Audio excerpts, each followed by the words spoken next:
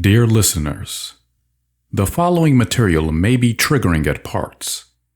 This is not bad, for in this text, there are many uncomfortable truths that must come to the surface in order for us to heal from within, so that we may heal what's without.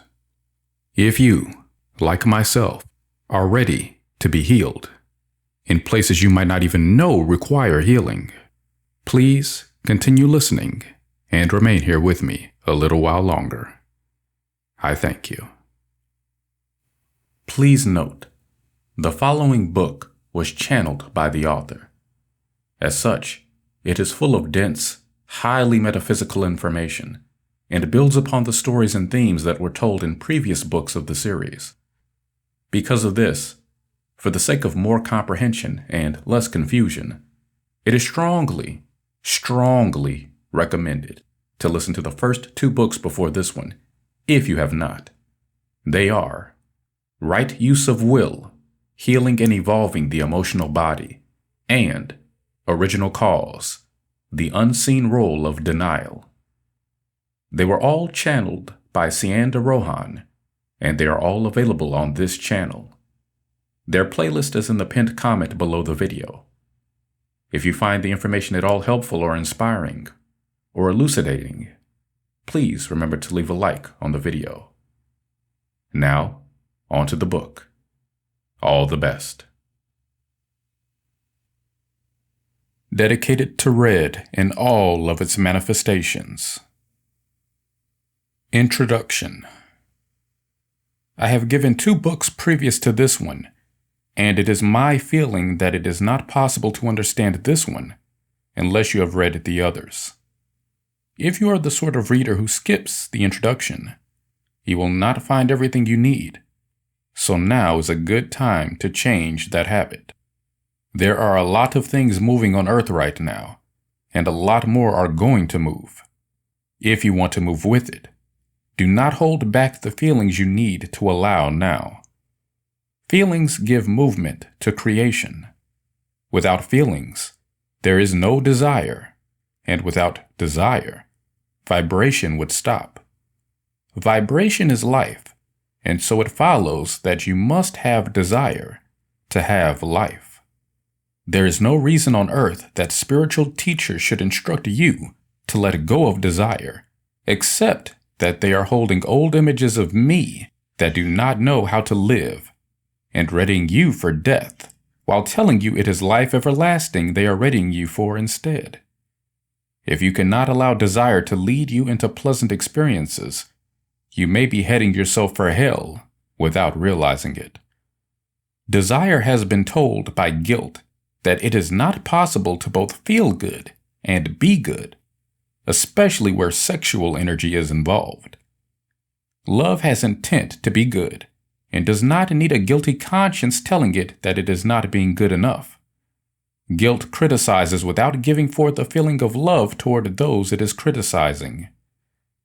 Guilt is God in my place on earth right now, and needs to move out so that my light can move in. You need to allow your magnetic centers to move so that they can release the guilt they are holding present and allow my light to come in. You have been seeing what guilt does when you hold it present, but you have not recognized it. I am giving you the understandings you need now to recognize guilt and be able to let go of it if you so choose. If you choose guilt over me, you need to know what that choice means for you also, so that I have done my job of letting you know what is going to happen in my absence. Formerly, I have allowed guilt to coexist with me, but no more. Guilt is not loving, and I have decided that I can no longer tolerate unloving presence in my creation. This statement of mine is going to terrify many people who aren't sure they have the ability to tell the difference between love and guilt, or to love without guilt telling them how they should do it. Many others who see that this understanding is right will meet their terror when they try to practice moving guilt out of their lives. Most people cannot fully understand what guilt is unless they receive the understandings I am giving now. Guilt can be such a subtle thing that it is not possible to know all the forms it can take without feeling the lost will that needs to move now. This book is subtitled, The Reflection Lost Will Has to Give, because the first step is to see it. You need my help, because although you have been seeing it, you have not recognized what you have been seeing. Some have already pointed out reflections of the self in others, and some have said that the things most denied in the self are the things most hated in others. I want you to look at this more deeply now. Recognition of the problem needs also the understanding of how to heal it, so that you do not have to continue to face the reflection you are now facing on Earth. I have given these understandings in many ways that have not gotten across to you, and so I have to insist that you not let yourself read past any point that triggers you or stirs even the slightest emotion. When you feel anything, put the book down, go into your feelings, and allow as much movement as you can. Do not allow talking about feelings to control you here. Allow breathing changes and noises. Allow body to respond to what is happening with whatever movements it needs to make. Give in to more emotional movement than you have in the past. It is the holding patterns in the magnetic or emotional body that are not allowing these understandings to penetrate deeply enough to make the vibrational changes that can alter the ways you are living and dying. It is not possible anymore to let you go on as you are. The high-tech replacement of the will is only going to give you a little time in which to heal this. And if you do not move when you can, it will be much more difficult later. You are the one deciding how much pressure you need to move by how much you resist the movement. I do want to repeat that this does not mean that you need to be pressuring others because you are afraid that they're not healing themselves or allowing you to heal. I would like to get this understanding across now. Others are not going to take kindly to pressuring from you if you have not first moved in yourself what you feel needs movement in them. So many times I have felt that I sound like I am almost contradicting myself in my attempts to explain this without having my explanations look like rules. You cannot take the form of what I have given in one situation and seek to apply it to situations where it does not apply. You must have a feeling for the essence of the situation. If not, it does not matter what approach I take. You will not get the understandings involved. The understandings to have present with you now is that it is not possible to give you a rule for every situation you're going to meet, nor would it be desirable. That's why I have given you a will instead. In the next part of the story, you are going to see how following my example, and sometimes trying not to follow my example, gave you the misunderstandings you need to heal now. Most people are also laden with additional misunderstandings because they did not understand the example I was trying to give, or tried to make the example fit situations in which it did not apply. Please open to receive what I am giving now. Denials emanating from the Godhead toward the survival chakra, and some reflections of these denials. When Hart went back to the Godhead, after finding that the rainbow spirits were not ready to accept his presence, he found me already there. While he had been attempting to help the rainbow spirits increase their self-acceptance, and thereby their love, I had felt a growing need to return home. Perhaps it was no longer possible for us to all go forth at once anymore. When I reached the Godhead, I found most of the Godhead spirits clustered around the edges, as though they were being drawn outward. In the middle of the Godhead, I felt the possibility growing for a hole in my light. I dove for it and felt that I had filled the space just in time. I felt a jolt occurring around me. My light was moving outward with the intensity of an explosion. At first, the spirits weren't even sure it was I who had made this light appear, and a wave of fear rushed through them. What's happening? Is it God? Is it another emergence? Has someone taken God's place? What would another God be like? This fear passed through them so quickly there was barely time to recognize it before it seemed to be gone, and the spirits calmed again in the realization that I had returned home. I felt that besides fear of what was happening, the Godhead spirits also had fear of me, and I did not know why. I did not know why I had the feeling that they feared me. It was just a feeling that I had. When I asked them about it, they denied having fear of me. Even though the Godhead spirits denied it and did not let me approach them on it, I still felt they had fear of me and that they were holding back from me somewhat. Was the increase in my presence too much for them to handle all at once? Had I become a frightening God to them? I knew that I had had fear at seeing the possibility of my place opening space to something other than my light, and I wondered why the Godhead spirits had denied feeling this fear. I had leaped to fill the void before the filminess became actual holes in my light. I had exploded in an effort to fill every place that needed it, and yet it was not an explosion that I had forced, because I did have great joy at returning to what felt like my right place. I felt like everything in me had moved at once and given the increase to the light that was needed then. There was no way I could verify that what I had done was right, except that I had a feeling it was good. I had great faith in good feelings, and did not realize that I had denials involved even in them. I just had a nagging guilt that never let me be totally at peace. I tried to ignore it, but I always had the feeling that I was never quite good enough or right enough in anything I did.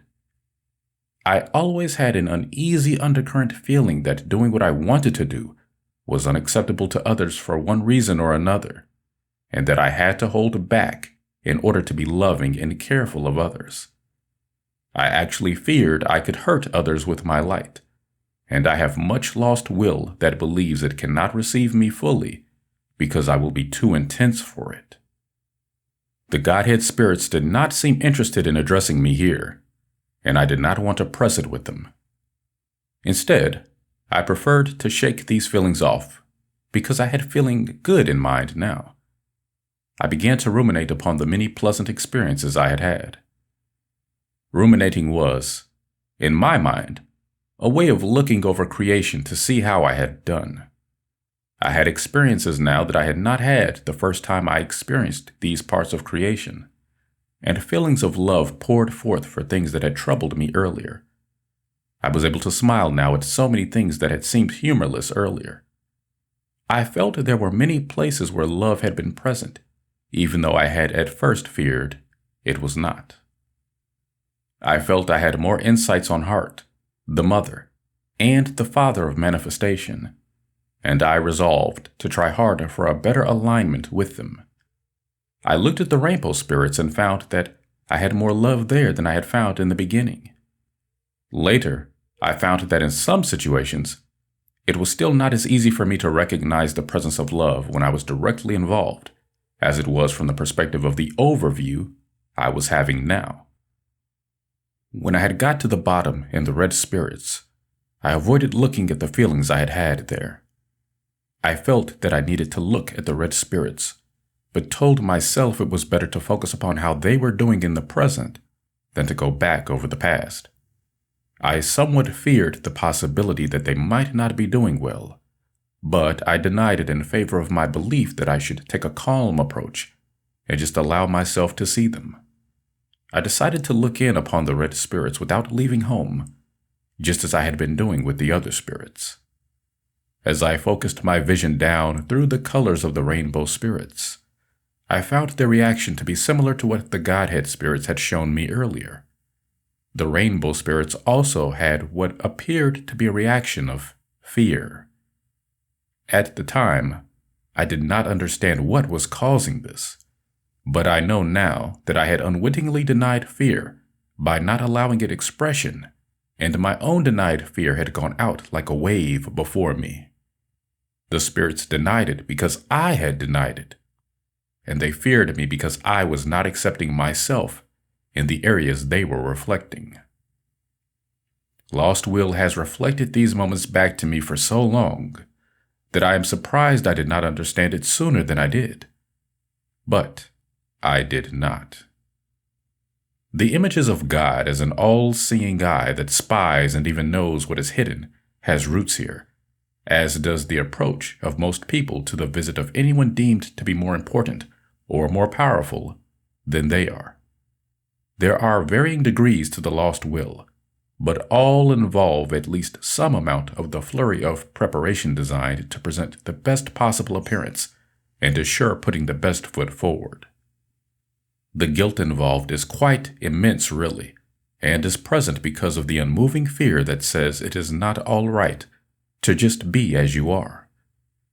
Since I had not realized the role my own denials were playing in the patterns I was seeing, I tried the approach of reassuring the spirits involved that they had nothing to fear, and that I was not the sort of God who was looking at them to judge and punish, as so many seemed to fear. This got me no place, of course, except that I received back even more denials that they had the fears I was addressing.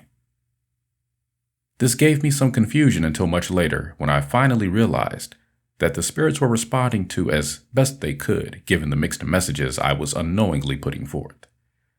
I had told the spirits to be at ease, but I was not at ease with my own fear.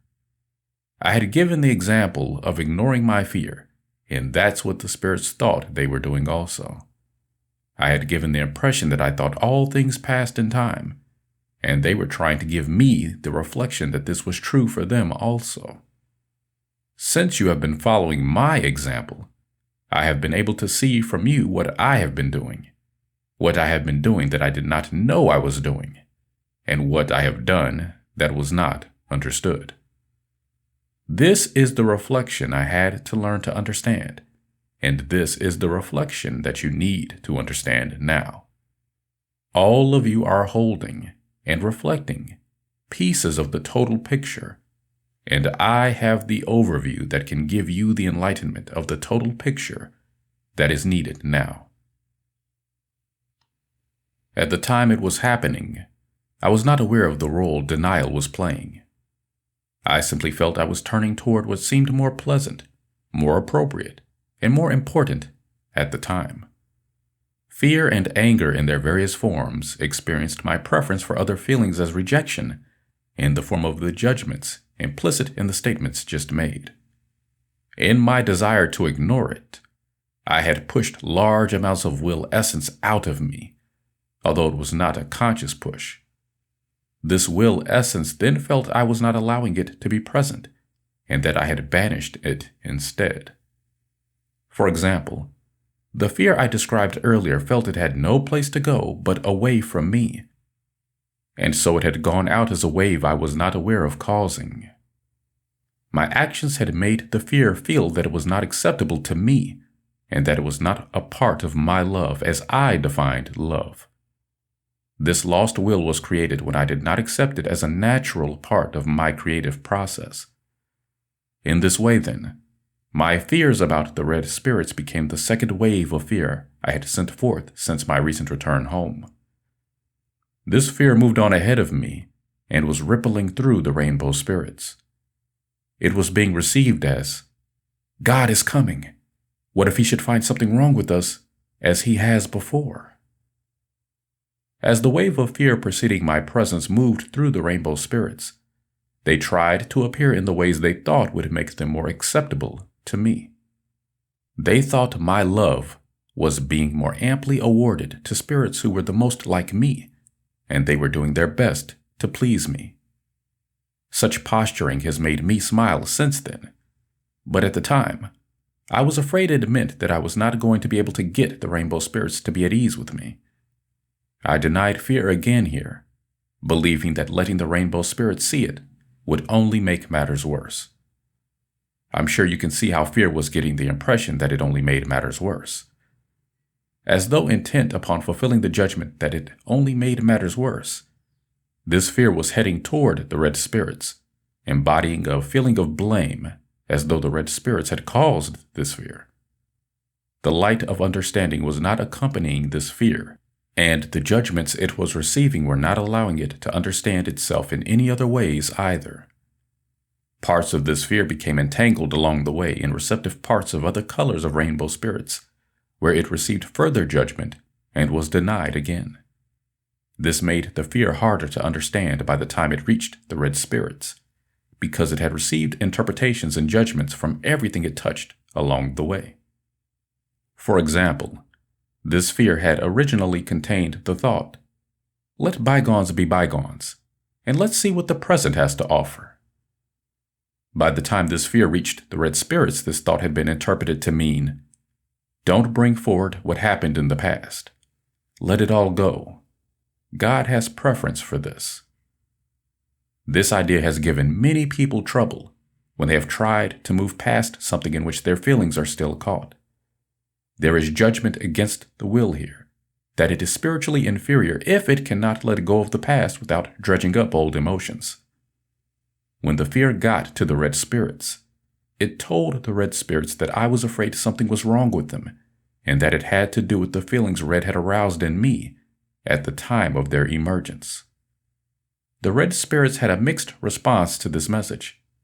Some experienced an increase in their fear that something was wrong with them, and some were angry that I thought of them in this way.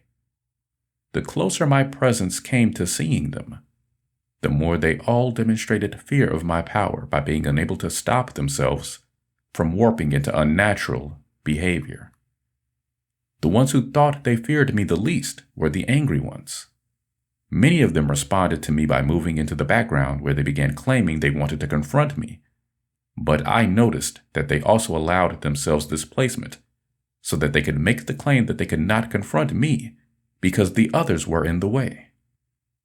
I am no longer blaming the red spirits here. I just want to let you know what took place in these experiences. I soon found out that the red spirits had no image of me that looked good to them. Their image of me was tied into their emergence experience with me. The behavior of the red spirits here let me know how they perceived me, but at the time, I did not recognize it as a picture of myself. The picture they had of me was governing their behavior. Both their image of me and their behavior was showing me how they thought I wanted our relationship to be. But at the time, I felt annoyed with their behavior and annoyed that I felt I could not change their behavior. In fact, their behavior got worse the closer I tried to get to them. The red spirits were trying to give the impression that they were the most fearless of the spirits. They were literally flexing their muscles and striking poses designed to make them look strong and powerfully masculine. They had fear, and they hated me for making them feel it, but they did not let me know. Instead, they pretended they did not notice my presence. They began arguing among themselves about who was the strongest, who was the bravest, and who was the most intelligent. They gave the impression that most people still receive from them now of being warring people who would rather die than be defeated. The women were all supposed to admire the men and not do anything to make them look weak, lacking in wisdom, or not in control of the situation. The women were expected to regard the men as men and not as boys in any way. Through their conformity and behavior patterns, the red spirits were presenting a picture of group unity, which was very important to them. The red spirits believed that an alignment was not as vulnerable as a lack of it. The red spirits today have fractured into a number of groups, but they still try to project an image of unity within the groups and an image of alignment between groups. My feeling was that the red spirits might be more comfortable in my presence if they knew why I had come. I decided to try speaking to them as a means of getting their attention. When I uttered my first word, all of the red spirits fell down on their front sides and would not get up. I begged them not to make me into a god that they had to treat in this way, but they would not respond. They wanted to show me that they were the most devoted to me. I gave them the same input then that they need now, but I will not meet the same rejection this time that I received then, because I am no longer involved in the denials that gave the lie to my message then. My intention in speaking to you, I began then, is to let you know that I am not here to judge, punish, or banish you. I want to see how you are doing and experience with you so that I can know how your emergence has affected you. All the red spirits got up then and began assuring me that they were fine. They said that they had gotten over any problems they had been having with the rest of the rainbow spirits by uniting as a group and finding the strength they needed within themselves. They paused then. The next thing they had wanted to say was that they wanted me to show them their right place, but they were still too afraid they might not have one, or might not have one they could like. They looked to me hoping I would understand them here. I told the red spirits to have no fear, that there was no problem finding a place for them if they could allow themselves to have it. The red spirits hesitated here, as though this was some kind of a trick statement on my part. I hesitated here also, because I was unsure of myself. The place I had already given them was a place they had indicated they did not want to have. I told them I would look around to see if I could find a place they would like better, and that I would get back to them on it.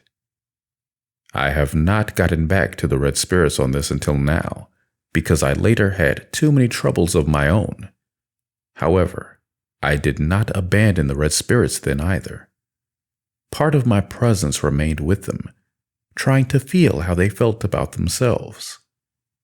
The more I experienced them, the more I felt that red was their right place. Initially, I did not know if my internalized experience of the spectrum was right or not.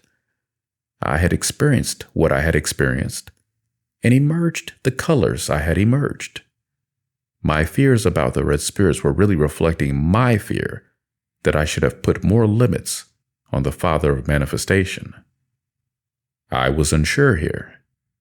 I didn't know if the limits my fear proposed were necessary or not.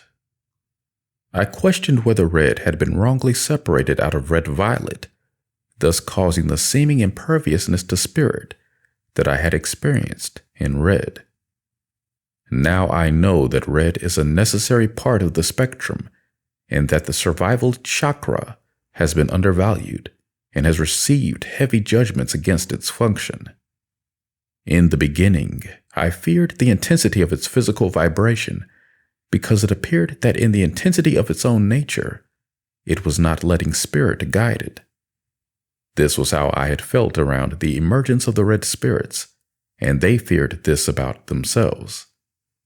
They feared that their natures were too passionate, and that if left unbridled, they would go into the excesses I have accused the Mother and the Father of Manifestation of having.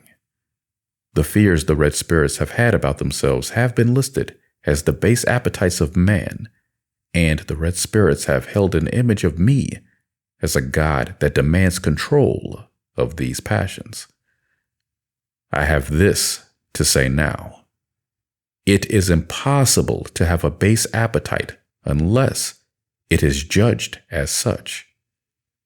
Overindulgence is, for the most part, a matter of viewpoint, and guilt has played a strong role here. The judgments made against red have also distorted its natural vibration. In its clear state, it is brilliant and life-sustaining. In a denied state, it overindulges, trying to fill the emptiness lack of acceptance had given it. Red can go into decadence proportionate to the lack of acceptance it feels. The more it is made to feel, it must hold back. The more it gorges itself when it gets loose. Red's hunger for whatever it seeks has seemed so insatiable because it has never been given what it really seeks: acceptance as a valid part of Spirit's existence. Red had been made to feel separate from Spirit because I was holding back when we got to that part of the spectrum. I was fearing that I could not allow myself to be drawn that far into manifestation because I felt as though I was losing myself and losing control of myself. In the beginning, I had fear that if I went into manifestation too far, there might be nothing left of me. I did not know how to handle my fear. I held back and behaved like a prude here, and I used anger and blame to cover my fear. But I have an even deeper apology to make than that. The red spirits had responded to the red vibration enough to emerge there, and yet I made them feel there was nothing lower than the behavior red had called forth.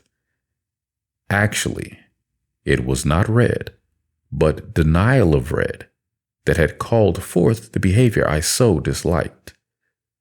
The role of denial played has been a source of confusion for a very long time. For as long as the red spirits can remember, they have been trying to control their redness and begging me to forgive them for their redness. I have guilt that I have not been able to apologize for these misunderstandings and judgments against red sooner. The denial of red has pressured the survival chakra so heavily that many see it as impossible that Earth will be able to survive without a massive intervention on my part. And yet, there cannot be a massive intervention on my part unless there is an opening in red sufficient to let me get in there and give it the fire it needs now. Rage is red in a heavily denied state, and rage needs to be allowed to move now and regain its vibratory power. You have on Earth a massive presence of denial spirits whose judgment patterns instruct them to stifle the red vibration in any form it takes, even if it means killing it. One of the places that created quite a number of these denial spirits was the denial that took place in red.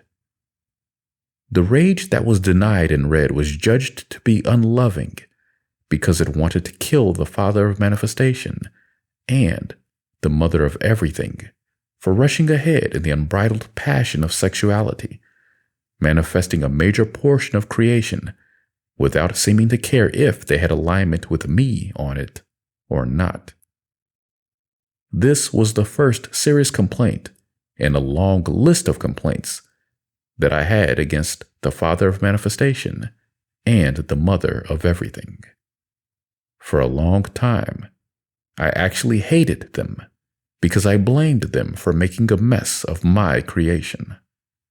I believed that if they had followed my plan more carefully, instead of allowing themselves to be run by the heat of sexual passion, which I feared was insatiable in them, that we would have manifested a more balanced and loving creation. I felt my anger about this grow as we moved down through the spectrum, and I felt it the most in red. The many spirits who have shown themselves to be power-hungry, greedy, insatiable, and ruled by base and excessive appetites, I blamed on the vibrations set in motion by the father of manifestation and the mother of everything, and I associated these problems mostly with the intensity of the warmer colors. I had rage that was mad enough to want to kill them, destroy everything they manifested, and start over in a way that would be more according to my plan. But I denied this rage in favor of what I judged to be the more loving approach of talking to them reasonably and trying to get them to help me fix the imbalances I thought we had manifested. The denied rage has taken a terrible toll anyway, even though I tried to hold it back because I was afraid of what it would do. The denial, in fact, empowered the rage to be everything my fears were afraid it was. I am apologizing now because I judged red to be the cause of hatred and fierce passion that served no purpose, when in reality, hatred is not a part of red at all, and passion serves more purpose than my guilt let me realize for a long time. I have guilt for apologizing so late when survival seems so threatened now on Earth. Yet, guilt has been accepted in my place for so long around the issues I am addressing now that the passions of red are among the most despised things on Earth, and those who are seen as having a passionate nature are usually not seen as being spiritual. Even getting the message through to you, once I had the understandings, took a long time because so many pull away from me in these areas without even knowing they have done so.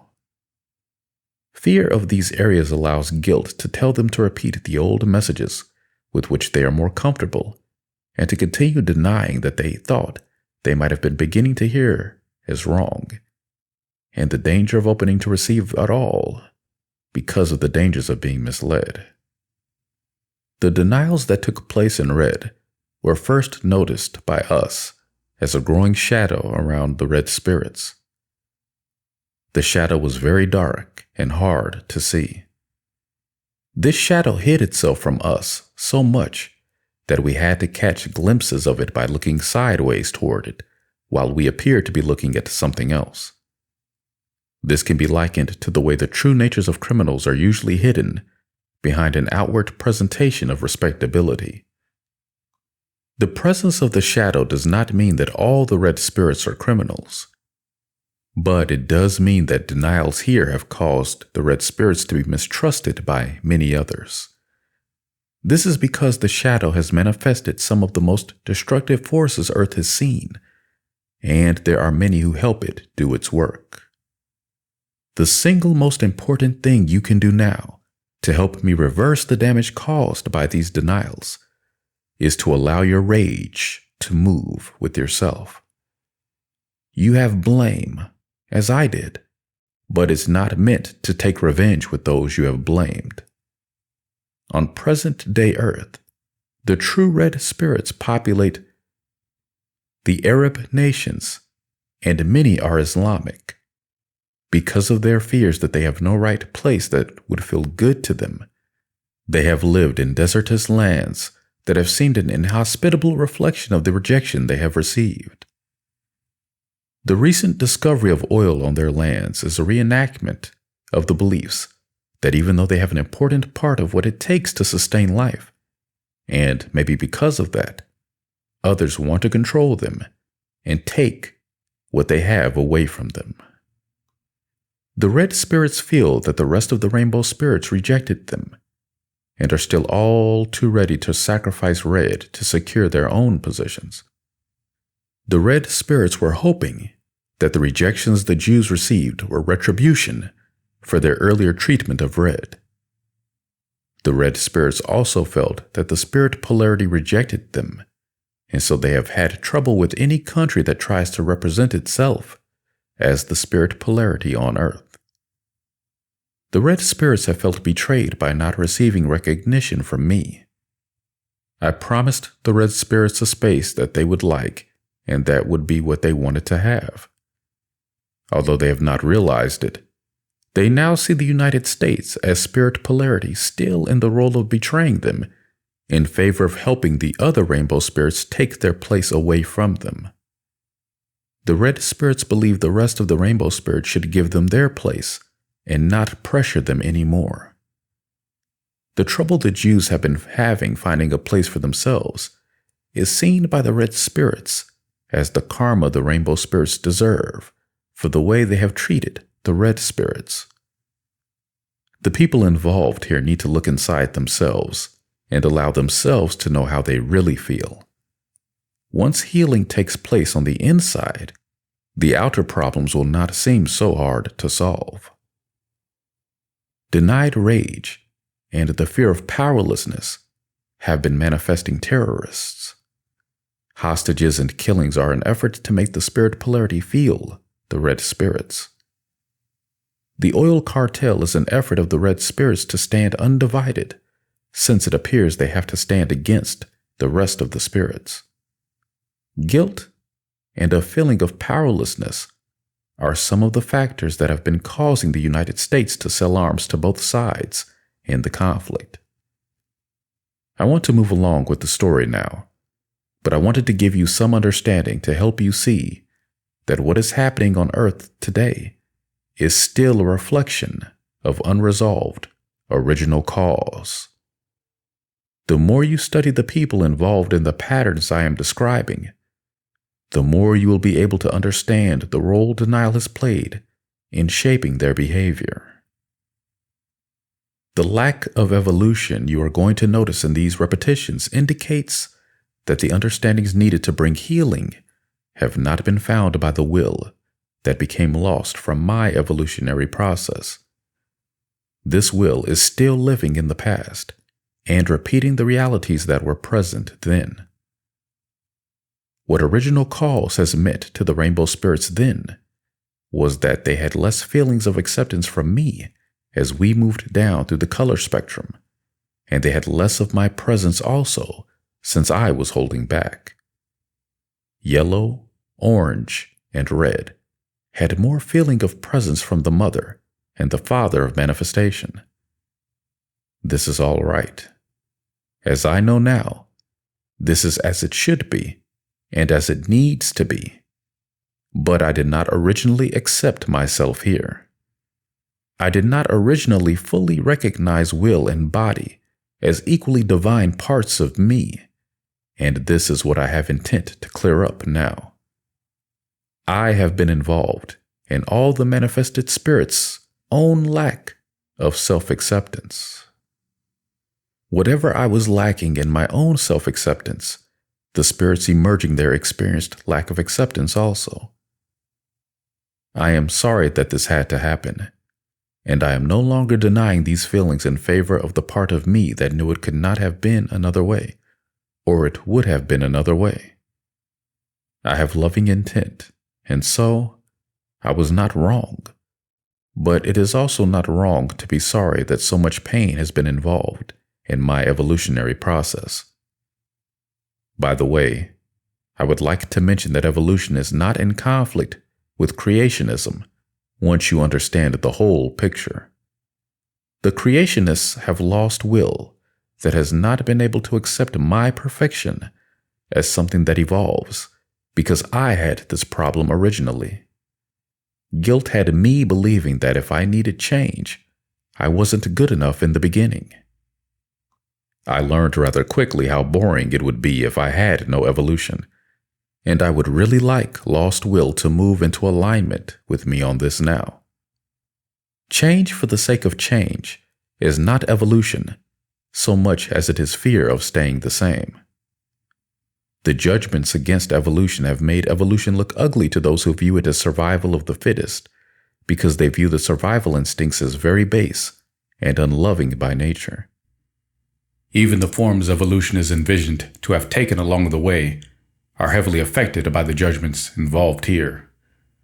The progression of forms pictured in theories of evolution has not been altogether accurate, but neither has it been altogether wrong, since judgments have the power to create the reality in which that lost will lives. Judgments against the survival chakra have created most of the problems here, and the rest of the problems were created by my failure to realize that my fears about my ability to live unless I was perfect already were directly tied into these judgments against the survival chakra. Of all the rainbow spirits, the red spirits emerged in the place where I had the least acceptance for myself. Because of this, the red spirits were treated as though they were inferior. In self-defense, the red spirits tried to make themselves separate, and as though they didn't care what others had to say about them. The red spirits have not liked feeling themselves pushed on by other spirits, and especially not by those who have intent to get rid of them rather than make a place for them in the spectrum. But a fate worse than death, as far as the red spirits are concerned, is to be allowed to live if they abdicate themselves in favor of behaving as though they have become like the spirits who are pressing on them. The treatment red has been receiving is triggering it into rage, whether it holds the rage back or not, because survival instincts cannot be forced to give up their true nature and expect to have anything left of themselves at all. We cannot make red feel so powerless that it feels it may be forced to give up its own ways without having trouble. It is not possible for us to live if we have so little understanding of ourselves that we would do this. It is now time to allow all the colors their right place and to realize that one color is not more divine or spiritual than another. The representation of white, purple, and blue as holy colors needs to end. The other colors have sensitivity to this prejudice, whether they allow it to come forward or not. Focus on the upper part of the spectrum in this way has created imbalances and a lack of groundedness that are imperiling the very existence of Earth. Imbalance in the spectrum has the same reflection to give as the imbalance between spirit and will. The denials involved in these imbalances make it impossible for the ones taking action on Earth to understand the consequences of their actions. White, purple, and blue types have usually appeared to others, although not to themselves, as detached, cool, overly mental, and lacking in physical and sexual presence. These types are also often perceived by the will polarity spirits to be self-righteous and holier than thou in their basic attitude and behavior patterns.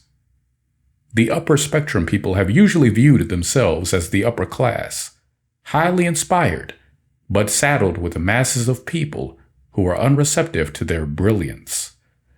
The judgments which attempt to explain this lack of receptivity are all the ways in which the will polarity spirits have been viewed. The lower end of the spectrum have been viewed as lacking in mental acuity and inspiration, and having instead a kind of wily instinct for survival that makes them untrustworthy. The upper end of the spectrum has not liked the physical and sexual presence of the lower end, and has labeled it lacking in refinement, crude, coarse, bestial, and more suitable to manual labor, and even slavery. The denial of red in the spectrum has also meant that purple has been leaning toward blue. Denial of red narrows the spectrum of inspiration purple can receive, and does not allow red-violet to come forward as a spiritual color. Red-violet is actually the color of my highest teaching, because it means that spiritual inspiration is infused with enough physical vitality to come forth and live in manifestation. Denial of red has caused a backup in the manifestation of spiritual inspiration that so far has been judged to be caused by lack of receptivity in the will polarity. The colors of the rainbow have more desire to join with one another in balance than most of them have let themselves know yet. But the problems involved are many. The many denials involved have so clouded the picture that they cannot see themselves or their situations for what they are yet. Moving lost will is an important part of the rainbow spirit's recovery, and because of its presence, the rainbow spirits trigger themselves heavily when they try to come together. I have had this lack of acceptance in myself. Initially, I did not have full acceptance for manifestation or the feelings involved. I know now that this imbalance is impossible to allow anymore if life is desired. I have healed this in myself, and now would like you to move your own feelings here. You have a lot of conditioning to get in touch with involving old patterns that have gone on for so long that they have been accepted as the reality of how it is. These old patterns need to change, but mind alone cannot bring the deep changes needed now. Because of their lack of self-acceptance and their feeling that I rejected them, The red spirits have not liked seeing me coming, but they also did not like the idea of seeing me go. I hung around, uncertain myself as to whether they wanted me there or not. I knew they needed my light to live, but they had given me the impression they did not want my light in the intensity I felt they should have it. I did not realize they were reflecting my fear of my intensity. I held back my presence as much as I could. I did not want to make them feel pressured, but I also did not want to leave. I hung around the edges and observed the red spirits as much as they would allow me to. The red spirits were really having trouble acting naturally in my presence. They hoped that some could corner my attention, while the others went about experiencing themselves as though I couldn't notice them. Most of the red spirits appeared to give lust more importance than love, in my opinion, and they had strict rules about how they were allowed to behave sexually. They also fought more than I had realized at first. They had intent to fight for their place if need be, and were fighting with one another as though it was a way of practicing. They had established a pecking order, and I did not recognize it as a reflection of preferences they perceived me to have. In the beginning, I had feelings of preference for some spirits over others, and was not being honest about my feelings here. I loved everyone, and I feared that preferences were unloving. When the mother indicated that she had preferences, I made her feel that it was not loving to have preferences. I took the path then of blaming the mother as the one who had trouble loving and accepting others unconditionally. She suffered with this judgment for a long time, and the karma of this judgment was that every time she felt any sort of feeling of rejection toward another, she experienced this rejection toward herself. Increasingly, she felt that she was not right to have the feelings she had. The mother tried to approach me when I was with the red spirits, but she felt fear of the memory she had of their emergence.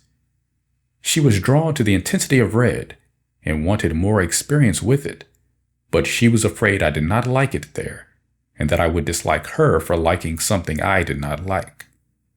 She had feared that I would think of her as sinful or wrong for liking something I did not find acceptable. The aspect of sin entered here through the mother's feelings of guilt about her role in desiring intense passion that had erupted into a rejection, first from me, and then from the Father of Manifestation when he sided with me against her. The mother feared us when we aligned against her, and was so afraid of risking this happening again that she felt she had to get rid of the intensity she feared had caused it. I had had the fear that I was not enough, but I had not wanted the mother to know it, nor had I wanted her to know that I feared she loved a body more than me. When she tried to approach me here, I did not let her know I was afraid I couldn't fulfill her desire for intensity. Instead, I gave her the feeling that she was wrong to desire this intensity.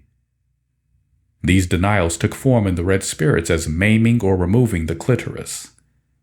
My denied desire to deprive the mother of her sexual pleasure was rage covering my fear that I was not capable of satisfying her sexually.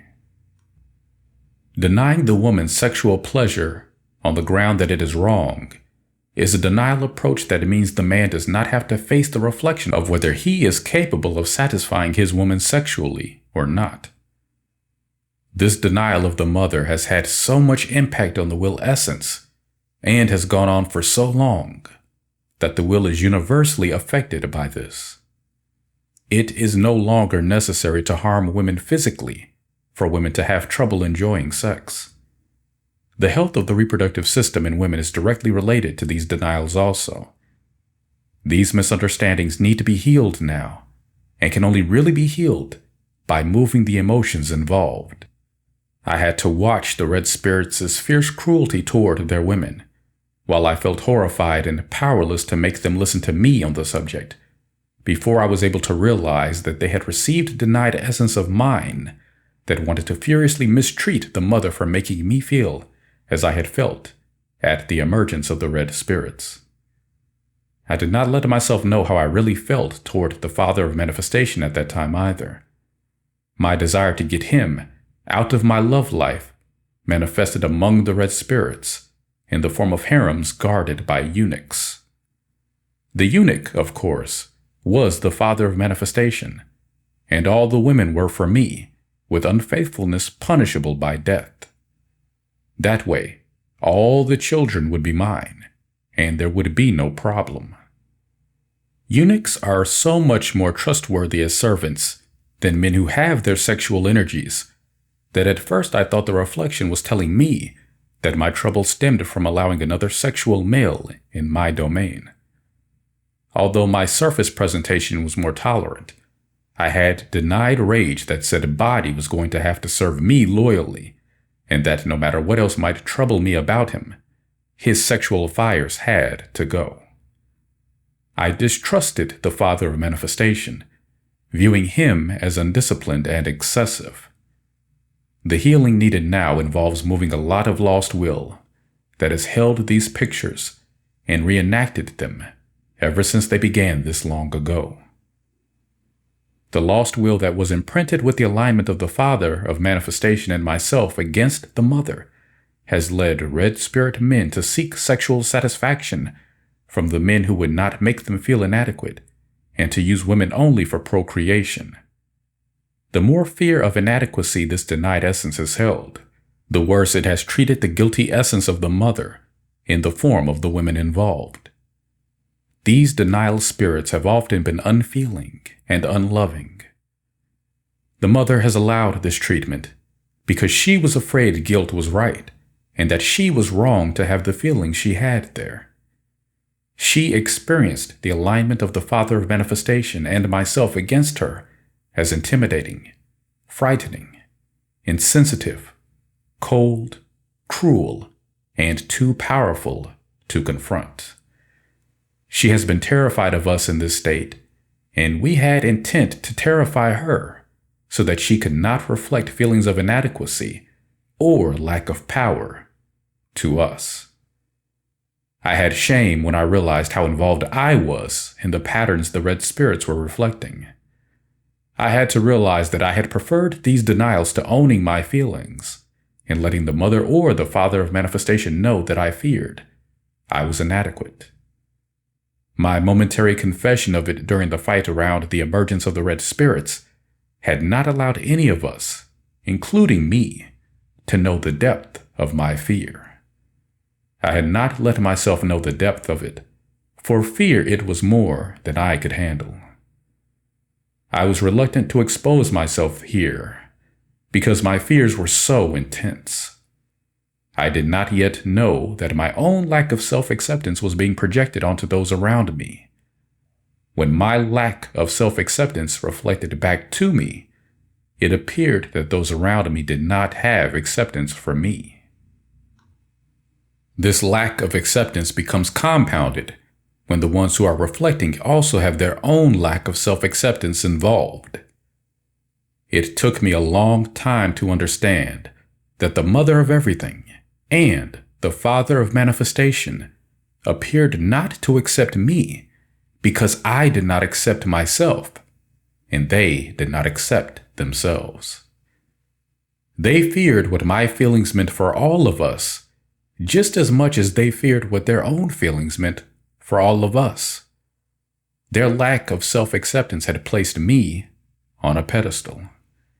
They revered me so much that I became more important to them than they were to themselves.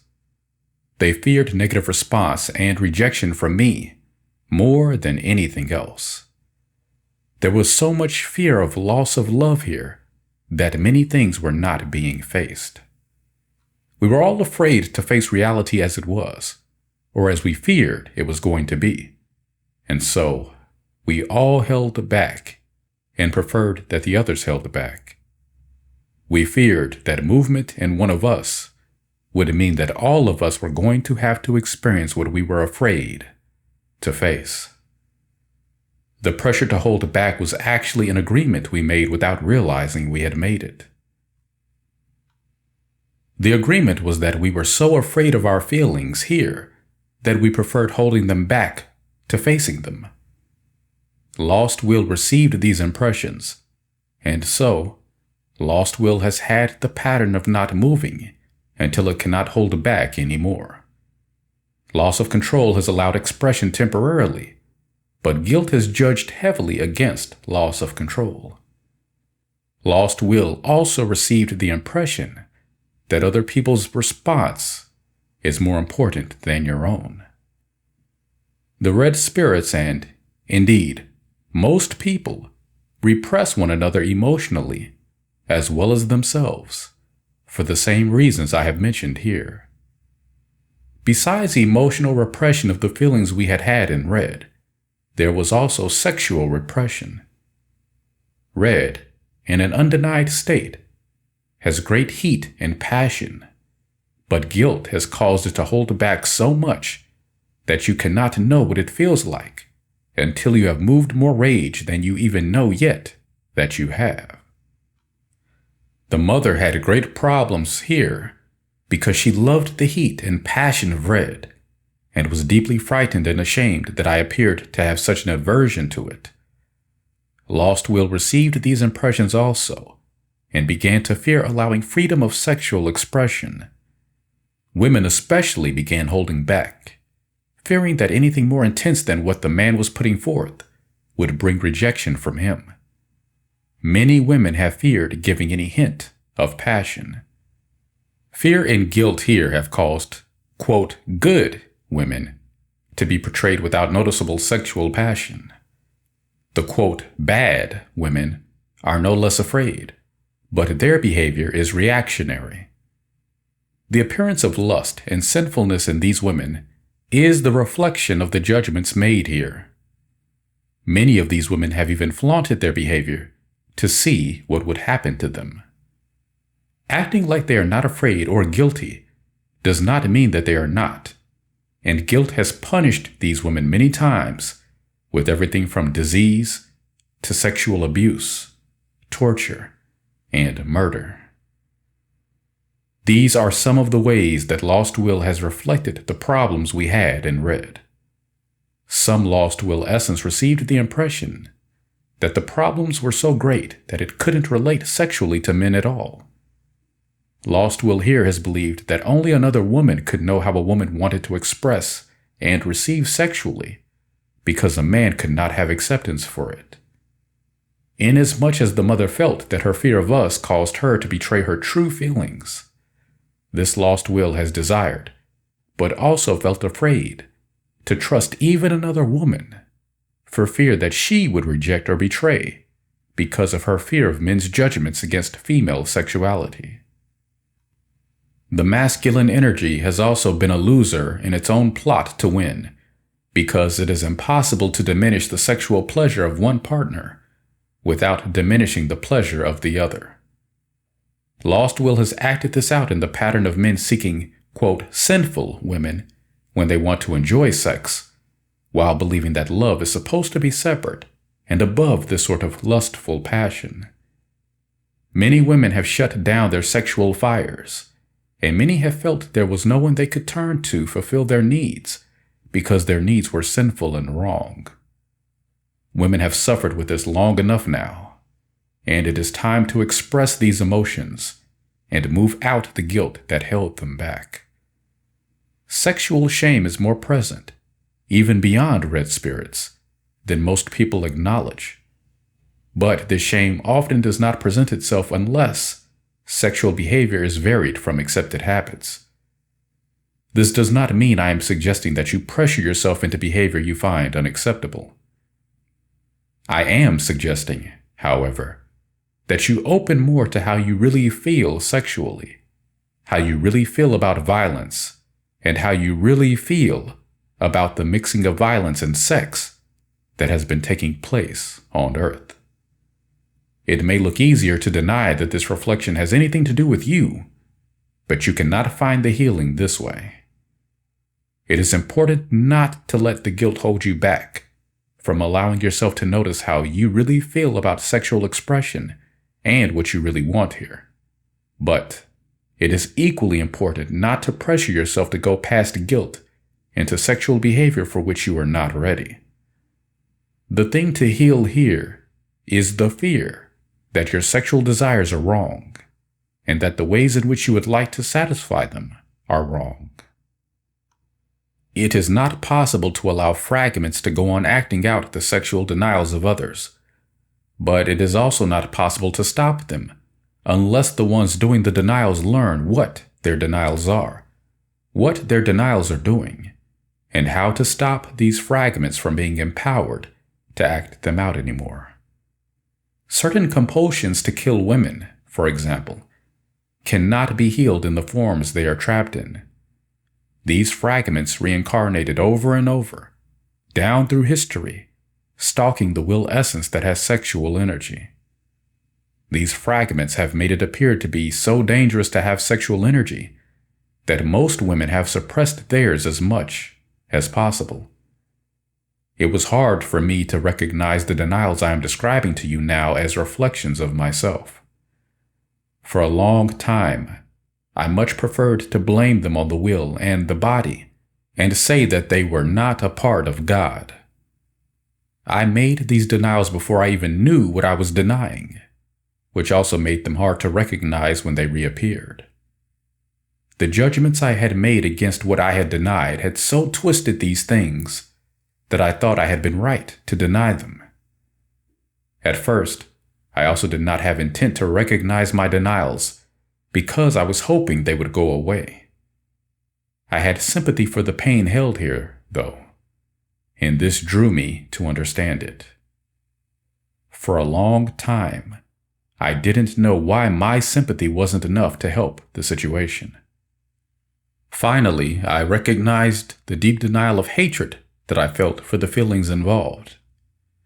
Then I had to recognize how much I had denied these feelings in myself as unloving and something a God was beyond. Well, if I was beyond them, then they were there all alone without me. I realized I was going to have to go back for them, and when I went back, I found I had been there all along in a state of denial. I was shocked to find how much of myself had not evolved because I had denied it initially. I did not even know it. I hadn't recognized the reflection because it was showing me a picture of what my judgments and denials had created, and I hadn't known what judgment and denial could do to the essence involved. I had tremendous power to warp and twist things just by withdrawing my light from them.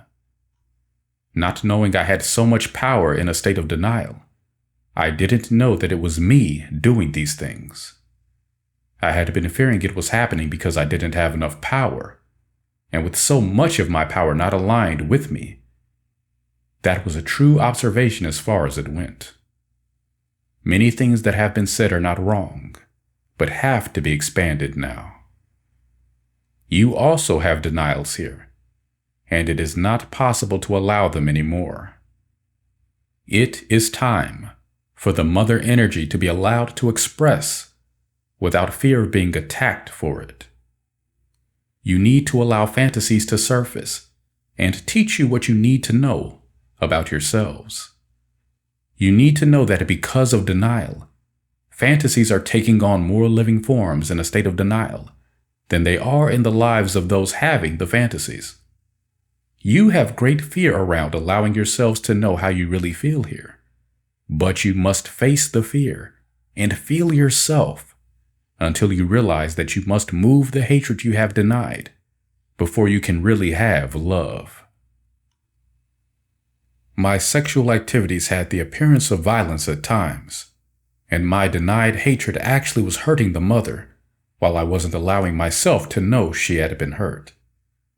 This confused many spirits into thinking they had to avoid this area altogether, while others practiced denying what they were actually doing. You are going to need to give some time to what I have just said. This is an area that may not make itself known to you as quickly as you might hope. Serious intent to heal in this area is what you need to establish now. Understanding is, you cannot have real, hateful violence and loving sexual pleasure at the same time.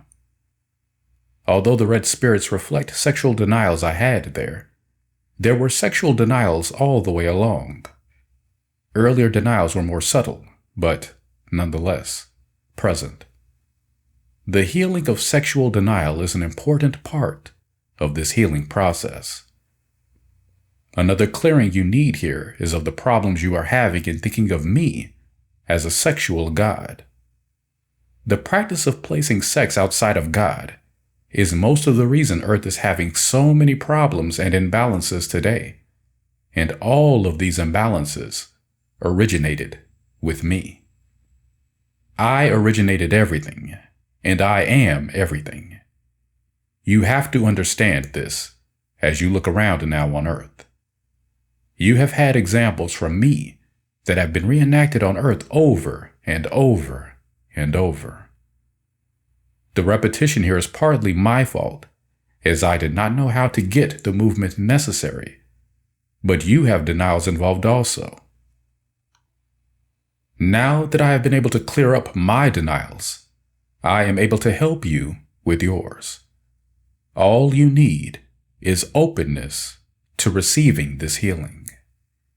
If you think that you do not have a problem with God as a sexual being, see how you feel as the story goes on. See if you don't want to put limits on how this sexuality is supposed to be expressed.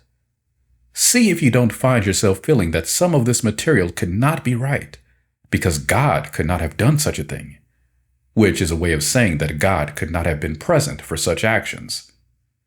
Everything that has been placed outside of God is the biggest part of the problem you face now on Earth.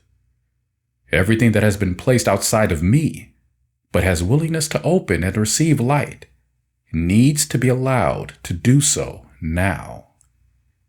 Fear of their own intensity is most of the red spirits' original cause.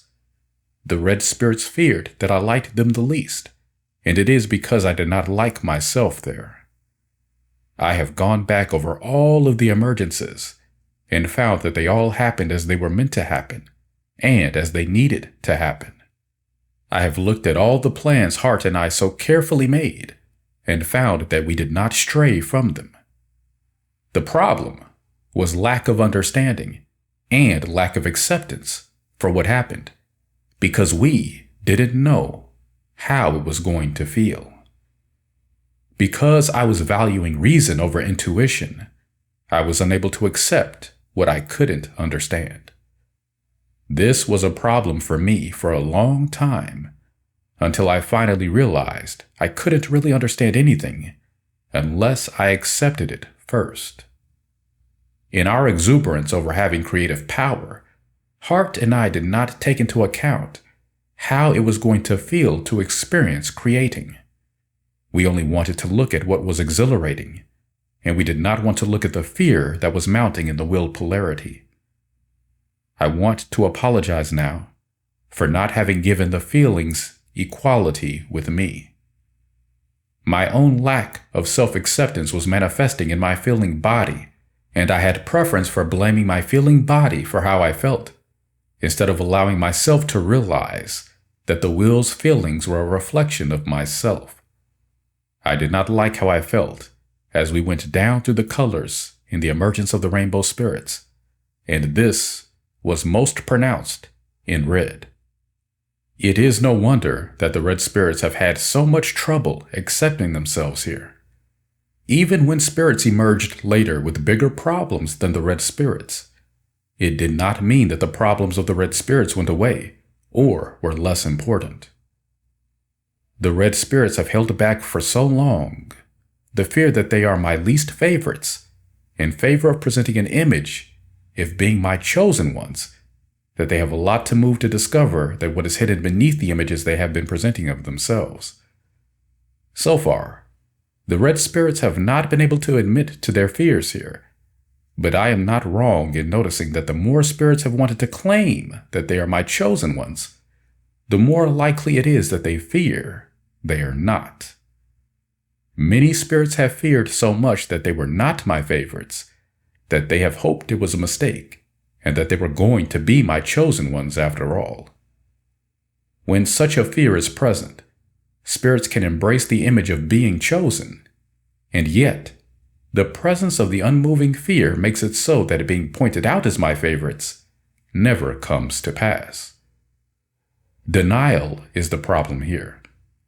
But instead of understanding this, many spirits have watched everything that has happened to themselves and others, trying to figure out what it all means in relationship to the question of who are my favorites. The questions around this issue go like this. Does God have preference among the spirits or not? How does God explain the difference in treatment some spirits receive over others? If karma is the answer, why can't I find within myself the reasons I get treated the way I do? If God does have preferences, does He prefer the ones who have suffered the most, or the ones who have suffered the least? If God is going to deliver us in the end, when is this end ever going to come? If this deliverance does come, how can I be sure I won't be left out just as I am now? What does it mean if God treats His favorite spirits worse than the others? If justice is going to prevail later, why can't I see it happen now so that I can understand it? If this is justice, then I must not know the rules of the game. What kind of God likes to see how much people can suffer and then reward them in the end if they suffer well? I'm afraid I don't like this God, but I'm too afraid to turn against Him. It's easier to tell myself that I can't really understand Him. I have not answered these kinds of questions very well in the past, but I am going to answer them now in the material that is being given. All the spirits who feared they were my least favorites have, at times, tried to present themselves as though the opposite were true. All the spirits who had guilt that they might be my favorites have also had times when they have tried to present the opposite impression. Guilt is most of the reason why these feelings even manifested at all. Guilt has made people feel that it is wrong to love some more than others, or differently than others.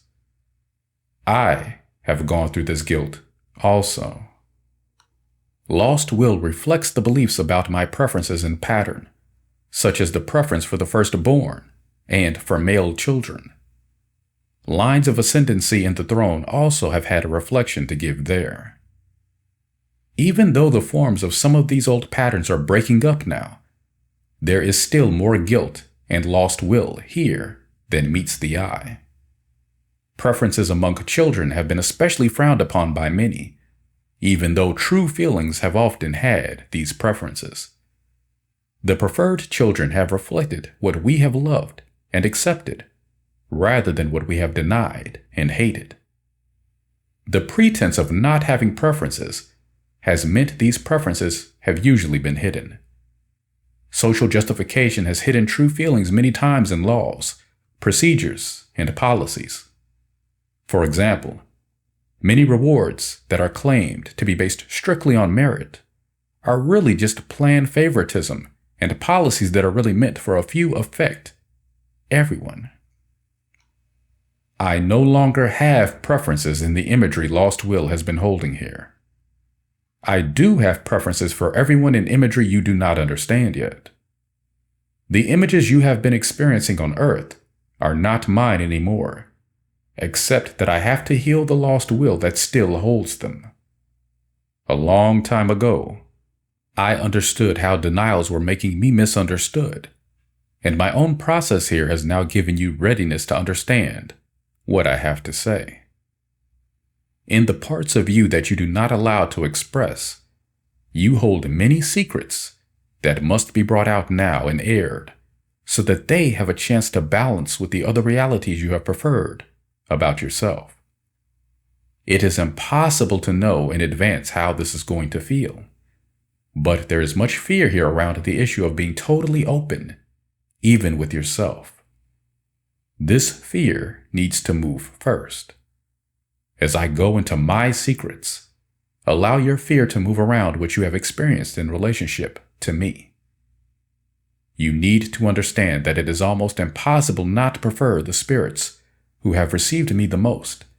But I have understanding now of why many other spirits have not been able to receive me. It is not the right time for me to recognize any spirits as my favorites and lift them up above any others. There is too much guilt preventing this from happening in the way it needs to be done. And yet, there are many I am no longer going to allow to remain near me. Once you understand who you are and why you have the feelings you have, you will be able to understand why I am not going to allow certain spirits to remain near me anymore. You need to understand why I have to separate the flocks and the wheat from the chaff, so to speak. This process may make it look to you as though I have lifted some spirits, as though they are favorites of mine, and this is why you need to understand what is really happening. The manifested spirits need to lay the question of favoritism to rest by first moving the old emotions that have been held back for so long. Most of the reason you have mixed feelings about having to let go of some of the spirits that have to move back now is that guilt has caused you to deny essence into these spirits. It is your own lost essence that needs reclaiming now so that you can see these spirits for what they really are and allow them to move back. They really have no substance anyway, other than what has been lost in them. Those that have the power to cause you pain and suffering are the ones that have to move back now. Unrecognized guilt is what is allowing them to remain present. To be moved out, guilt must be recognized. To recognize guilt, you must allow all your feelings to move so that you can find out what feelings you have that you do not know you have. You have guilt anytime you do not allow yourself spontaneous expression, because lack of spontaneity indicates lack of self-acceptance. Lack of self-acceptance means you have guilt about who you are, how you are, and how you are going to express yourself. If you are having trouble accepting this information, you need to know why and what denial here is going to mean for you. You may be lost will of another that needs to move into another to feel good, and you may hate your right place for denying you. Sexual imbalance is really the underlying cause of everything that needs healing now on Earth. Even though sexual denials have reached into every area of life and manifested in many patterns that may not appear to be sexual anymore, the denials involved in these imbalances can all be traced to be original sexual imbalances I had when creation emerged. If this is an uncomfortable area for you, you have more work to do than you may think. The more you want to believe that you and life on Earth are evolving past the lower chakras, the more you need to look at your own intent and purpose here. I am not imploring you to open to what I say here in any effort to divert you from having the experience you want to have. You are free to go on, if you want to, trying to rise above what has been labeled the base nature of man, and you can find out where this leads you. If you have openness to receive me here, though, I can already tell you where this will lead you. You will die at all levels, and sooner than you think. The lower chakras are the mother, and her energy is not something you can avoid or try to leave behind any longer if life is your choice. If you are on the other side of this viewpoint, saying you have always had a happy sex life and so you don't see any problem, you are not seeing the limits you are holding there or the feelings you are denying. If you cannot connect to what I am saying here, you may have behavior patterns to avoid triggering yourself into denied feelings you no longer know you have. In a sense, I am sorry to burst your bubble, but there is no other way if true healing is what you really want. I have been using the red spirits as an example here because the sexual denial they experienced at their emergence was more pronounced than it had been with the spirits who emerged ahead of them. I am trying to help you see the reflections you need from the places where these reflections can be seen most easily. But you have to understand that it is not as cut and dried as a generalization may make it appear. There are, of course, exceptions within groups, and lack of alignment within groups. But even though I am generally applying them, the understandings I am giving you are not wrong understandings. Groups of spirits who emerged together share many things, including their denials and their misunderstandings. The red spirits have fighting and sexuality mixed together in ways that have often brought violence right into their sex lives. I had denied feelings of wanting to punish the mother and the father of manifestation for how I perceived them to be making me feel. These denials literally bled into the red spirits in ways I did not see at the time, and began manifesting as the demands for respect and obedience the men were placing on the women, the punishment of death for adultery on the women's part, and the practice of making eunuchs of the men involved. I was appalled when I had to realize that my feelings of hatred had gone that far, but my feelings of hatred had no light in them. I did not look at my feelings of hatred then. In fact, I did not admit that I had them. Hatred was the most hated experience I had encountered, and I did not let myself know it, other than to know that hatred had existence. I believed that the less I fed it, the less existence it could have. I thought that pushing it away meant I was not feeding it. When I looked in on the red spirits, I hurried past these feelings, talking to myself and not allowing myself to see what was happening there. I was afraid of hatred and did not want to let myself know that either. I had feelings that it was impossible for my presence to feel or to know hatred if I was love. I wanted to be love. I did not want to consider that I might be hatred also, and I did not realize that feeling hatred did not necessarily mean that I was hating instead of loving. The part of me that realized I was feeling hatred saw me as a hypocrite for denying it. This essence then became a rather large presence of lost will that began to feel hatred toward me as a hypocritical God who only looked at what he liked about himself and his creation and did not allow any input he did not like. There are many people who have reflected this image of me by only looking at the reflections which made them look good. Now it is your turn to see the hatred you have felt and to see how it has manifested its reflections in your life. Many of the things on earth that seem as though they have strong presence are only illusions, but you cannot move them back unless you know how to do it. I am giving you these understandings as I am healing myself here on earth, and so you are going to see movement whether or not you understand what is causing it. Whether you go with what is leaving earth now, or stay here with what is healing, is being determined by your response to what is happening around you. It is my creation, but you create your own reality within it. You have the responsibility of finding your own right place within me by how it feels to you. If you do not allow yourself to know how you feel, you cannot find your right place. Lucifer tries to take my place.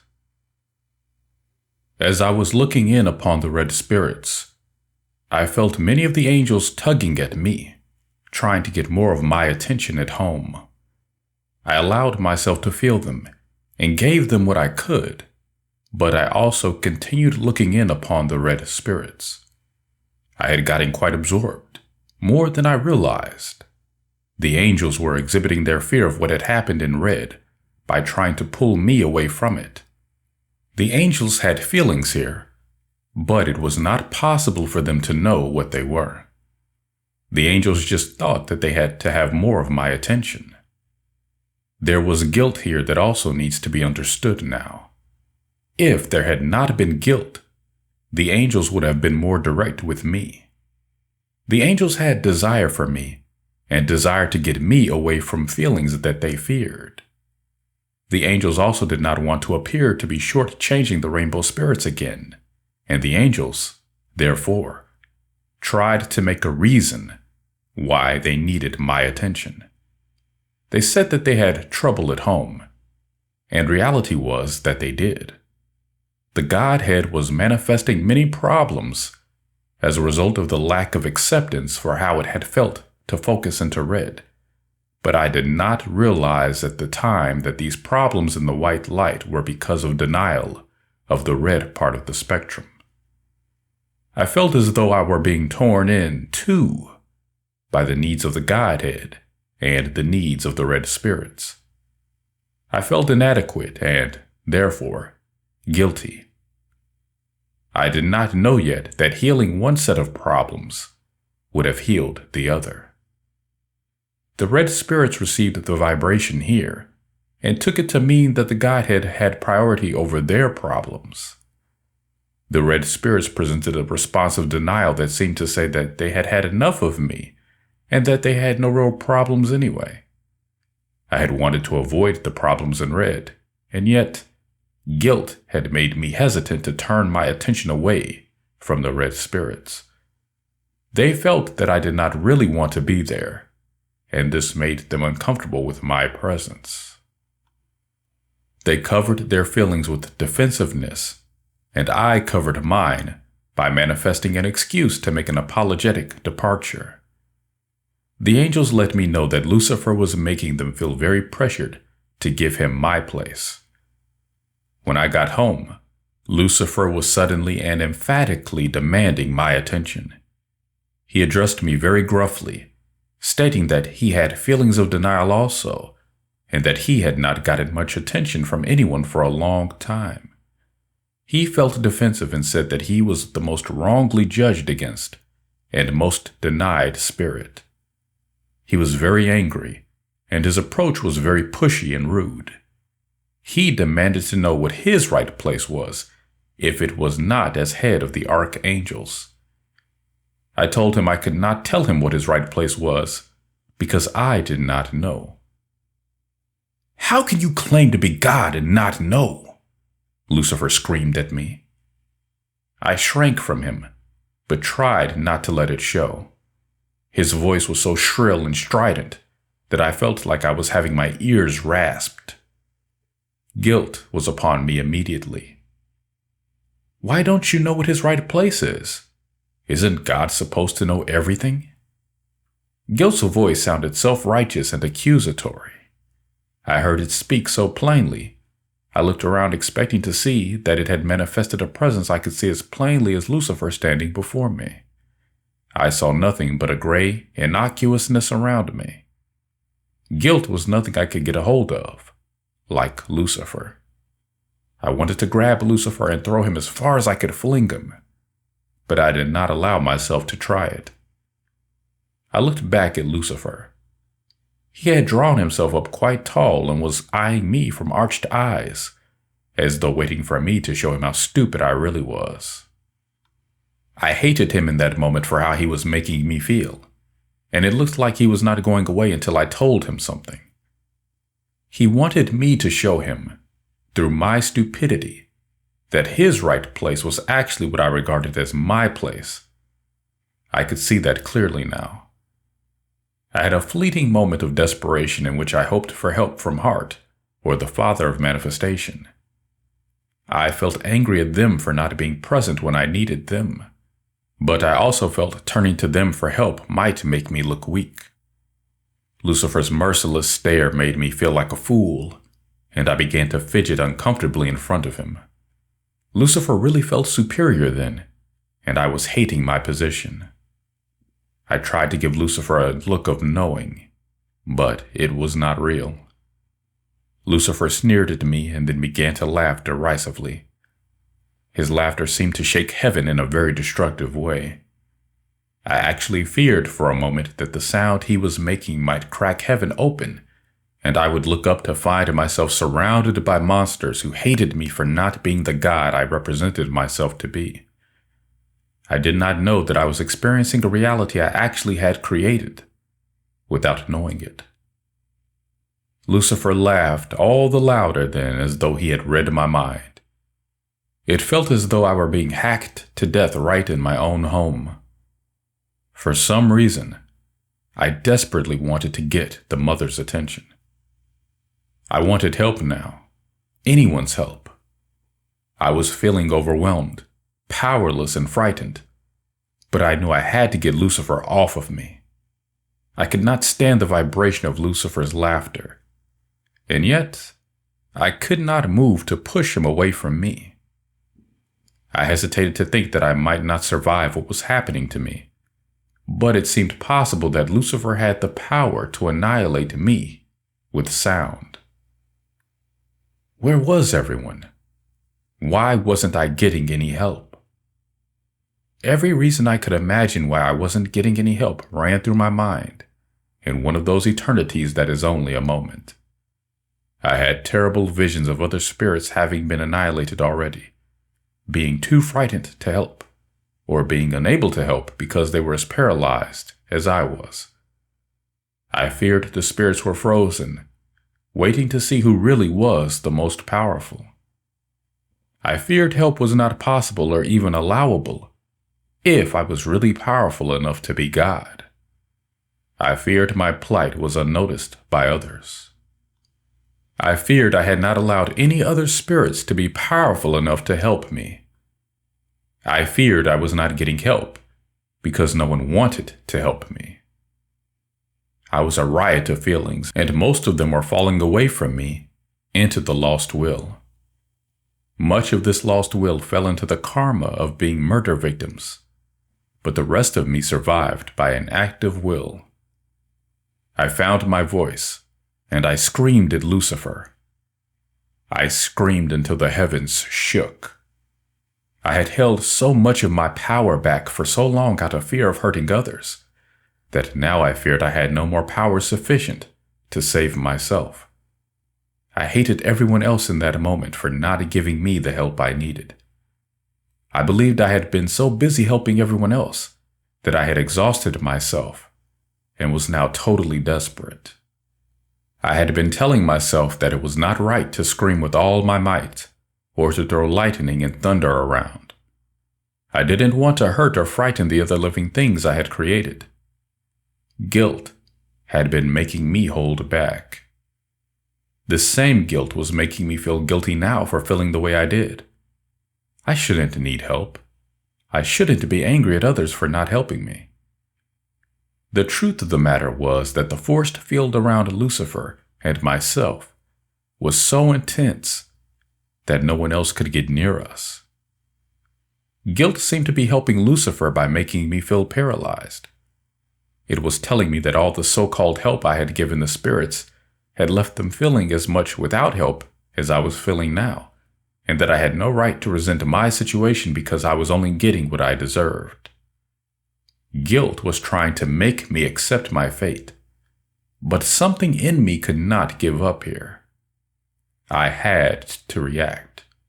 I had to move in spite of myself, and that's why I said it was an act of sheer will. From someplace, my strength returned. It was red energy from my survival chakra, but I didn't realize it then. I exploded in a fury I could not hold back and threw Lucifer off of me.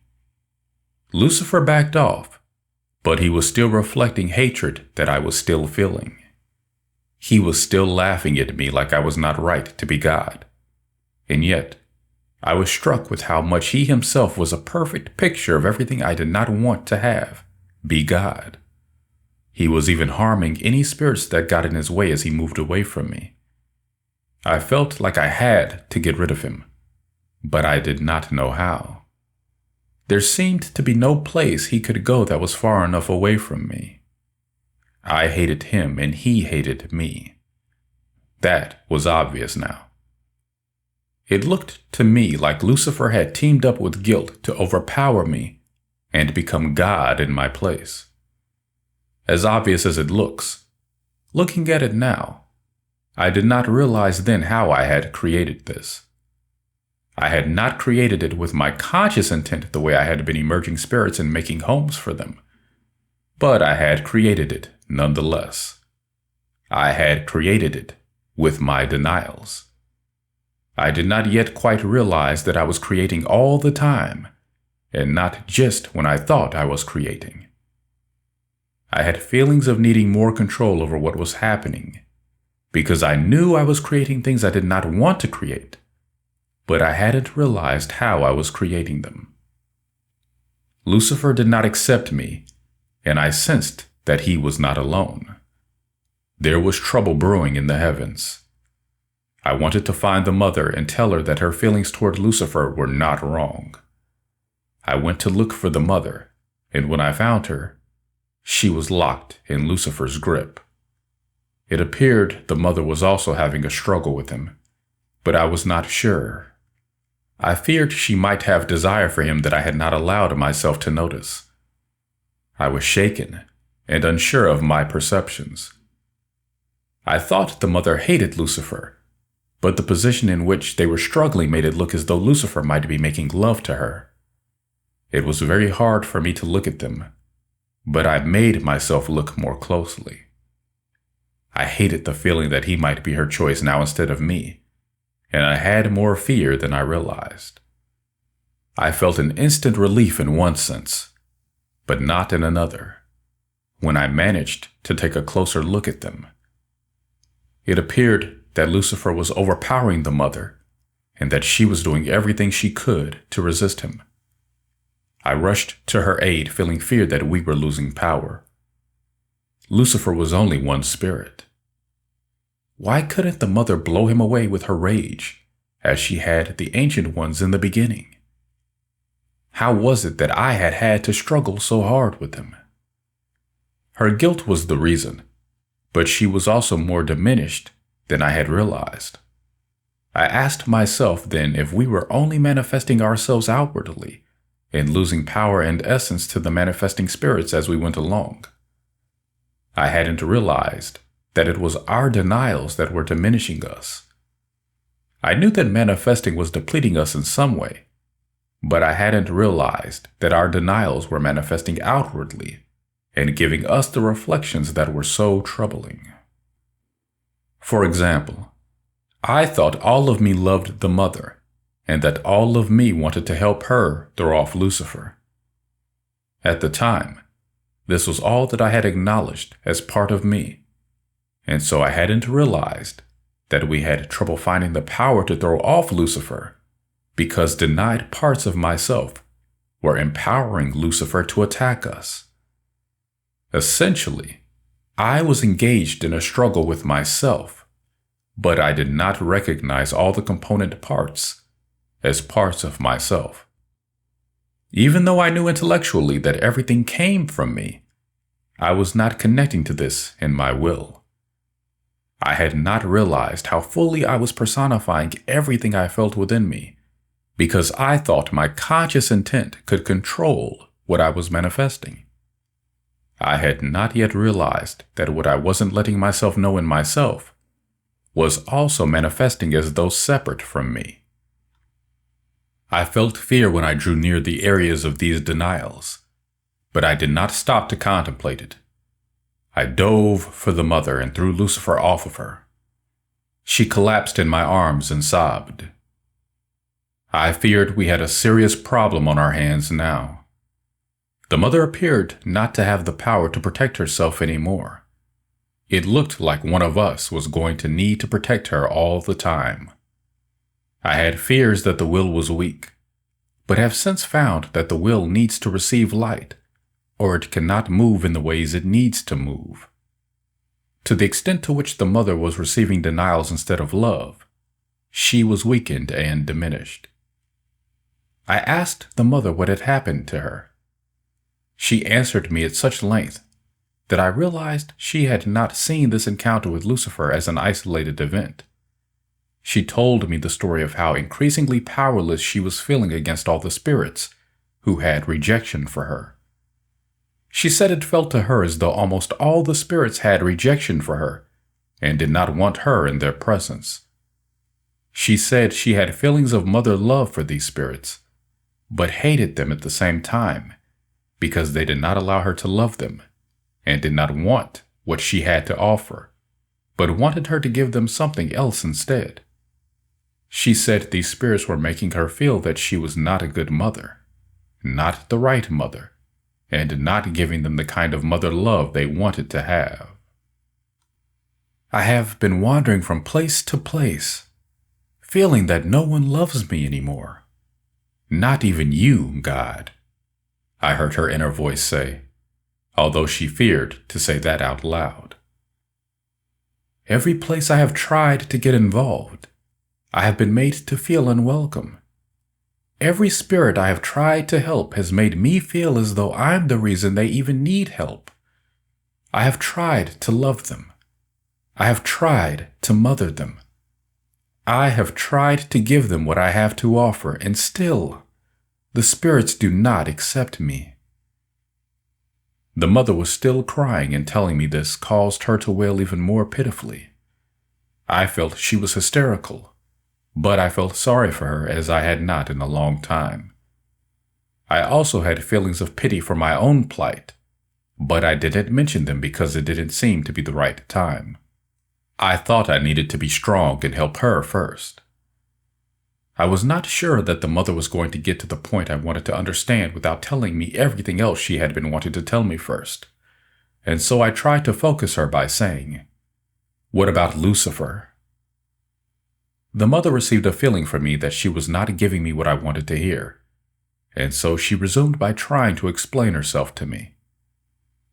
Feeling heartbroken, rejected, and unloved, she said, amplified my feelings of separation from you, God, and I think that's what made me vulnerable to Lucifer. I looked at her questioningly, and she continued her explanation. It feels like Lucifer stalks me and waits for the perfect moment to pounce on me. This time he pounced when I was feeling I had no more reason to live. I felt shocked that she had these feelings, and I looked at her to see if she really meant it. The mother felt she needed to explain herself to me, but she was not sure I had the desire or the patience to hear her out. She wanted me to let her know what I wanted to hear, but I did not feel like making any comment here. I just indicated that I wanted her to go on. The mother was feeling very uncomfortable around me for someone who had been so close to me in the past. She seemed to be so paranoid of rejection from me that she wanted to feel I was going to accept what she had to say before she could even say it. I didn't feel that I could accept something before I knew what it was. I felt annoyed with the mother's fear of rejection. I wondered how far she was willing to go to get approval, how much she was holding back out of fear of rejection, and whether I could trust her to be honest with me anymore or not. She felt my disapproval of her fear, and then became so paranoid she didn't know what to do. She began talking nervously, I thought, and it seemed as though she was trying to change the subject, rather than getting to the point of understanding about Lucifer that I wanted to have. I felt exasperated, but I decided to humor her. "I felt you looking at the red spirits," she said, "and I was afraid you blamed me for everything you didn't like there." "How could I blame you for everything when the Father of Manifestation had such a big part in it?" I asked. "I don't know," the mother answered. "I just feel that you do. Even when it's the Father of Manifestation, I feel like it's my fault because I'm the one that called for him. I'm the one that has wanted him with us." Now this I had to consider, but I answered her by saying that she was not the only one that wanted him with us. "I love you," she said, then, "and my heart is breaking over us. I long for you, and you do not come. I cry for you, and you do not hear me. I feel guilty that I have so much need for you, because I know you are trying to be there for all the other spirits, but I liked it better before all this creating. Sometimes I hate the other spirits for taking you away from me. It feels like you love them more than you love me. I had to consider that also, but I answered her by saying, the spirits are just children, and they have to be given the parenting they need now. They'll grow up in time. The mother had a feeling that I was not right here, but she didn't want to go into it. I didn't want to go into it either. I was feeling desperate for her to get to the point about Lucifer, when all of a sudden, the mother said, I have to know now. I can't go on like this anymore. Did you give me to Lucifer or not? What?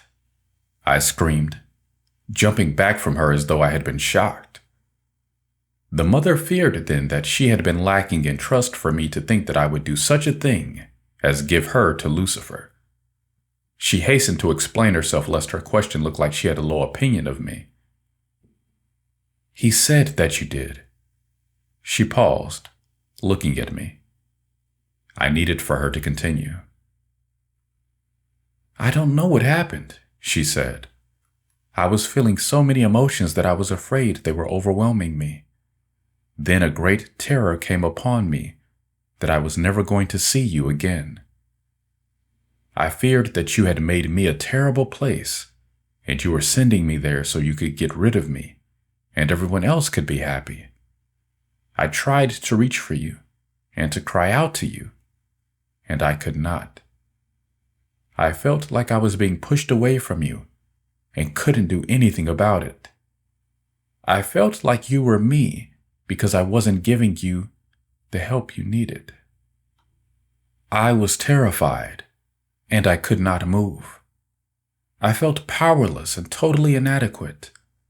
I felt unworthy of your love, and yet I felt heartbreaking feelings of wanting you anyway.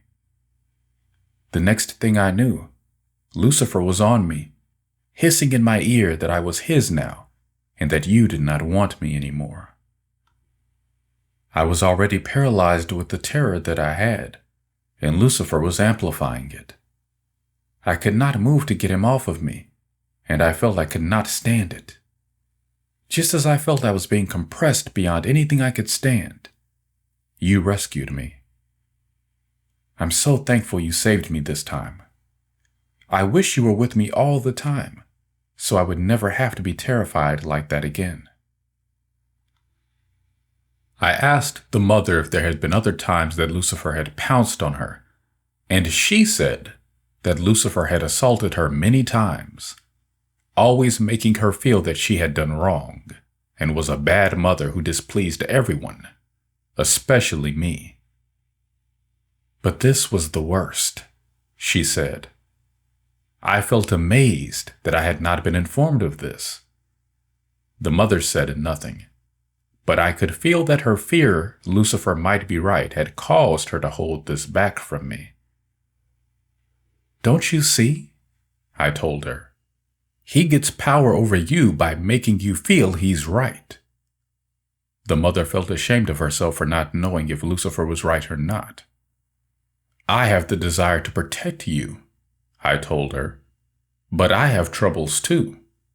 Lucifer came after me first. The mother looked horrified to realize that I could have trouble with Lucifer. We need to stick together, I heard her say, but I was not sure if it was the answer or just her desire to find a reason why we should be closer than we had been lately. I had feelings of needing to know where Lucifer had gone next. I called for the Father of Manifestation, annoyed that he was not already there, since I thought I had left the mother with him. Since the Father of Manifestation already knew of the trouble we had had, he came quickly in response to my call. Quick, I said to the Father of Manifestation. Give the mother what she needs. I have to find out what Lucifer is doing now. I left without giving a direct answer to the mother's question of whether I had given her to Lucifer or not, and dashed for home. I reached my place just before Lucifer did. He was sauntering across the Godhead as though he had just been selected to take over the throne. I felt that it was only because he was so thrilled with himself that he did not notice me. If he had noticed me, it seemed to me that he could have easily got into my place ahead of me. As it were, I sat down in my place just ahead of Lucifer, who almost sat on me. Trying to be everywhere at once, I laughed breathlessly, covering my fear. It could have been a moment of comic relief, except that it did not seem funny at the time. I had reservations about letting others know how attached I was to being God. I also did not like the idea of letting others know what a hard time I was having being God, for fear I looked too inadequate. I felt silly. I didn't know what this place had to do with being God, since I felt that I was God everywhere that I went, but I felt that I could not allow Lucifer to take my place. I couldn't stand the idea of having someone else take the place that felt best to me. Lucifer responded to the discovery of my presence with insolence and scorn. He said that I was really being small not to allow anyone else to see how it felt to be in my place. "I'm just trying to see how it feels to be you," he said. But it didn't feel as innocent as he was trying to make it seem. I had the definite impression that he wanted to take as much power as he could, and that it did not matter to him how he did it. I also saw that he was being less flexible about position than he thought I should be. Again, I was amazed at the way he accused me of just what I perceived him to be doing. I made up my mind that I had to prevent Lucifer from taking my place, no matter what I had to do. I knew then that I had to make a place for him where he would not bother me anymore. Some understandings on how the will becomes lost. No sooner had I handled this incident than I felt Hart. He felt troubled and was calling for me. What now? I thought. I wasn't sure how much of me had gone forth to the mother, but I suspected it was more than Hart needed now. I decided home would be safe enough if I allowed part of myself to go forth to Hart. To my surprise, I found Hart lying in the midst of the most beautifully vibrating rainbow spirits I had seen since the rainbow's emergence. Hart did not look to me like he was having trouble. In fact, quite the opposite. The scene gave me a feeling of upliftment and relief. Perhaps Hart was succeeding after all in helping the rainbow spirits. Hart quickly let me know that this was not the case. "These are still among the rainbow spirits that I have found willing to receive me," Hart said. I felt let down, but denied these feelings in favor of the feelings of upliftment that I liked more. "It's true that there are not many spirits here," I told Hart, "but it's not necessary to have a lot of spirits to plant the seed of love." Hart did not comment. He was holding back feelings also. He felt there was a rejection of Hart presence going on, and he did not know how to handle it. "It feels good here," Hart said. "I'd like you to join me."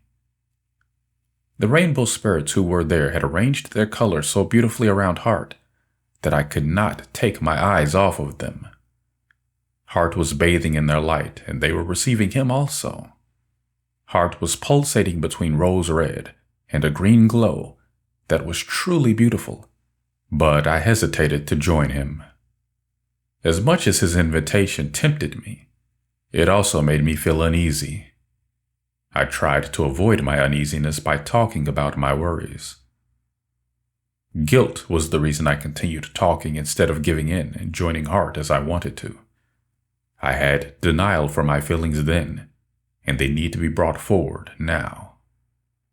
I felt it was not right for me to allow myself to join Hart and open freely to the pleasure of bathing in the light of the rainbow spirits, for fear that my response to receiving this pleasure might become orgasmic. I saw Hart as another man, and I saw the rainbow spirits as children of mine. I had guilt telling me it was not right to risk sexual response here, and I was not sure whether or not I could experience such intense pleasure without having an orgasm. I had no reason I could name not to allow orgasm here, except that I had guilt telling me it was not right. Inasmuch as I had guilt had presence in my light. The spirits who opened to receive me here received my light mixed with guilt, but they have always thought that all of it was me. This is why the image they have held of me has sounded like a loving God at times, and like an unloving God at other times. Because the guilt was never recognized for what it was, it has never moved out. Guilt has continually told these spirits things that I, myself, have moved past since then. These rainbow spirits need to recognize this guilt and move it out now. Many of the rainbow spirits took my behavior to mean that they were in some way unworthy of my close presence, or that they were not interesting enough or appealing enough. Some thought that there weren't enough of them to merit a visit from me. Some thought I was rebuffing them because rainbow spirits had made me feel unwelcome earlier. Some, who caught the sexual undercurrents, thought they might be sexually seductive in ways that I did not think were right. This reactivated and increased their original sexual shame. Some of these spirits later appeared as the prostitutes around Jesus, but some were too ashamed to come forward with it then. Others thought that my reluctance to join them meant I felt that the kind of relationship I might have with them was somehow not acceptable in the presence of Heart. Because Heart was not originally present in his manifested form, most of the rainbow spirits who were receiving him here still had some fear that the relationship they were now having with Heart was illegitimate in some way. Manifested Heart presence has been missing in the sexual relationships of most of the rainbow spirits. Heart's absence during the emergence of the rainbow spirits gave many of them the belief that Heart could not be present for the kind of sexual expression they liked. They have believed that their sexual expression was a will and body affair because Heart was missing, and God didn't really approve of it. The rainbow spirits have guilt that Heart was not present at their emergence, and that I didn't fully approve. This guilt has taken the form of shame that is deeply hidden in good behavior patterns that are designed not to trigger this shame. Even though there were not many rainbow spirits present in this particular scene, sexual shame that was present here involves them all, and is a large part of the original cause that needs healing in them now. The will essence is very sensitive and takes in the complete impression of what it is given, including every subtlety that is there. The will essence then reflects back what it has received by the way it behaves.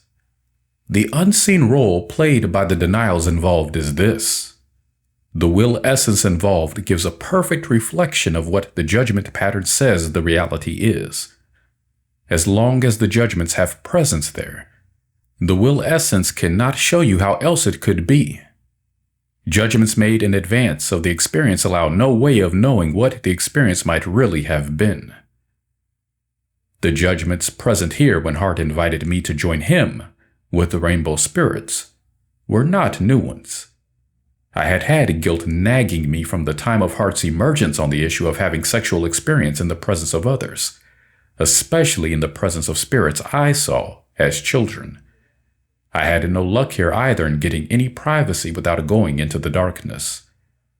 The light and energy involved in my sexual relationships meant it was not possible to hide it. To the extent that guilt succeeded in making me feel that sexual expression was not right in the presence of children, the spirits have been unable to receive a large amount of the light they need to receive from me. The judgments around the pictures of having sex in the presence of children make these lost will pictures seem very lurid indeed. And considering the amount of denial involved in sexual relationships at present, It's no wonder the general feeling is that children shouldn't see it. The undercurrents of violence are an important feature to recognize here, and these undercurrents come from sexual rage that is not moving. You will have to get it in motion to know what it is, but you have some good clues in the story of original cause. Getting your emotions in motion will connect you to the reality of original cause in your own will. Your evolutionary process has been stopped by lack of expression in these areas, and you may have to go back a long way to what you consider to be an infantile level to find the level at which you were stopped here. The image of having privacy for my sexual relationships was an image based on pretenses that other spirits participated in along with me. The attempt to create space to give another privacy is based on major denials that got started in the feeling that spirits had to shut down their ability to know what was happening around them and pretend they no longer noticed what had before been obvious. This pretense now seems to be reality in the same way that other judgments and denials seem to be reality. We were becoming trapped in our denials and did not want to let ourselves know how trapped we were really feeling. At that time, we still had the power of feeling ourselves to be one, but we were already presenting one another with the pretense of not knowing what we thought we weren't supposed to know about one another's activities. We were already training ourselves to ignore certain things by telling ourselves it was a way of giving privacy and space to others and to ourselves. The will was receiving these impressions of preference for pretense and becoming lost in the fear that pretense was preferred over direct expression. When lost will has expressed, it has been controlled by the judgments it holds. Lost will cannot change this unless it receives release from the judgment patterns while it is moving. The reason for this is that once the movement subsides, you can no longer penetrate this essence, because guilt tells it has done wrong to express. The essence then closes again and hides. The people holding this lost will present themselves as different sorts of people from the ones they become when they lose control of what they are holding. Since understanding has been lacking, and guilt has had control, the lost will's expression has always seemed to prove the judgment pattern it is holding. It is not possible for the lost will to do otherwise, unless there is real understanding and acceptance for it. Because the will was receiving the impression that indirectness was preferred, tact and politeness were also getting born here in the name of not hurting other people's feelings. Yet all of these approaches avoid triggering people into moving the very emotions that are making tact and polite avoidance necessary. Indirectness became the mode of society because it was not originally understood that we were looking at the pictures our judgments were creating, rather than open-mindedly looking at situations that could evolve. Be careful here if you think you're not involved in this, because open-mindedness, as imaged by most people on Earth today, is still very closed in ways that are not yet recognized, or those calling themselves open-minded would recognize this as more a statement of intent than reality. Almost everything you think and feel right now is involved in belief systems that are going to have to become more recognized than they have been so far, if true freedom is what you seek. There is a judgment that could be recognized now and released by allowing yourselves to notice more and by allowing yourselves to respond to what you notice. Most people do not allow themselves to notice they hold this judgment or to notice to what extent they hold this judgment. The judgment goes like this: I cannot allow myself to notice everything that is happening because it is too overwhelming. And if I allow myself to notice everything, I'll be too overwhelmed by my response to it. There is another judgment that is really the same judgment that says, I cannot allow myself to know everything I am really doing, because I can't face the responsibility this may mean that I have. I hesitated to join Heart because of the feelings I have just been explaining to you. The rainbow spirits took this hesitation to mean that they did not feel good to me, or that they were somehow not acceptable to me, or perhaps not good enough for me, or maybe lacking in some way physically, spiritually, or in what they had to offer me. We all had a moment of uncomfortableness there. We tried to ignore it and move past it, but what went into the lost will was, and still is, significant. Heart felt the guilt that was present also, and did not know how to handle it. He wondered if he was displeasing me with his actions, or if I now found him unacceptable to me in some way, since we had been so close so many times in the past, and shared so much excitement and ecstasy over what we thought could pour forth into manifestation. Heart did not think I would find fault with his suggestion that we now allow ourselves to enjoy something outwardly in its manifested form. Lost will has reflected these fears and uncertainties ever since then in the form of people who feel they have to hold back the feelings they have toward one another, for fear that they might be wrong feelings to have, might be misinterpreted, or might lead into wrong avenues of expression. Heart wanted to understand me here, but he also had guilt, saying we should not make the rainbow spirits feel that once again we couldn't join them, because we were continuing to have personal problems that were more important. Heart knew the rainbow spirits had many times believed that we did not come to them because there were so many other things that merited our attention first. Heart hoped that whatever was troubling me this time would be quickly solved within me, so that I would be able to join him for a bath in colored light. Heart also felt that there were so few rainbow spirits acting receptive to us that he wanted to give them a positive experience. I had a moment's hesitation, and I have been trying to help you notice how much lost will can be created, even in a brief moment's denials. I tried to cover it up in myself by voicing my concern about the rest of the rainbow spirits. I even told Heart that I questioned whether he should be indulging himself like that, when others might be needing his help. Heart had some guilt here, or I could not have given him this reflection at all, but he also saw me as being unduly hard on him. He felt that I was being punitive, lacking in compassion and understanding, and even cold and unloving to tell him that he did not really deserve even a few moments of pleasure as a resting point amidst all the service he was rendering in my name on behalf of the rainbow spirits. What Heart saw here was a picture of guilt that did not love or accept what he was doing, and since it went into lost will, it was not resolved then. The patterns I am describing hid themselves in the lost will, and reappeared later in Heart's life as Jesus.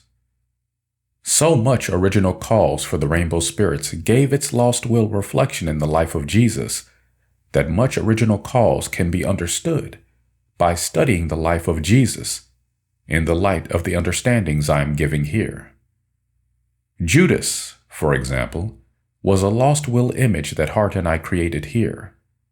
Judas implied that Jesus was not doing a good enough job to be my son, and criticized Jesus in the same ways I was doing here. The same spirits that were present here were among the followers of Jesus, but the unresolved impressions they received from me caused them to appear as the riffraff of society, or at least as dissident from the main body of rainbow spirits in the life of Jesus. Actually, since they were open to receive my light, these spirits should have been among the most abundant, and since abundance has been such a societal measuring stick, these spirits should have been among the elite of their society. The presence of the guilt made it otherwise. These spirits were already repeating even older impressions that had made them believe they had to have problems to get my attention, and these impressions had many times received additional conditioning indicating that they were accurate impressions. When I reacted the way I did to Heart's invitation to join them, these spirits received another dose of impressions that went into the lost will, because these impressions did not come forward for processing. The guilt these spirits received here told them it was not right for them to be luxuriating in the splendor of the light, because the main body of rainbow spirits was not participatory. The inference was that they were indulging at the expense of others. When it seemed that I wanted Heart to withdraw from them and seek out the others, they took it to mean that for some reason, I was more interested in the others. They all thought I wanted them to sacrifice their happiness in favor of the others. These impressions began to manifest in the lives of these spirits as never letting themselves have something that others did not have. At first, they had abundance and made themselves share it more than they really wanted to. But the guilt that was demanding sacrifice continually demanded more and more until these spirits were at the bottom of society, and all of their power was in the hands of the others who had not opened to receive me. Now, this is going to make some Jews mad, because they have felt all along that Jesus was not necessarily the key to me.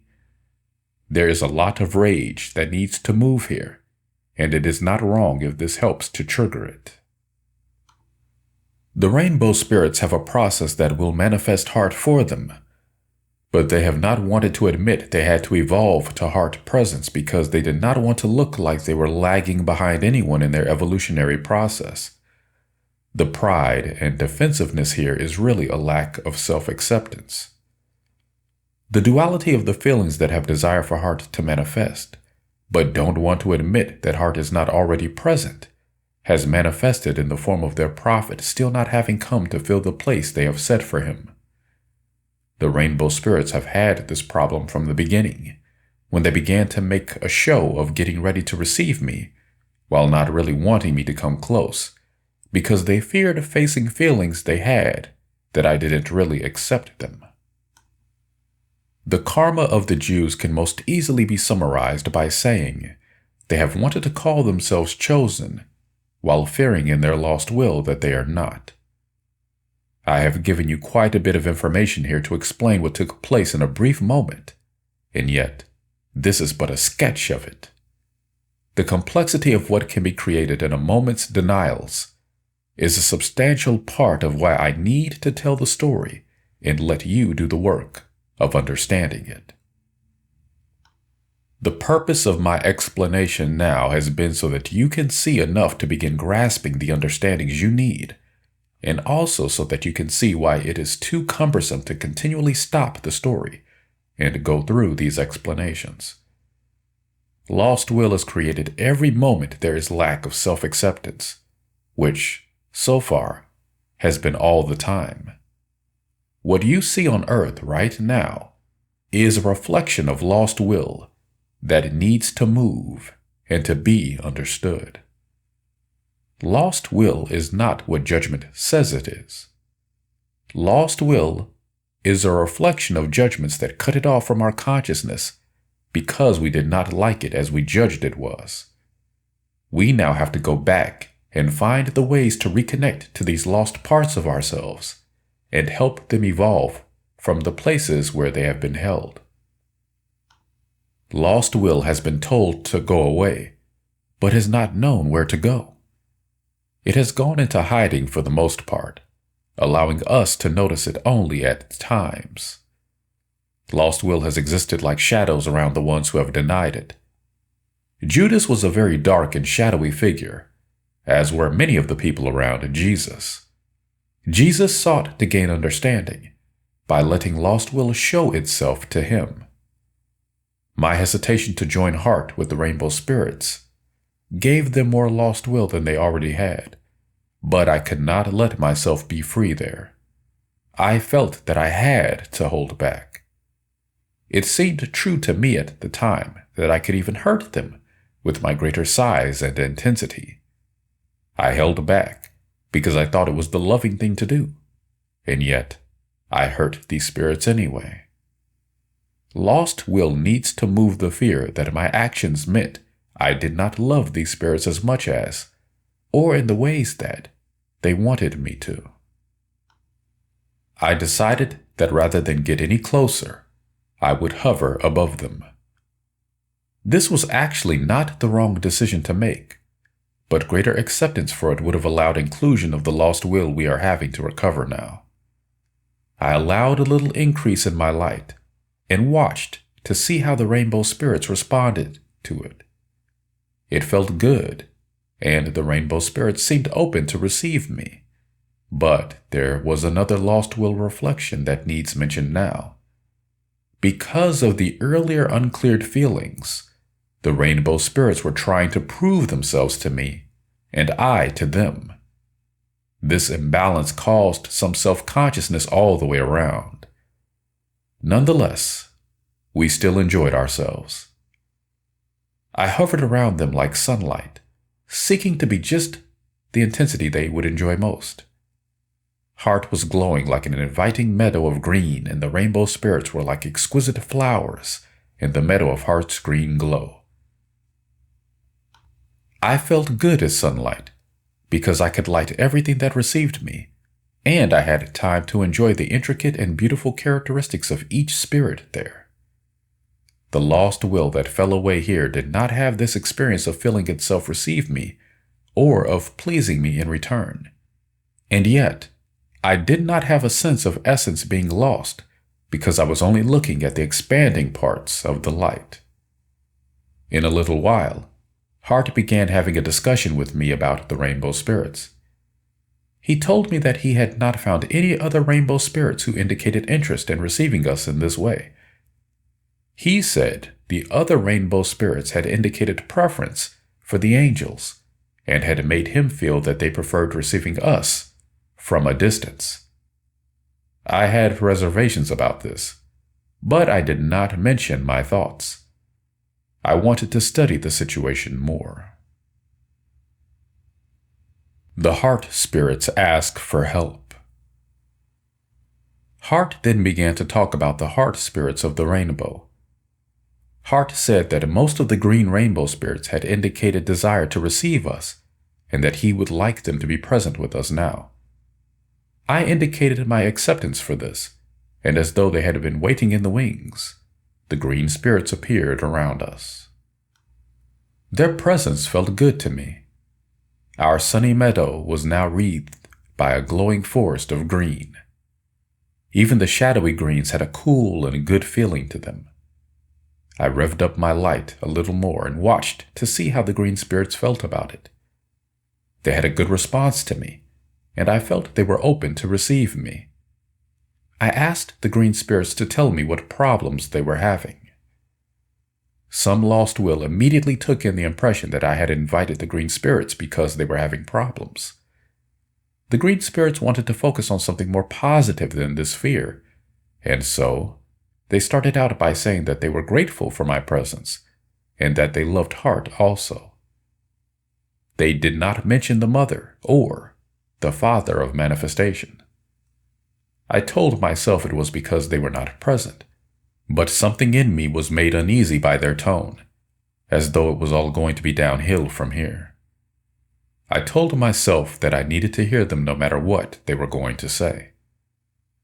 The green spirits had feelings of rejection that they wanted to talk about, but they had a problem coming forward with everything they felt because they were afraid of receiving my rejection. Heart had been a spokesman for them, so I had understandings of how they felt. But Heart wanted me to get the full picture from them. He could see now, by their hesitation, that they were not going to give it to me. The green spirits were having problems with the mother and the father of manifestation that they needed to mention, but they were too uncertain of how I might take it.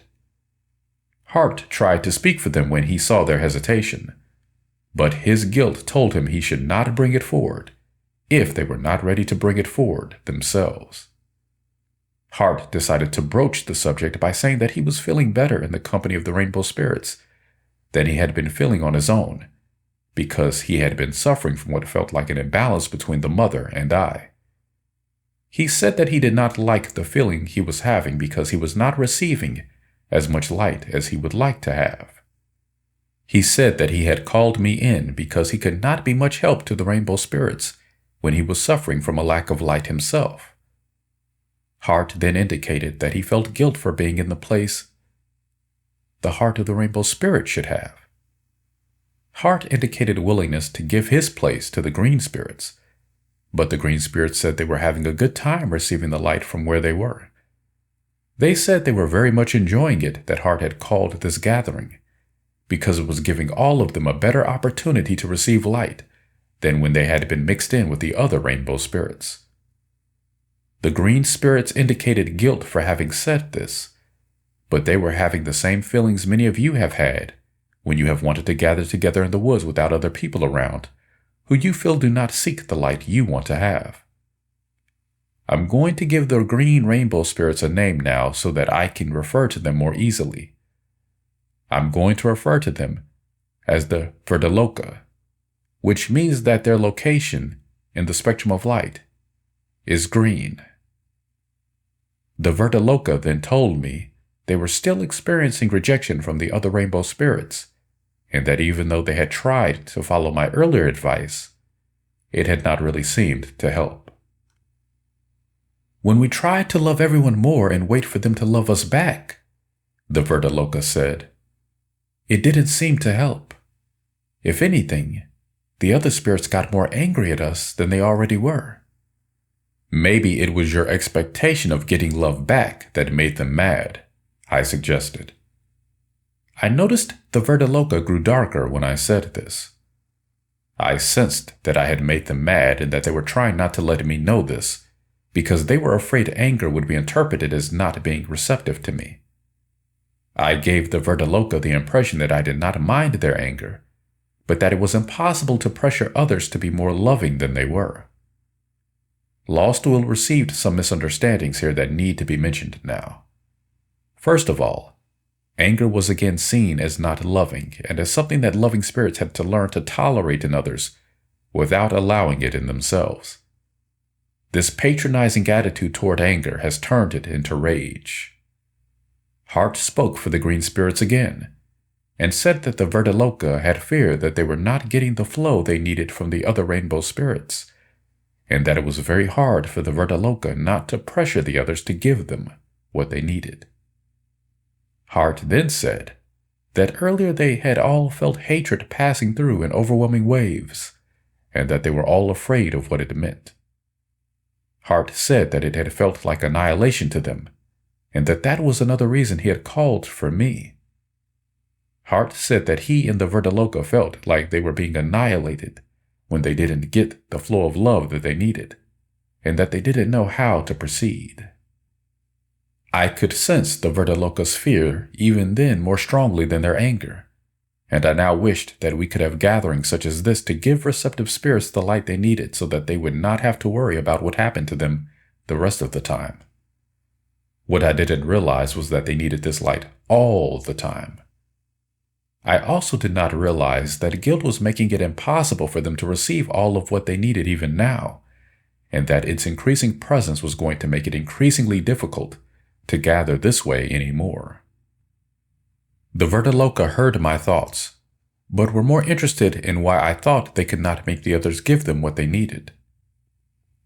They have to want to give it to you, I told them. Lost Will received the fear here that there was something wrong with them because the other rainbow spirits didn't want to give them what they needed. This guilty fear of unworthiness has affected the Ronalokas from the beginning, but has been overlaid by the guilt they felt about blaming others. The Ronalokas felt defensive and had anger and blame toward the other rainbow spirits. But here's what guilt caused them to say. We're not angry, and we're not blaming them. But the other rainbow spirits are very greedy and possessive of what they have. They don't want to share with us, and they don't include us in their inner circle.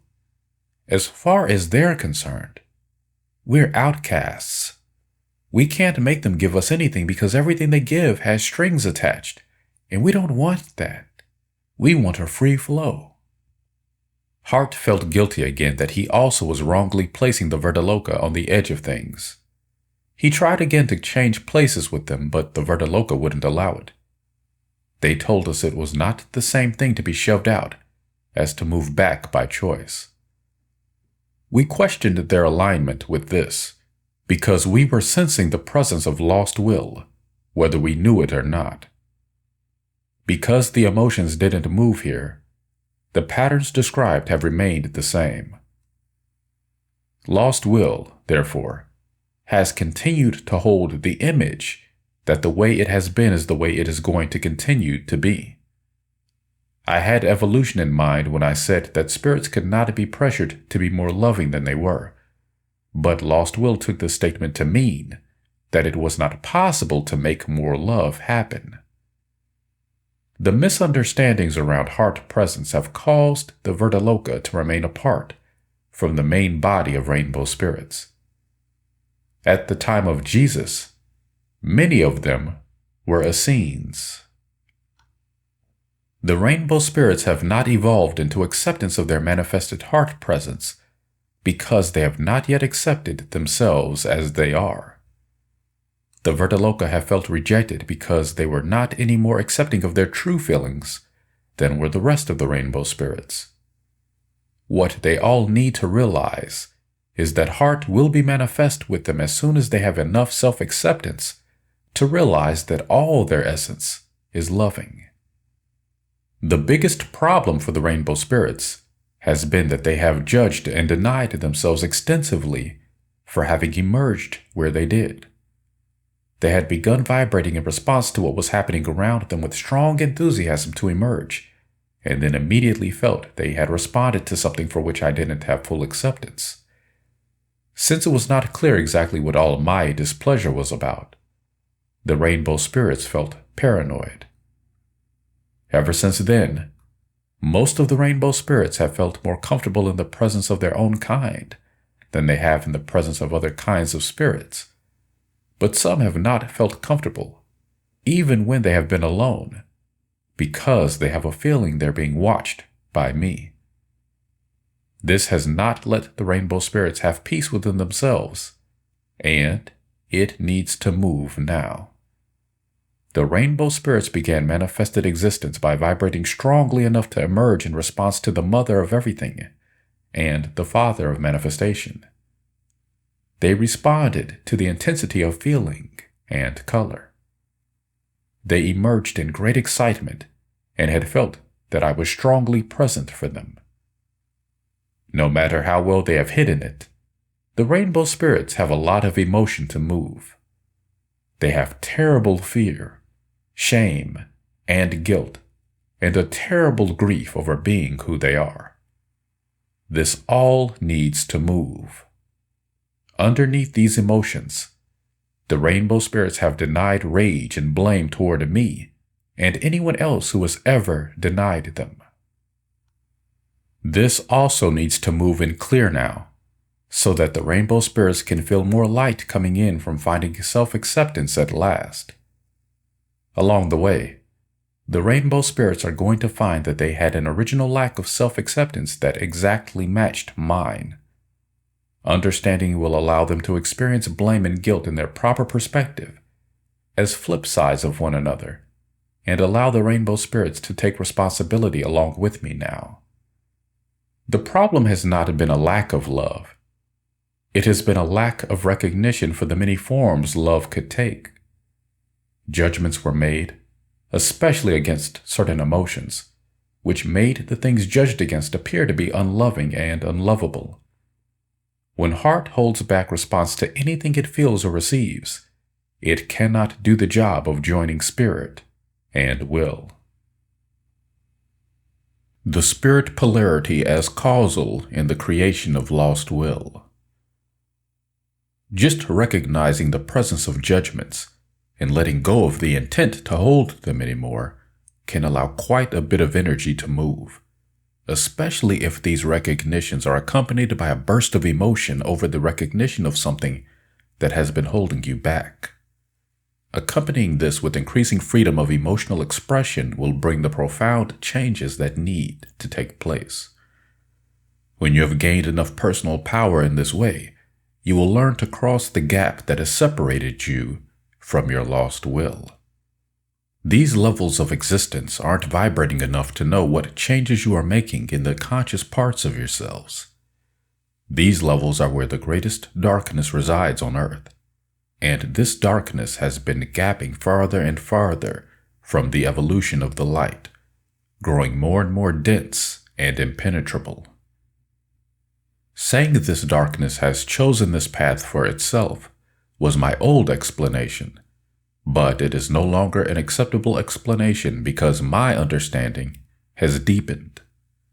I know that many of you feel that you are not involved in this darkness because you have tried to live as purely and harmoniously as you can. I have sympathy for your feelings here.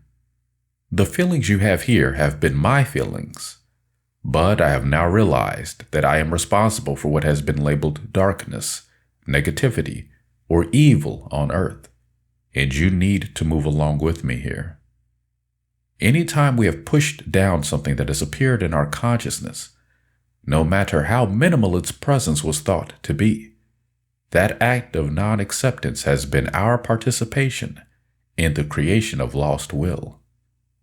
Lost will has been reflecting back to us the unlovingness it received from us, and yet we thought that it was not us because we did not allow ourselves to be as lost will was.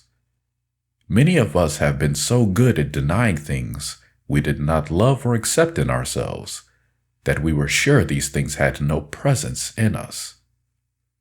In facing my unintentional creations here, I have found that it is not possible to solve this by trying to get rid of them.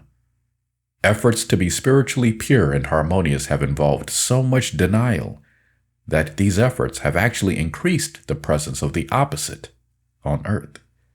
This has been done by moving more and more of the judged against essence into the lost will, without realizing that the originating points in these patterns must be allowed to express freely until they naturally come into alignment. Most spiritual people literally have a funnel of darkness moving out from behind them that is not only the creator of what they most deplore about Earth, but is also holding them to the Earth they long to rise above, because it is so full of what they want to leave behind. Spiritual people are no longer the pretty sight to me that they once were, now that I have gone behind the scenes to look at what has been hidden. But don't worry about loss of my love. Your lack of self-acceptance has been no greater than my own. The hell that is present on Earth is what needs to move now, and you are going to have to move your share of it by allowing it to trigger you into the emotions it is reflecting to you.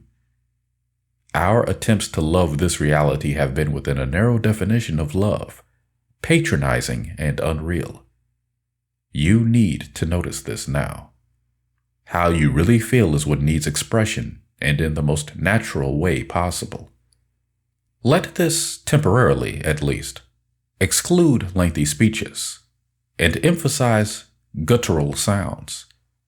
In view of this, understanding is that the definition of love needs to be expanded to include emotions that have been labeled negative.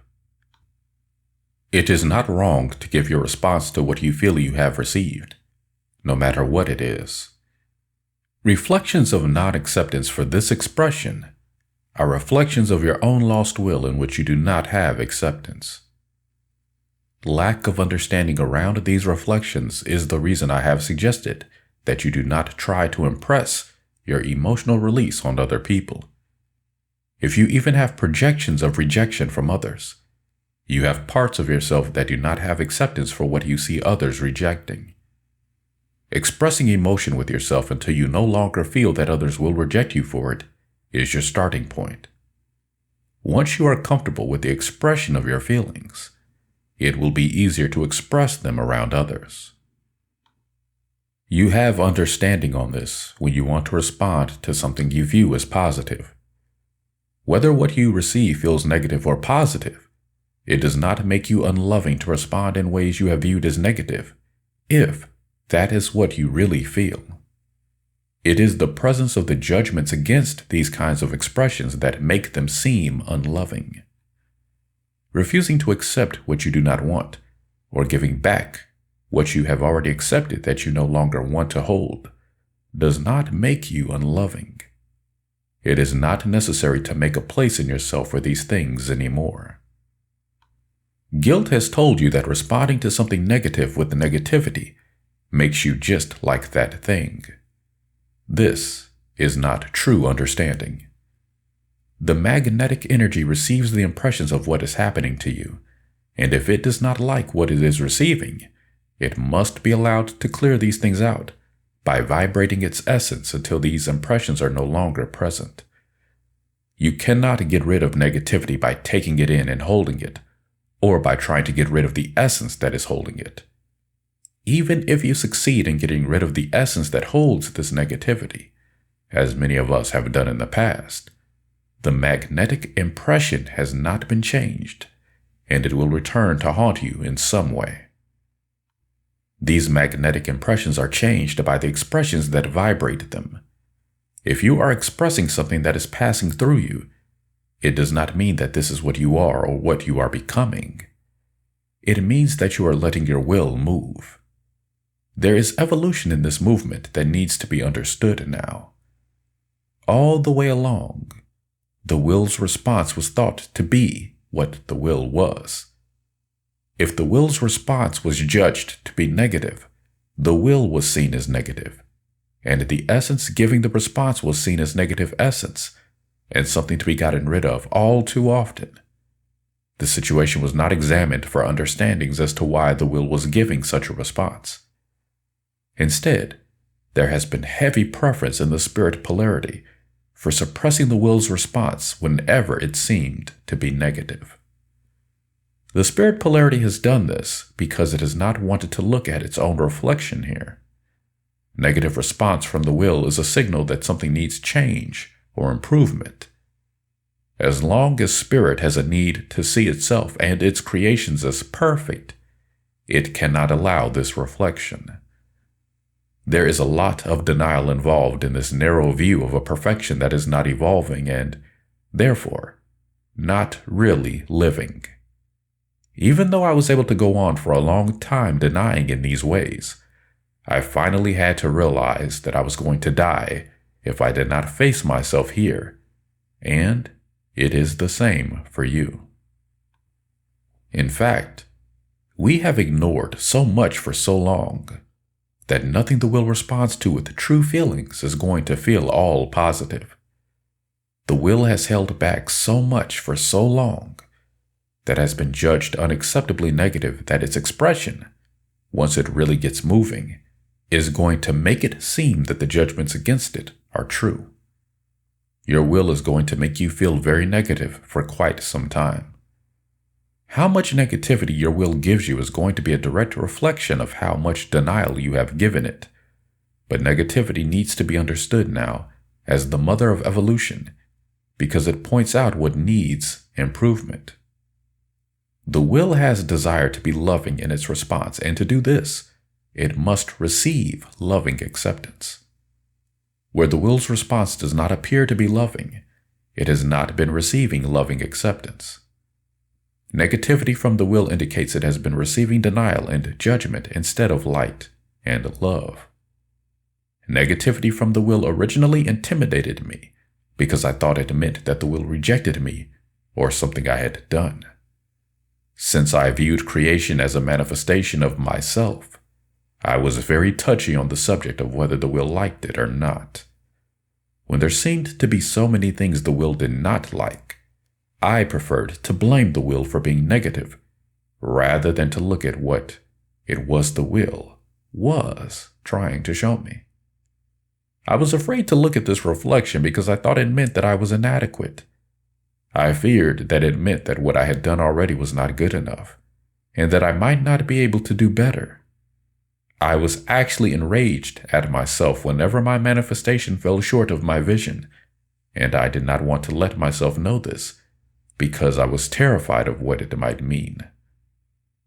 I want to apologize now for having taken the path of blaming others to avoid facing myself here.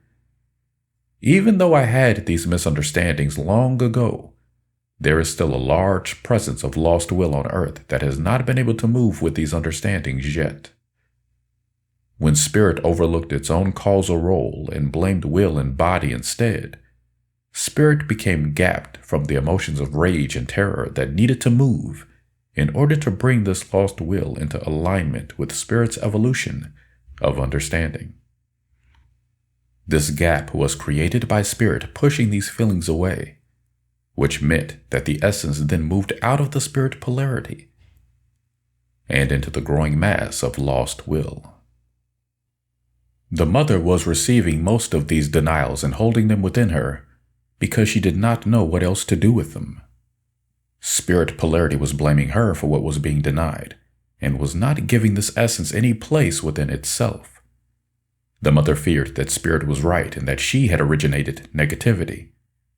The mother did not like having to receive these denials and hold them, but we were not allowing her to reflect them back to us. It was as though we were all giving her our garbage and telling her that it was hers and that she was responsible for getting rid of it.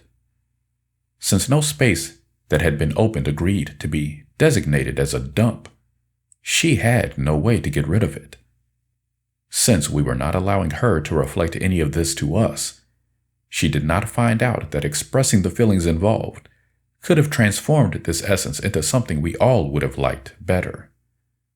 The mother felt that she had no other option but to hold what she was receiving and try to make the best of it.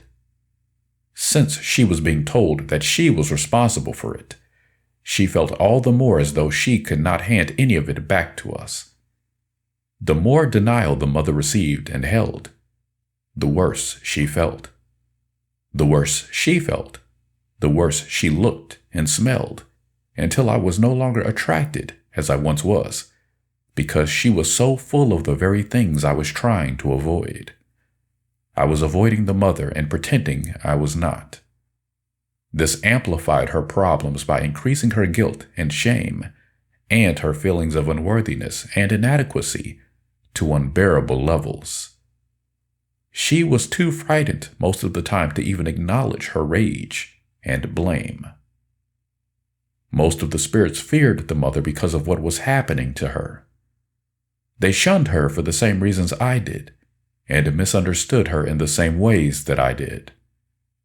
The spirits did not want what was happening to the mother to happen to them, and this was an undercurrent motivation in their efforts to please me. I wanted the spirits to be receptive to me, and I did not like it when they presented me with the pretense of receiving me.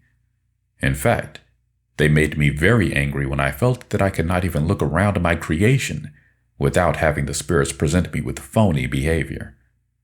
I did not move my anger, though. My reasoning was that the spirits were already afraid of me, and that this was what was affecting their behavior. I believed that expressing my anger would only frighten them more and worsen the problem. Because I did not move my anger here, I was not able to find out that part of the reflection the spirits were giving me here was the fear that what was happening to the mother might happen to them if they displeased me.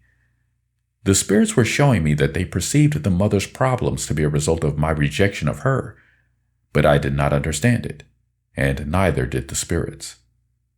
Because we were all so focused on the side of things that saw her as being rejected because of the way she was, we did not see the possibility that she was the way she was because she was being rejected. Instead of bringing everything forward and allowing it movement, the spirits were busy trying not to be like the mother, and I was busy ignoring what was really happening in favor of my images of what was happening. None of us realized that the cause of the problem could have been solved by allowing the movement we were so busy avoiding, and we were not letting ourselves know that fear was the reason we were avoiding it. Fear, after all, had lacked acceptance in me from the very beginning, and every time I looked at it, it seemed to be getting worse, and there seemed to be more of it. Because of this, we all preferred denial. I could not convince myself to go into this fear until I finally realized what was causing it. Since the mother received these denials of will essence, we found it hard to like her any more than we liked what we were denying. When the mother could no longer hold what she was receiving, she began to fragment. The essence she couldn't hold anymore began to slip out of her and manifest in the darkness as an increasing presence of lost will. I saw this happening, and I at first thought the mother was manifesting spirits without me. I had blame for her here, but I did not move it. I simply told her not to have sex without me. The mother tried to respond to me here by holding back her sexual expression as much as she could. She could feel me enough to know that I thought she was wrongly manifesting spirits without me, and she feared that I saw her as a creator of dark spirits who were not good enough to be accepted by me. I did not realize that it was my own lost will manifesting here, or that it was my own denied blame that was attacking the mother in the darkness. I did not let the mother know why I was avoiding her. When she felt the reasons and feared that she was no longer appealing to me, I denied her and made up excuses for my lack of presence with her. This compounded her problems by making her even more afraid that she could not trust her own intuition.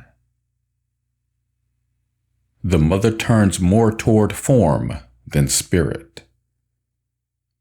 When the mother could no longer stand to hold everything she was feeling, she often turned to body for help.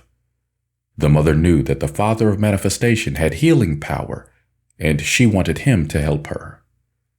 The mother had guilt in the way of asking for much attention from the father of manifestation because she knew he was already so busy trying to help so many other spirits.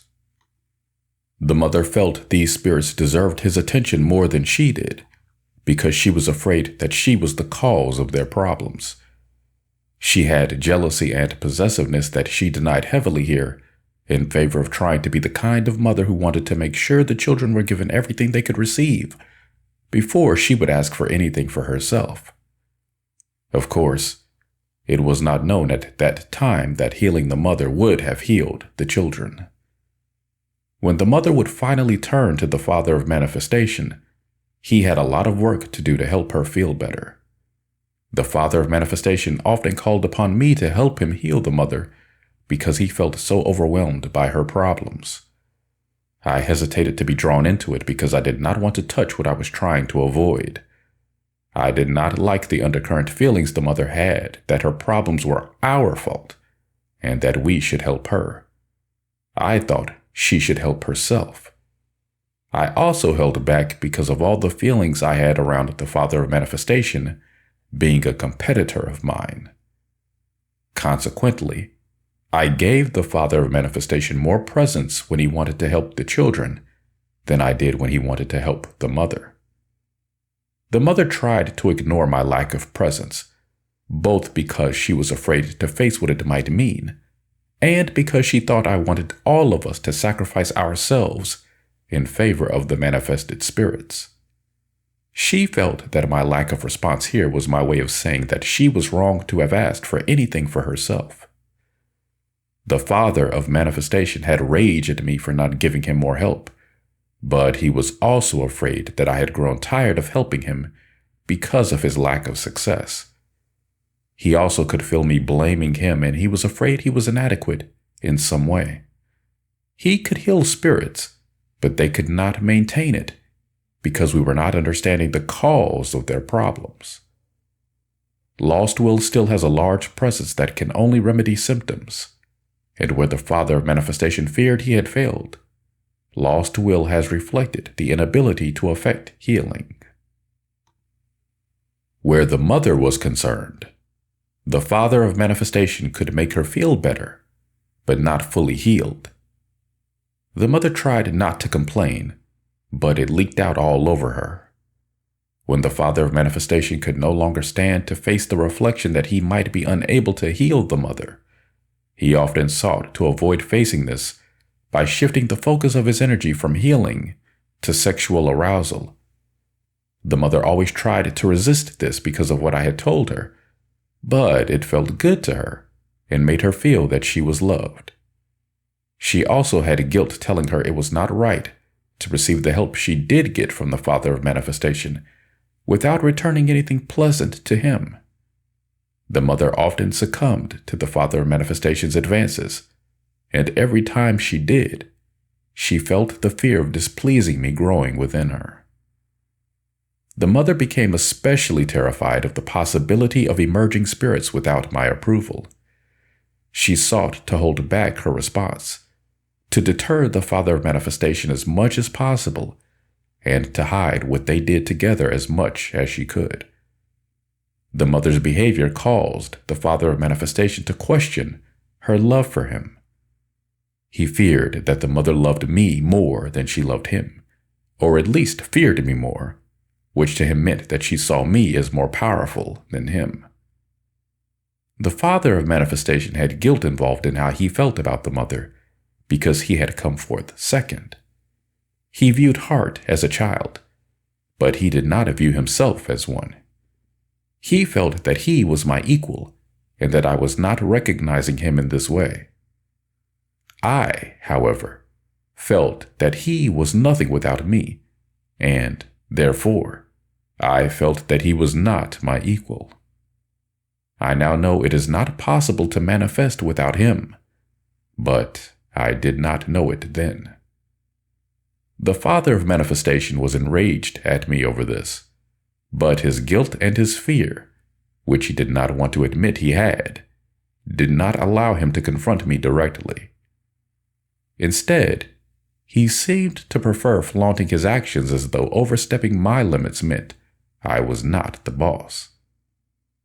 When the Father of Manifestation disregarded my limits, the mother became even more terrified than she already was, but she was too terrified to express her terror.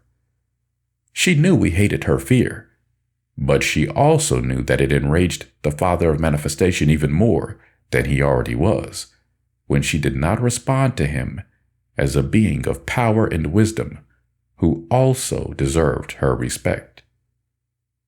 The Father of Manifestation could feel the presence of her terror, although he did not know the depth of it. He did not want to face the reflection here, so he chose to view her fear as a sign of fearful respect for him, similar to the fearful respect he knew she had for me. The Father of Manifestation viewed fearful respect as better than nothing, because he already feared that the mother saw me as being more important than he was. He feared this meant that if the mother had to make a choice, she would choose me. The Father of Manifestation had fears similar to mine about letting go of the mother. Neither one of us had the feeling that there was another partner that was really right for us, but neither of us could stand what was happening when we were with the mother either. We were frightened and angry enough to fight over who had the best claim on the mother, but we weren't allowing these feelings to surface. On the surface, we were acting aloof and detached, waiting to see what her move was going to be. The mother was awash in the guilt of having two lovers and feeling unable to choose between them. The Father of Manifestation let go of her to see what she was going to do, because he did not feel certain of his position with her. He feared he might be trying to make more of himself than he really was, when he felt that the mother was his right partner. Just as much as his rage wanted to assert that he was my equal, his fear said that he was not, and that he was not even a rightful part of the Godhead. Guilt caused him to hold back his feelings so well here that I did not find out what they were until I understood their lost will reflection. I, on the other hand, did not yet know that I had any fears of the mother being above me. I feared she had diminished herself so seriously that she could no longer keep up with me. I viewed this as the reason she was not in my presence any more than she was. I had many reasons for avoiding the issue of my fading relationship with the mother, many of which I have already given, but I would like to mention another one now. I had the impression that the mother loved the Father of Manifestation more than she loved me, and I did not want to give her a chance to reject me. I had angels in her place already, and I was trying to groom them to fill her role if necessary. When I saw the mother and the father of manifestation making love against my wishes, it amplified my fears, but I also had blame and rage toward both of them. They had not even invited me. The mother appeared to be trying to hide, and the father of manifestation appeared to be inviting a confrontation. This gave me the impression that they were being willfully defiant and even in opposition to my wishes. I thought the mother was diminishing herself every time she made love. I also saw that when she did this, she was opening herself to take in darkness. I thought she was doing this because she wanted to take in darkness. I saw her as turning against me, and I hated her for it. I hated the father of manifestation also. I thought he was the cause of many of the mother's problems, and when I saw her trying to resist him, I blamed him for taking advantage of the mother's need to feel loved. I thought he should do as I had done and give her more of a chance to choose. I did not realize that will and body could not hold off from lovemaking the way I could. I viewed them as lower than me because of this. I was enraged at them, but I did not let it into my consciousness. I only told myself that they needed lessons in discipline. I felt that I could not trust will and body to follow my lead anymore, and that I was going to have to find ways to make them align with me. These unresolved feelings of ours, which had moved into the lost will, were already engaged in battles with each other, but I did not know it yet. The heart spirits polarize toward the Godhead. When I told the heart spirits not to pressure others, I did not know how involved in pressuring I already was. The Ronalokas could not follow my advice because I was not following it myself. My lost will was moving out and reflecting realities that were in opposition to my teachings, and I did not understand what was causing this to happen.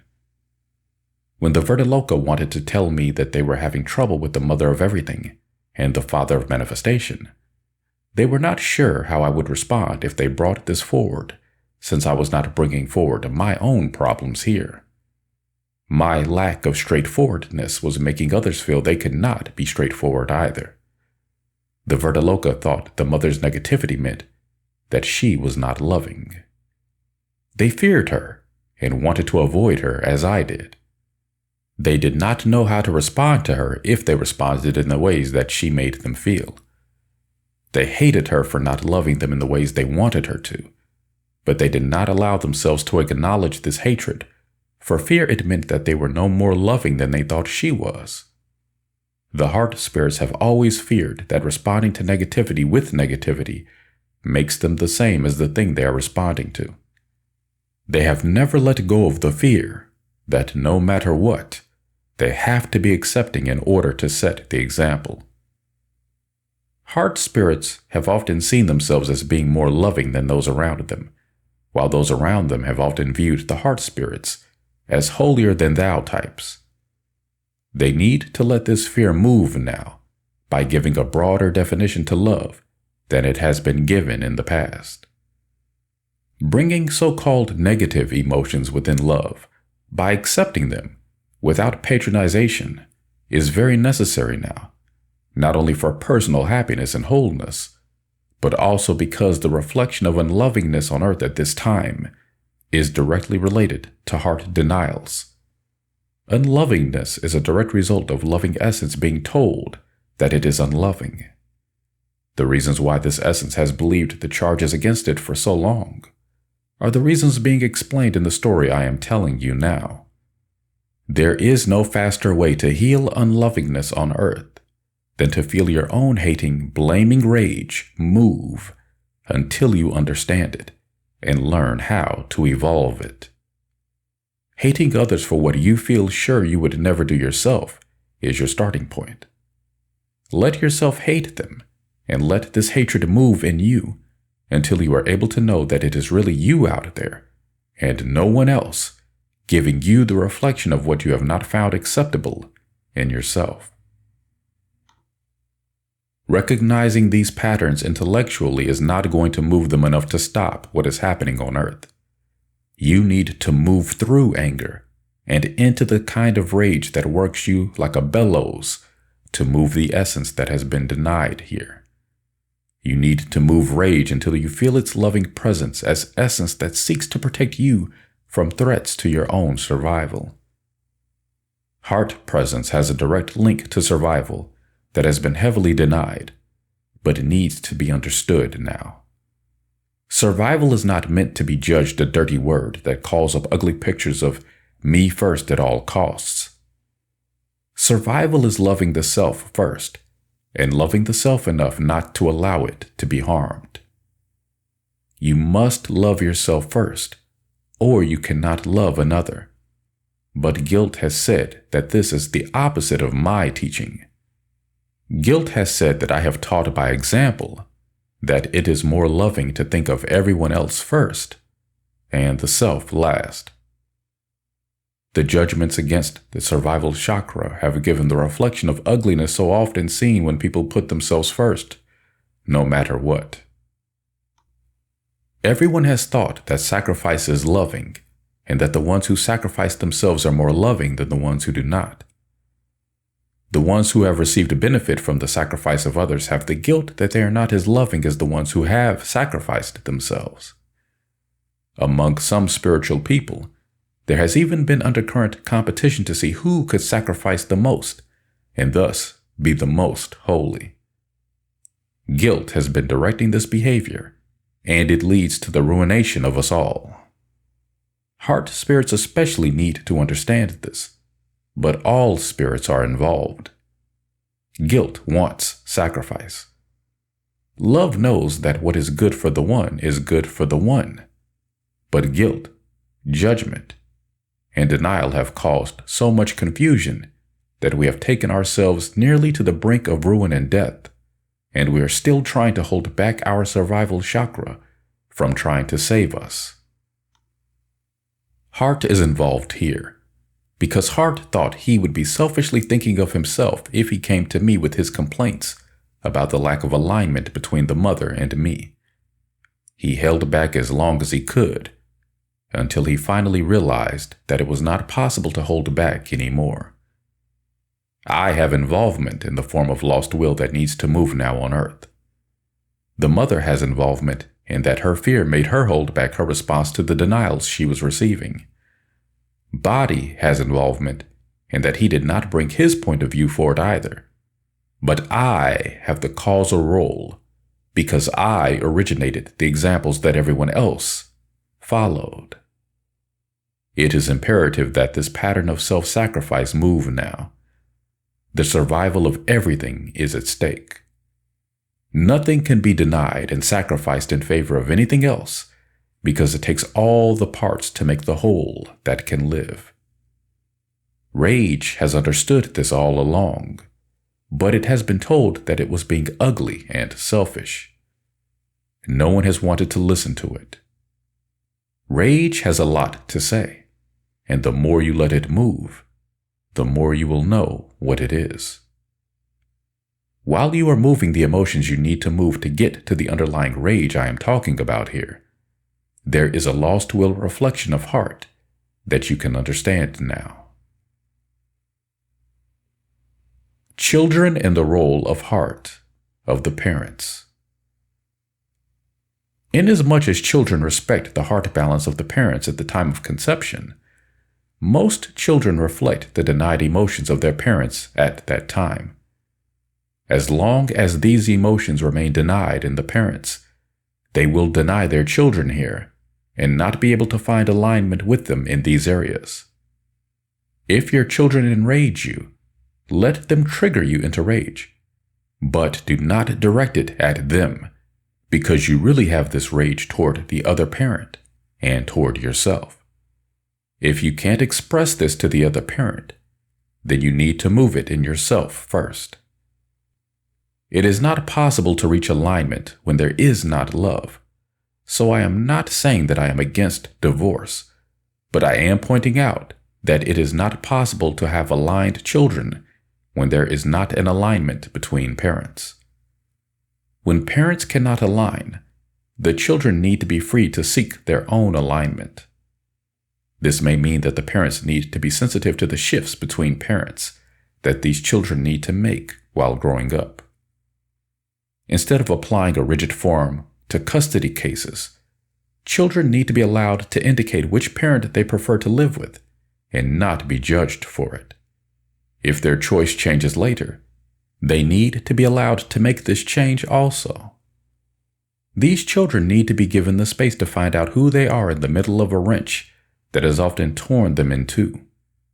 The pretense of having two homes is not helpful if they are only aligned with one of them.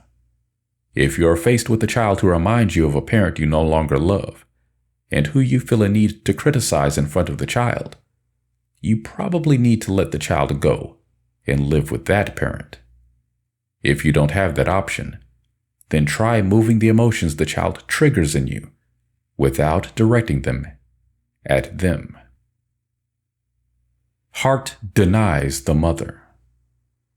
The Ronalokas were really afraid of the hatred they felt moving around Lucifer, but they were afraid to show their feelings. Their fear was that it was not possible to feel hatred and be love at the same time. They were not wrong, but they had confusion that needs to move out now. When the heart spirits took in feelings they recognized as love, it was all right. But when they took in feelings that felt unloving, the heart spirits did not move them back out again for fear their expression would mean that heart had become unloving.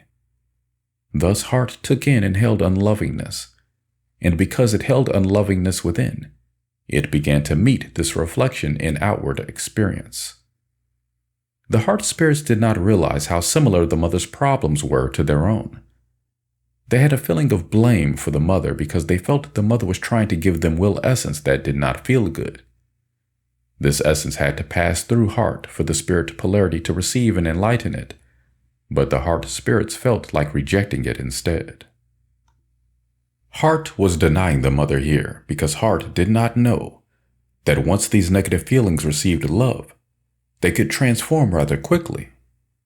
But heart was also denying the mother because heart was feeling me, and I was not open to receive the mother here.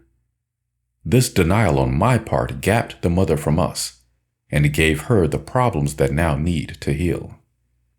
I am sorry this happened, and sorry that the mother got blamed for the reflection she had to give. Negative feelings have to be responding to something, and that is what needs to be looked at now. I was causal here more than I realized, and my denials were creating a negative reaction in the will. The understandings I am giving now will allow heart to heal and manifest the love that is needed now, because heart must have my help to transform the denials the will has been holding. I am sorry that heart was hurt by the lack of alignment between its parents, and I have guilt that creation has not had an easier path to follow. But I also have understanding that it was this way because it had to be this way. We can change this now if you are willing to take this path of increasing self-acceptance. We all had a lack of self-acceptance in the beginning, and I originated it.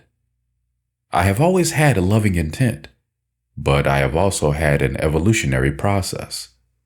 Love is evolving, which is the concept of expanding love. Heart is manifest more in a state of denial on earth than it is in a form that is open to the light. As long as denial is involved, love cannot be unconditional.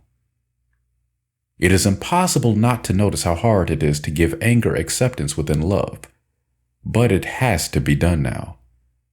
Guilt is the reason you fear it feels better to hold anger back than it feels to express it. The more you hold back, the more guilt is able to increase its power and presence.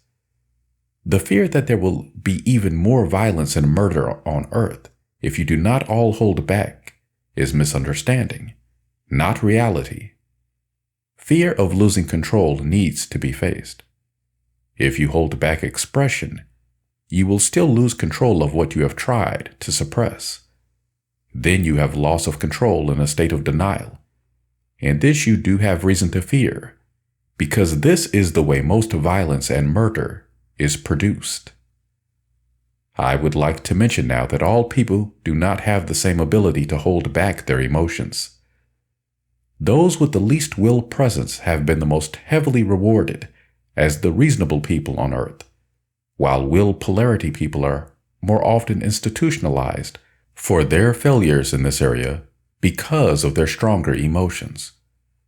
The most heavily penalized people on earth are usually denied fragments of the most heavily rewarded people on earth. So, you can see that the gap that needs healing is a large one. The denial of the mother allowed all will essence to get denied in the same ways. Will denial on earth is so substantial that most people feel afraid to allow the direct expression of any emotion at all, and usually apologize when they do express emotion. Guilt's punishment for emotional expression runs from being labeled infantile all the way to being killed for expressing emotion. It is not any better to be mentally polarized than it is to be emotionally polarized. In other words, reason is not meant to be regarded as superior to emotion. The depth of the denial of the will is reflected in how far society is from living these understandings.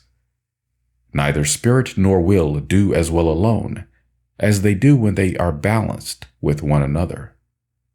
Spirit has been able to look like it fares better because of the judgments against the will. Once the will is judged against, it cannot get the light it needs to feel good. Many will people deny how they really feel in favor of trying to act like they feel good, because they believe spirit will then have acceptance for them. The heart spirits have also tried to act as though they were feeling better than they actually were. Guilt told the will that it was being denied because it was not being loving enough to get acceptance from me. The will then believed even more deeply that it was unworthy and unloving whenever it felt emotions that had been labeled negative, so-called.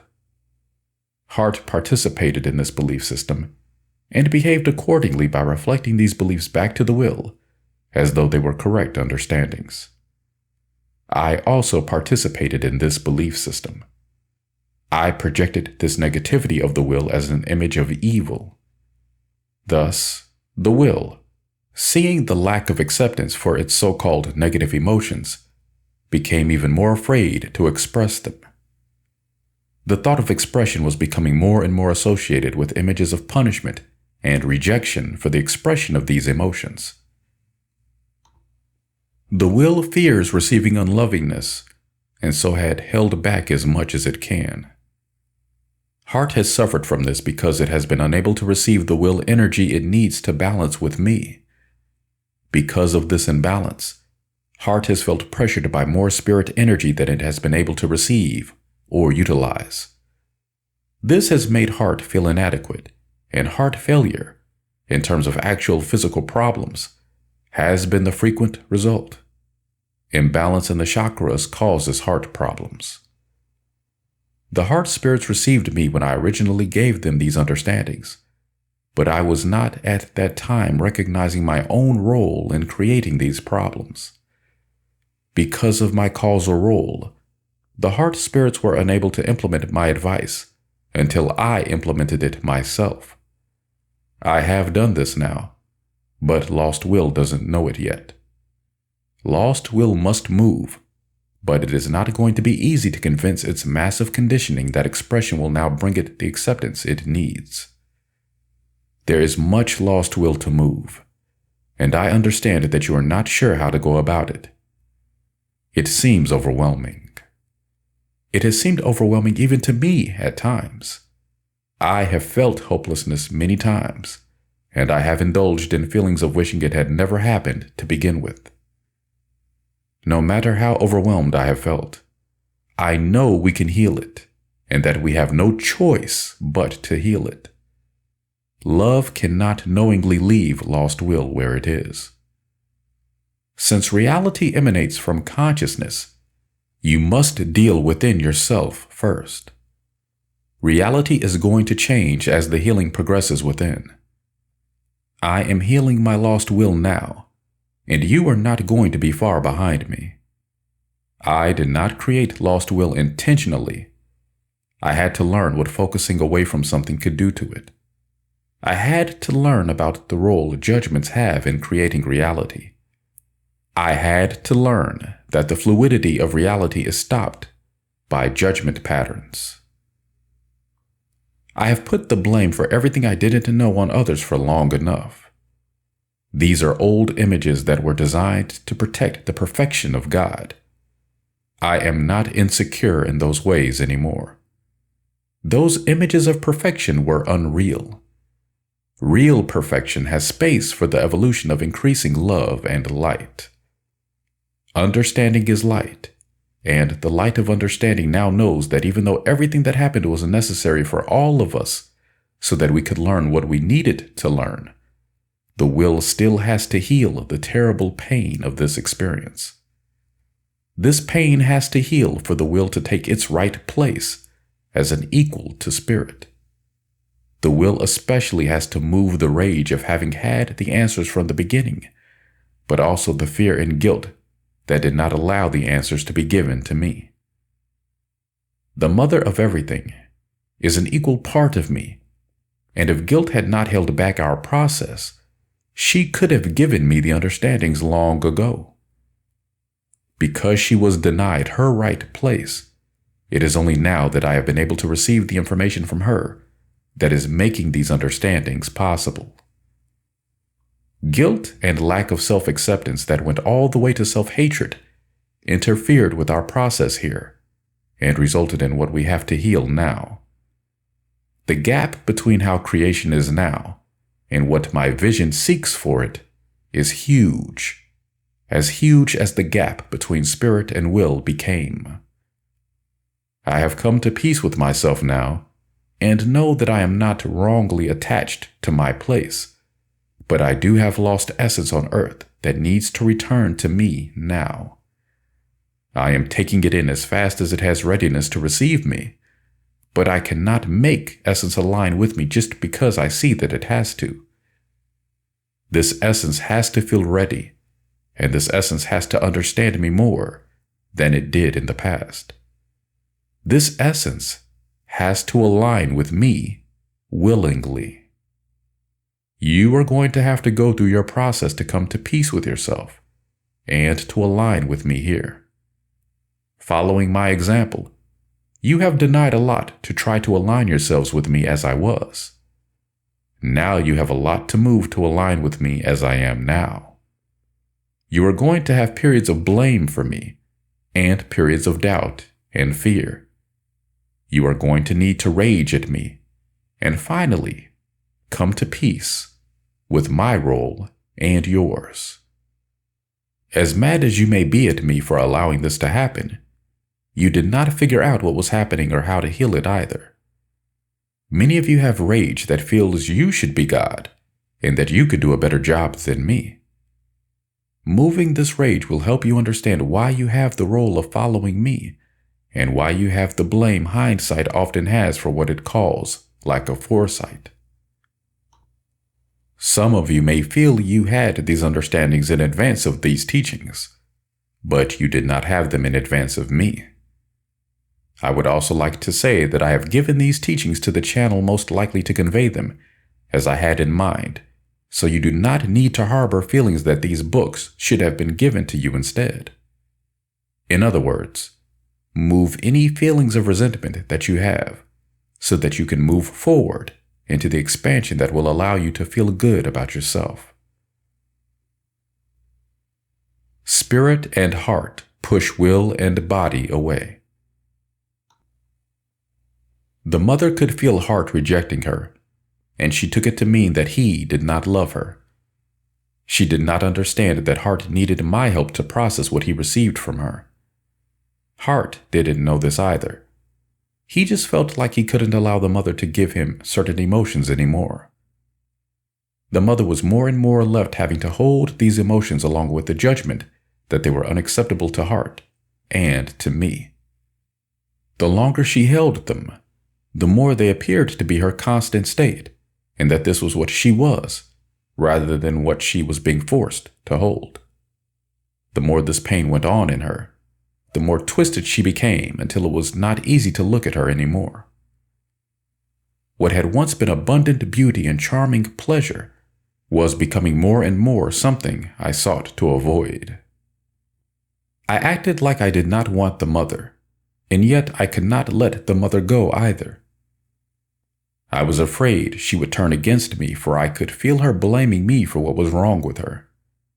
I did not want to receive this blame from her, because I was busy trying to avoid my fears in this area by blaming her. The Father of Manifestation had a role in this that needs attention now. Form reflects essence, and yet we were blaming the Father of Manifestation as though this wasn't true. As the mother's form warped more and more, I blamed him for it and told him he must be causing it in some way. Many of the spirits had form problems, for which the Father of Manifestation was also being blamed. Many spirits wanted to say that he had given them forms that were not good enough. The Father of Manifestation was susceptible to the blame because he did feel that he was responsible in some way that he could not explain. His guilt here caused him to feel that he had to continually heal the spirits' form problems. Because the cause of the form problems was not understood to be denial, the problems continually recurred in spite of all the healing efforts. When the Father of Manifestation was feeling frightened over this, he blamed himself and felt increasingly inadequate. When he grew tired of feeling this way, he often became enraged, and his rage blamed everyone else. The Father of Manifestation had blame for me, but it got very seriously denied because the more I polarized away from the mother, the more he could not help but polarize along with me, since he is me, although we did not know it yet. This made it appear to the mother that we had more alignment with each other and in opposition to her than we really had. But I was not consciously very aligned with my body. I did not even recognize it as me. I found it annoying when it looked like body opposed me, but I was also annoyed if he copied me. The alignment of spirit, will, heart, and body will bring healing to form and health. Guilt is the reason that most people suffer from these problems anyway, because guilt in the place of my light does not nourish life, but brings the punishment of death instead. Lack of alignment, guilt, and denial, twisted form, and form will untwist itself in response to the regaining of alignment. Along the way, form may need some help. There may be periods of time when you feel that you need medical help or the help of holistic healers. You may need help adjusting your dietary patterns to your changing emotional patterns. Your muscles may need a massage. Your bones may need to move. Do not force things faster than you have readiness to heal them, is my caution to those who want to rush ahead to the day when they are totally healed. To those who view this process as agonizingly slow, I want to say that the perseverance to go through everything that has to be gone through will bring healing to everything in the end. Just because you are moving with this healing does not mean that you are always going to be balanced within it. When you feel you need help, get it and learn from it, rather than judging yourself a failure because you had to have help. Healing yourself means doing all you can in the way of moving emotions, letting go of old belief systems, and listening to your changing needs. Help from others is not wrong when this is what you feel you need. Taking responsibility for the help you seek and being the director of your own healing is the key issue here that determines whether you are healing yourself or not. Pressuring yourself not to be sick is valuing the appearance of health over true health and is not the right approach to this healing. Trying to make others responsible for how you feel is not the right approach either, but you have to accept it as part of the process along the way and move the feelings you have here, because you do have a lot of blame based on old pictures of how things were in the past. As long as these feelings remain, the old pictures that go with them will be acted out. The Ronalokas and the other rainbow spirits have blame they have held back from the beginning for the mother and the father of manifestation for not being more aligned with me at their emergence. Even more denied is blame toward me for not being aligned. The rainbow spirits have always felt that a better alignment at their emergence would have given them a better start in life. Many behavior patterns have resulted from this, including the many Jewish parents who are so intent on making sure their children get a good start in life that they are often overbearing with their children and pushy about helping them get started in the world. Fear and anger are hidden in these behavior patterns. The Ronalokas, along with everyone else, held back the feelings they had toward the mother and the father of manifestation. When this happened, the true feelings emerged in other ways, and I have had to learn to read them. The understandings I have given the heart spirits now are the same understandings I gave them so long ago, except for the parts involving my own responsibility, because I did not have those understandings then. Having taken responsibility for myself, other spirits can now take responsibility for themselves, and healing will succeed this time. Just as I have found that it is your position to follow me, I have also found that you cannot precede me, even when I try to help you do it.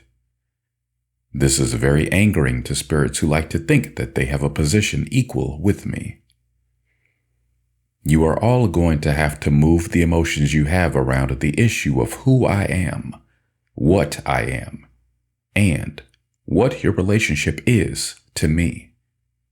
Some of you have put yourselves above me, some equal with me, and some so far below me that it is not realistic. But none of you have put yourselves in your right place yet. Guilt and lack of self-acceptance have caused most people to hide their true feelings about their relationship to me. There are feelings around the images of me as a higher being, and feelings around the image of me as nothing more than the consciousness manifest on earth that need to move now. You have both wanted me to lift you out of your predicaments, and feared that there is nothing to lift you but the consciousness you find among yourselves. For a long time, the feelings toward me were being held so undercurrent that I was not receiving them.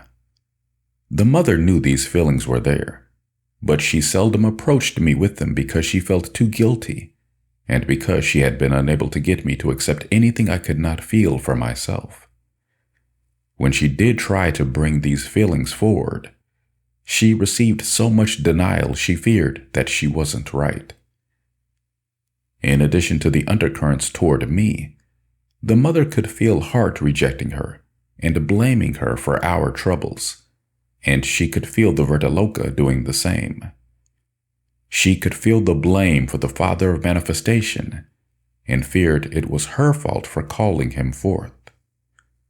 She could feel the rest of the rainbow spirits rejecting everyone except a few of the angels, and she could feel the Godhead rejecting the father of manifestation and herself. She hated to feel like an outcast in her own creation, but she felt like there was no place that had acceptance for her. She longed for it to be different, and felt that there was so much lack of acceptance among the spirits that it had to be healed. Everywhere she went, she felt the spirits rejecting one another based, it seemed to her, on what they didn't like about the Godhead. Most of the rejections were going on undercurrently, and so the mother got denied when she tried to point them out. The mother began to feel she was going crazy from the roar of unspoken things everyone else was pretending not to notice. Her attempts to get others to bring these unspoken things forward for resolution were met with so much rejection that the mother felt the spirits did not even want to see her coming, because then they would have to think about what she had to reflect to them.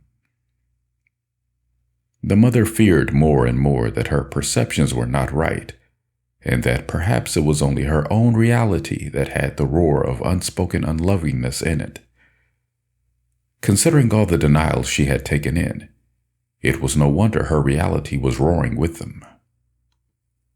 Lucifer sensed the mother here, as he so often did in her times of greatest uncertainty, and he told her what she was most afraid to hear.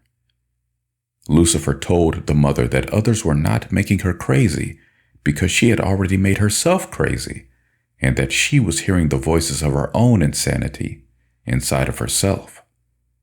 He told her that other people did not see or hear or feel these things, and that they were much more calm and peaceful than she was. He also told her that the spirits behaved much more harmoniously when she was not around, because she had a very disturbing effect on them.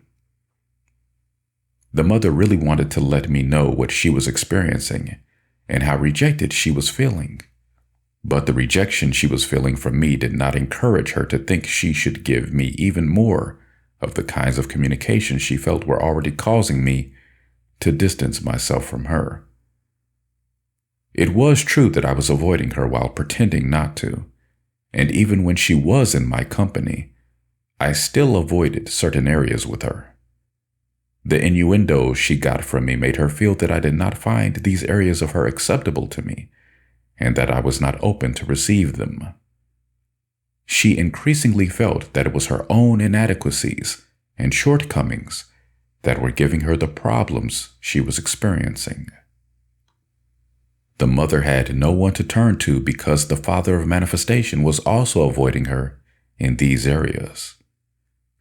The mother had guilt telling her all the time that she was not right to feel as she did, and that other spirits were more loving than she was, because they did not feel the negative things that she felt.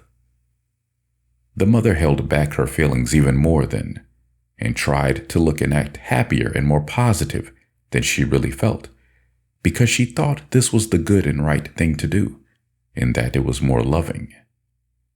The mother tried to be more loving by trying to behave as much as she could in the ways she thought others wanted her to behave.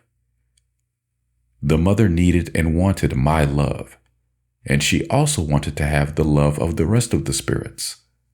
And so, she sought to win our love by trying to be what she thought we all wanted her to be.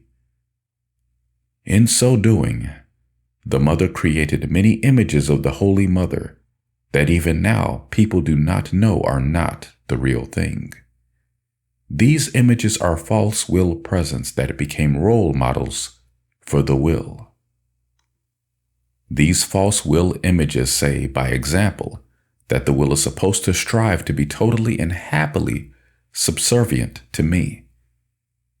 My desire is supposed to be the will's command, and the will's desire is supposed to be to obey my every wish and command. Discordant emotions were viewed as a lack of faith in me.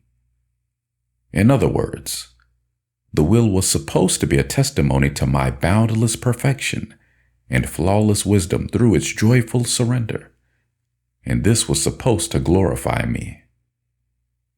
Long ago I thought this was what I wanted, but when I think of it now, it makes me sick. It would have made me sick back then too, but then I was not allowing myself to know that this was what I was asking the will to do. I was insecure here, and so I didn't allow myself to face the issues involved. I was playing a game of pretending I was allowing the will to be free, but all the while wanting her to give me the desired reflection of my perfection. My insecurities did not at first allow me to realize I was projecting the image that I was perfect already, and that everyone else needed evolution. The mother knew from the beginning that this was not right, and I did not let her give me the reflection for a long time. I wanted the mother to give me the reflection I was seeking without having to go through any process of winning her trust or anything else. I didn't want to have any process at all because I thought she should have automatic, immediate, an unfaltering faith in me because I was her man. Her questions seemed like a faithless undermining of the masculine image I wanted to have of myself. I had rage that wanted to force her compliance building around this issue because I was pretending to go along with her more than I wanted to. Because I had to see myself as the narrow kind of perfect that did not need process and did not make mistakes. I either had to pretend nothing was wrong or blame everything negative on someone else. Increasingly, I found myself doing these things. I pretended that nothing was wrong between the mother and me, and that I was just allowing her the freedom to do her thing when we were not together. Actually, I disliked and even hated her in the places where we were not aligned. I was blaming her there, saying everything that was wrong was her fault because she was not aligned with me, and yet claiming, on the surface, that I had no blame for anyone because everything was just fine as it was. When I was home, I found myself being entertained more and more by the angels, and even finding lovers among them. The mother wasn't coming home with me anymore because I wasn't bringing her with me, and I wasn't allowing myself to know that she had lost the vibratory power to come on her own. The mother tried to use Heart as a middleman. She wanted Heart to intercede with me on her behalf, and Heart did not deliver the messages. He felt that I would not receive them, and he judged that the mother was wrong to want him to intercede for her. When Heart did try to approach the subject by mentioning the imbalances he felt between the mother and me, I gave Heart only token responses. When Heart felt my lack of response here, he did not press me further because he felt that if I was not ready to respond to him on the issue of the mother, I was not ready to respond to the mother. Heart made assumptions here, and when he saw what it cost creation, his guilt caused him to punish himself. Heart did not at first think it was his right place to deliver messages to me from the will. He felt the mother and I needed to contact one another directly and not use him as a go-between. Heart now knows that both approaches are fine, but we all had to learn that he was more involved in our relationship than we at first thought, since we viewed him as a child of our relationship. There are many lost will images of children involved in the sexual relationships, intrigues, and push and pulls between adults that make it look as though their involvement in their parents' relationship is as terrible for them as we originally judged it was going to be for Heart. Light in these areas will reveal new realities because it is not possible to see other ways these relationships could take place until the judgments are released enough to let in new pictures. Lost will receives everything through the filter of what it is already holding, and so cannot receive anything new until it moves the old programming and the conditioning that says the old programming is right. Guilt is the reason this has not happened already. Although I did not respond to Heart on the issue of the mother the way he would have liked me to, Heart did succeed in making me feel guilty about the mother, and guilt then caused me to go and seek her out more often than I might have otherwise. The mother was not looking very attractive to me anymore, and she was also looking strangely diminished. The mother already sensed my feelings about her enough that she felt unworthy and did not believe I loved her anymore. She was in agony over losing my love, but was afraid to show me this enough to let me realize that it was a large part of what was twisting her and making her look so awful. If the mother had had my love and acceptance, she could have handled the rest of the spirit's rejections, which actually then would not have been there for her, because the spirits were reflecting my denials. As it was, The mother had distrust for me when I appeared before her, and believed that all the spirits were undercurrently aligned with me against her. She was ashamed to face me because she knew I was not finding her to be very attractive anymore, and her confusion about love and appearance has many times been referred to as vanity. Lost will has reflected this confusion about form and essence when people have stressed essence by saying it doesn't matter what a person looks like, it's what's inside that counts, and when form has been stressed by people who are overly concerned with appearances. The whole reason this is even an issue is guilt. The mother had intuition telling her that her appearance was my fault, but she felt guilty about blaming me. Her blame got enraged when it got denied, and for a long time it did not come forward. When this lost will did come forward, it had a lost will picture of me as those who disfigure the earth and mutilate women. Some of this disfigurement is very subtle, but it is there nonetheless. Subtlety does not always mean that what's being reflected is less intense than the more blatant forms either. Subtlety often means that what's held there is so intense that immense guilt is allowing only a tiny amount of what's being held to be reflected. The mother also had intuition telling her that her appearance was a reflection of her inner self. The mother had a feeling that form was a reflection of the essence involved, but she lacked the understanding that form reflects how the essence feels about itself. The mother only knew that she did not like looking at herself anymore. The mother felt that love was a beautiful thing, and her loss of beauty made her fear that she was losing love somehow, either through the loss of my love or her own lack of loving response. The guilt that told her her problems were her own fault caused her to blame herself and increase her feelings of unworthiness. Guilt caused her to believe that she had lost her beauty and her position because she had not been loving enough to remain there. Because I was projecting a picture of myself as blameless, the mother believed she was the one that was wrong. Her rage that wanted to blame me as causal became even more seriously denied. Gapped feelings and sexual inadequacy. Besides fearing I was inadequate for the role of God, I also had the other extreme of the imbalance. I feared I was too intense and fast-moving for everyone else. When I felt as though the mother was holding me back, I feared that she couldn't keep up with me. When I projected this out, the mother received it as a feeling that she was inadequate. Of course, I was pressuring my speed to compensate for my inadequacy fears and denying those fears into the mother as though they were her fears instead of my own.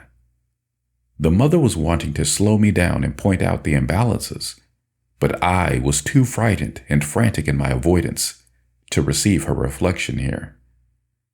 I gave the mother enough denial to make her lose faith in her perceptions and let this reflection move out into the lost will. Instead of receiving her here, I had put the blame on her so cleverly and subtly that she did not realize it for a long time. I did such a good job of making her feel that our problems were her fault and not mine that she believed it for a long time and suffered with guilt's punishments down throughout all of history. The mother has just now started to move the rage she has felt toward me, and she has so much guilt in this area that she has appeared to be as ugly as her rage was judged to be. Men have held women down as long as they possibly can now, and even the most enlightened of men need to look more deeply into themselves to see what they still hold against the will that makes them do unconscious things which continue to perpetuate the image of women as inferior to men. I say this because the most enlightened of you have gapped yourselves from the serious problems I am describing now just as I did. It is not possible to be any more enlightened than the will is, and I had to fight this for a long time before I could surrender to it. The area is a major problem between men and women that has only come to the surface in little pieces that are fragments of the whole picture. Women have a lot of rage that needs to move here, and men also have a lot more rage than they have expressed. Women have tried to break out of the old molds by going forth in the world, but they have to move the old emotions first, or they will not find the happiness they seek to find there. It is not necessarily wrong to have roles according to sex, and it is not necessarily wrong to want to reject those roles. You must have emotional alignment with what you do to find the happiness you seek.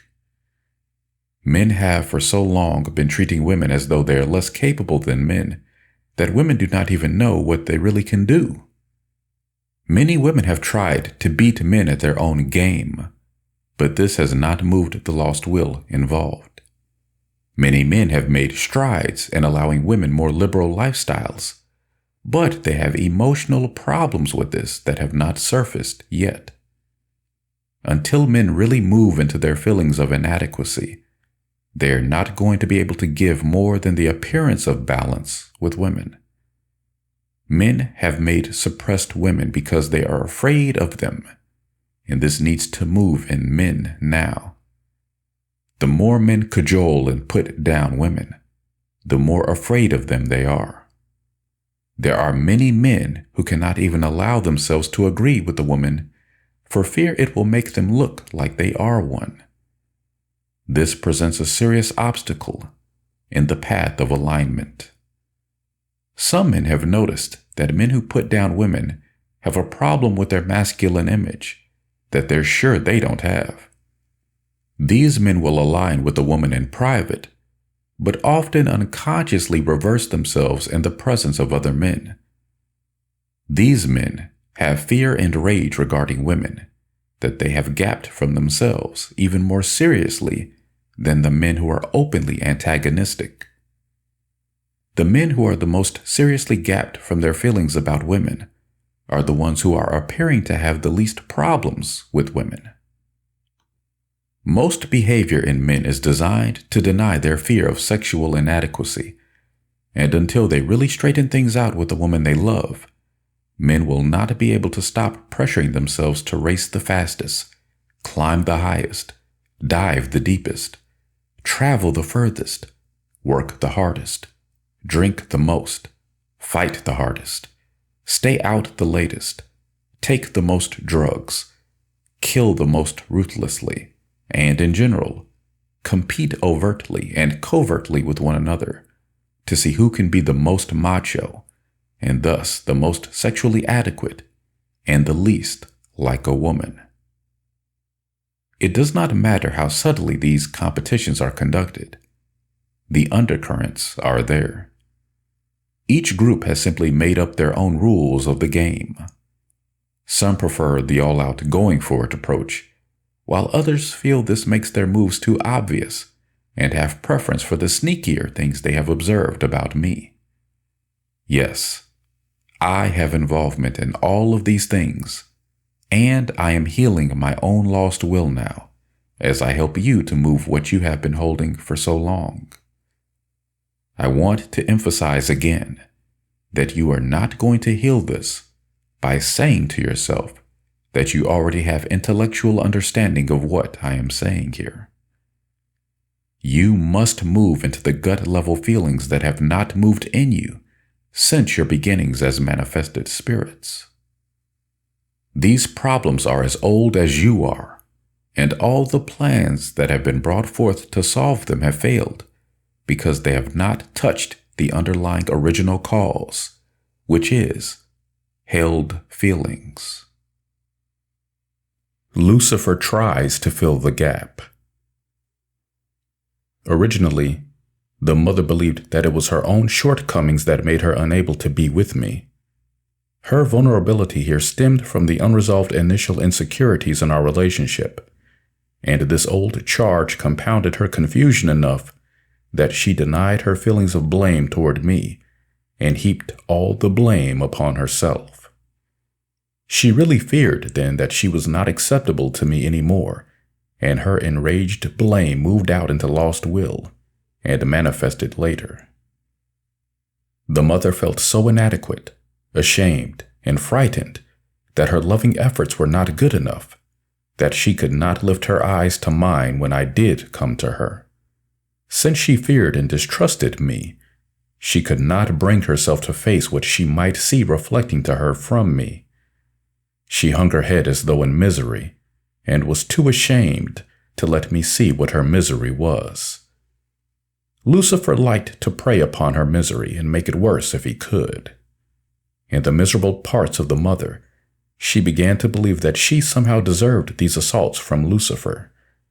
She no longer had the fire it took to fight him off as she had in the past. How could she, when she felt so worthless and guilt had gotten her to deny her rage? She began to feel that even if I had not exactly given her to Lucifer, I had sent him, or at least allowed him to come and give her the scathing criticisms that pointed out every shortcoming of hers that could be the reason for my rejection. The mother felt beaten and scorched after Lucifer's attacks, and he had been assaulting her in my absence much more than I realized. I could not understand why she lacked the will to fight him off.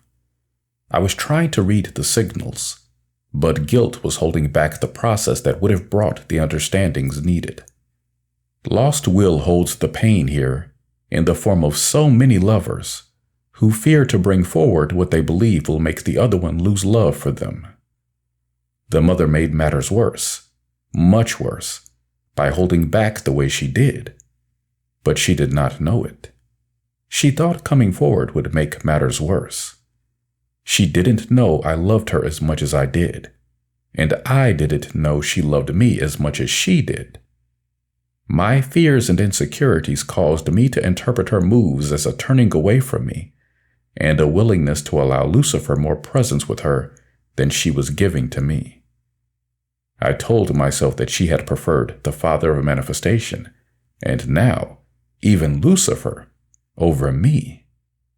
I put denials into the lost will here that had interpreted the mother as preferring others because she was not aligned with me and had decided to turn against me instead. I hated her for this and did not acknowledge it for a long time. My fears and jealousies had also been causing me to assume that the father of manifestation had been with the mother all the time I had not been. I was having so much trouble looking at the situation that it wasn't possible for me to see it for what it was. In actuality, the mother had been alone and felt that no one loved her. She was receiving so much denial that it was impossible for her not to feel bad all the time.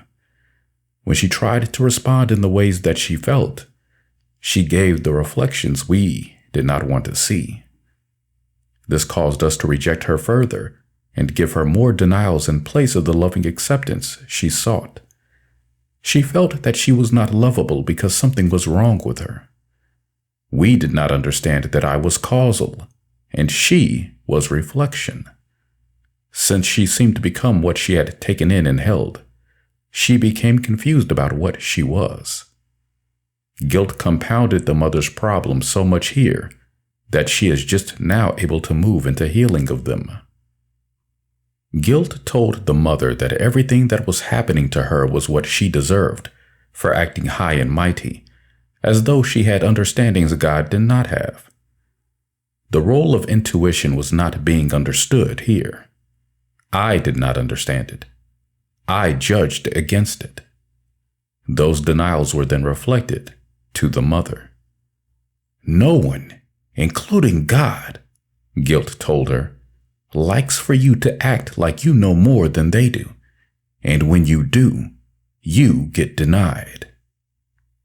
I had blame for the mother, and because she felt it, she feared guilt was correct here. Lucifer amplified this whenever he could by telling the mother that she was attractive to the things that were happening to her, and not attractive to the other things she claimed to prefer. He frightened her into thinking that it was not possible to attract bad things unless she was a bad person. He told her that she was constantly trying to pretend that she was more than she really was, and that she was playing the role of a martyred victim because she believed she should be getting better treatment than she was. Lucifer did not mention any possibility for changing her situation. He only told her she was at fault if she couldn't accept it as what she had created for herself. Lucifer saw an opening to make the mother his this way, and he tried to convey to her the impression that she had more attraction for him than she did for us. The more he preyed upon the mother, the more frightened she became that this was true. Both the Father of Manifestation and I were leaving her alone a lot of the time, and Lucifer tried to convince her by his increasing presence with her that he was the mate she was meant to have. He wanted to make the mother his right place and force her to do his bidding because he saw power in this move that he thought could give him my place. The mother had trouble repelling him because the loss of love she was experiencing was making her more attractive to Lucifer. Lucifer did not let me know directly, but he showed me in the twisted ways that denial reflects these things, that the mother was a great source of power that I was not recognizing or utilizing. He gave me this information by constantly belittling me for not being able to get the mother to align with me. I knew he was inferring that I was not powerful enough to be God. To understand the twist of denial, I had to learn to reverse it and see that it meant that if I could get the mother aligned with me, I would be powerful enough to be God.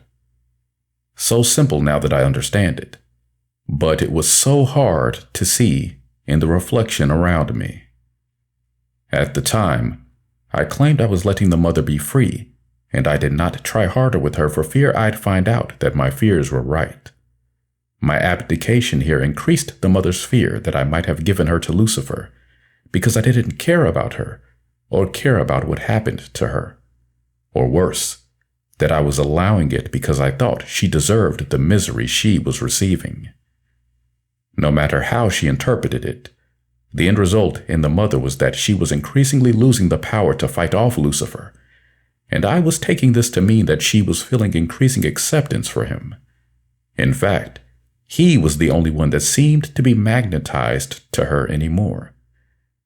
This made us all feel terrible about the mother, and made the mother feel terrible about herself. The Father of Manifestation was watching this situation too, and drawing the same conclusions I was, except from his own point of view. He at first thought the mother preferred me, and later that she preferred Lucifer over both of us. Like me, he denied many of the feelings he had in favor of the pretense that whatever happened was all right. Body moves toward spirit. While we pretended everything was all right and went about living our lives in the company of others, we were both secretly watching the mother and denying that we had any interest in her other than what we were willing to display openly. The mother felt us watching her, and our denials here made her paranoid that she thought we were more interested in her than we actually were. Our denied feelings of love for the mother got twisted here into feelings of wanting to take revenge against her for rejecting us, hurting us, and making us feel like fools.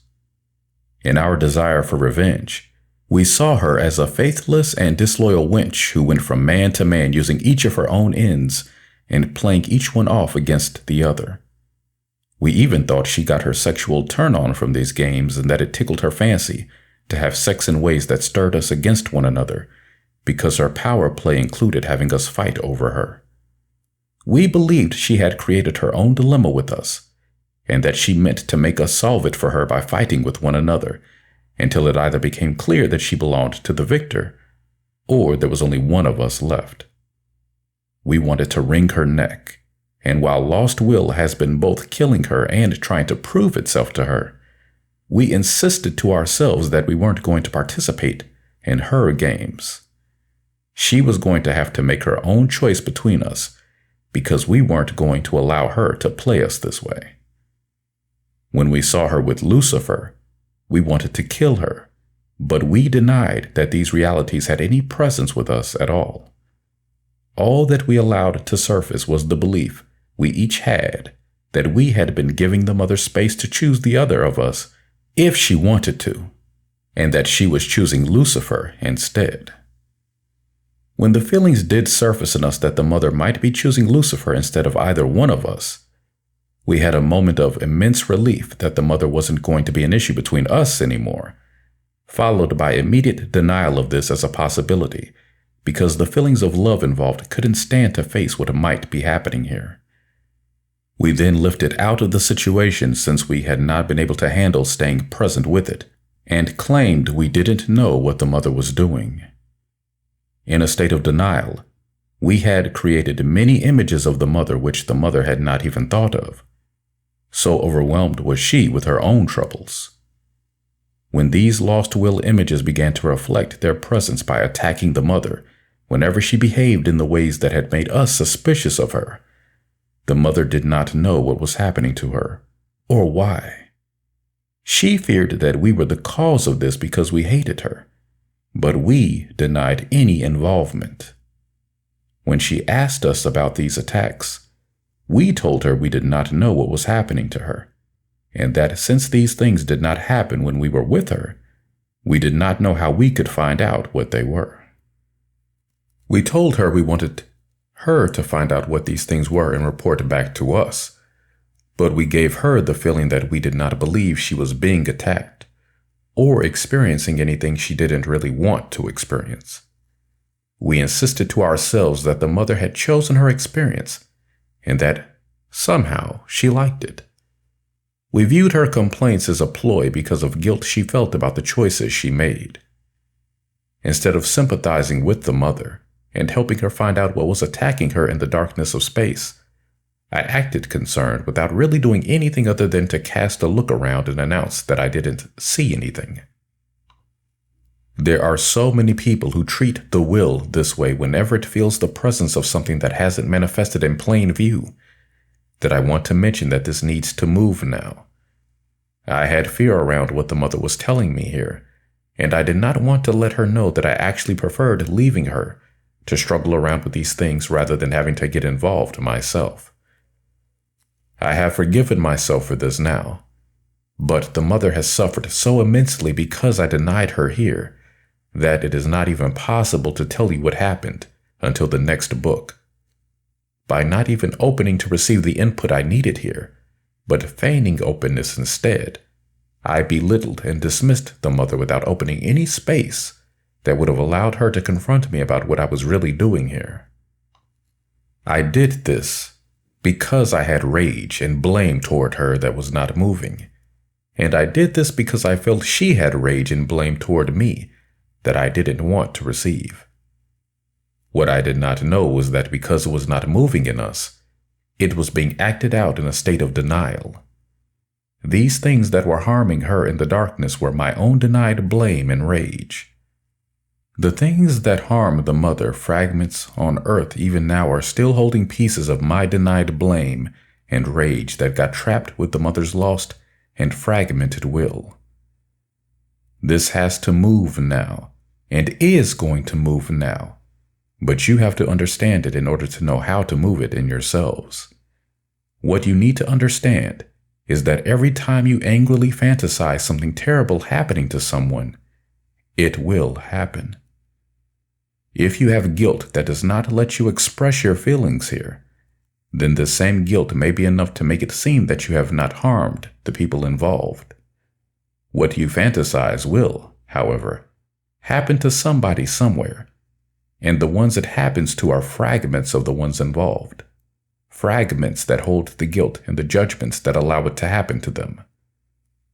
Rather than allowing this to continue, I suggest moving the feelings involved until you don't feel blame anymore. Blame. I had blame that was not moving then, and I'm still healing it now. Besides blame for the mother, I had plenty of blame for the father of manifestation. I even felt that he was causing the mother's pain in the darkness by not letting me in there when he had sex with her. In other words, I felt that body and will were having sex without spirit and heart, and I was furious at them for this. On the surface, I thought I was acting as though it didn't matter, but underneath, I was seething with rage. I hated them both for leaving me out and acting like they liked it better that way. I hated them so much I had fantasies of killing them and getting a new mate and a new body. On the surface, I acted like love was all that I felt and that they had mine. But in a part of myself, I might add, I didn't care what happened to them. And worse, I had fantasies of what I wished would happen to them. To make matters even worse than that, it was happening to them in a state of denial, and I was not allowing myself to know it. The only knowing I really had of this was that I was continually nagged by guilt telling me I should be more loving than I was. I continually tried to silence this guilt by allowing less and less expression of the feelings that I had judged to be unloving. Finally, I got to the point where I did not seem to have emotions at all anymore. Instead of deciding here that something was wrong, I decided instead that this had to be the solution. I had a fine time here as long as I didn't miss feelings, and my fine time went on for a long time because I had gotten very sick of feelings before I reached this point. I was in heaven, in fact, or so I thought, celebrating the success of my creation. I thought I had really done it. I thought I had gotten the creation I wanted to have, and gotten rid of the thing that had made me so miserable in the beginning. I thought I had taken care of my problems with the Father of Manifestation too, by putting him out in manifestation, and making it so that he couldn't reach me anymore. He was in the role I wanted him to have, which was giving form to my creation, and allowing me to withdraw my essence from forms I no longer wanted to experience. I was happy with this because I no longer had to feel trapped in manifestation. I had trapped Body there instead, and when Body felt he didn't want me to withdraw from him, the guilt he had over his role was there to tell him that his problem was his inability to accept his place in my plan.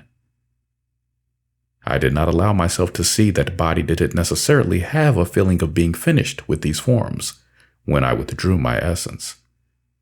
I had not yet realized that I was leaving whenever I encountered a reflection I did not like. I told myself I was finished there and wanted a form change. Body's problems were increased here by the experience of feeling that he was not very interesting to me. Guilt told him I would stay longer if he served me better. I had guilt telling me it was not right to have Body serve me in this way, but for a long time, I did not listen. With will in such a severe state of denial, there was no communication between Body and myself, and I wanted it to be that way. I made it appear that I was above him because I wanted to be.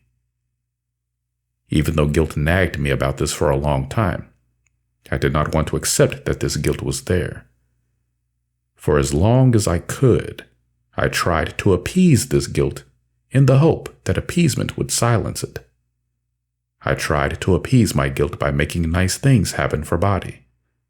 I tried to make Body accept the role of being king in his own realm. I gave Body the impression that if he served me well, he'd have a nice life, and that if he didn't, he'd have a bad time. In the places where Body felt afraid and guilty, Body tried to please me. He knew that I blamed him for what was wrong with the manifestation. Even though I denied it to him, he was afraid that I was punishing him for what I didn't like about the manifestation of the spirits. Body also feared that even if I was not punishing him directly, I felt that he was getting what he deserved, and that I was allowing and perhaps even enjoying it. And thus, body was also increasingly ashamed to face me and even sought to avoid me in certain areas.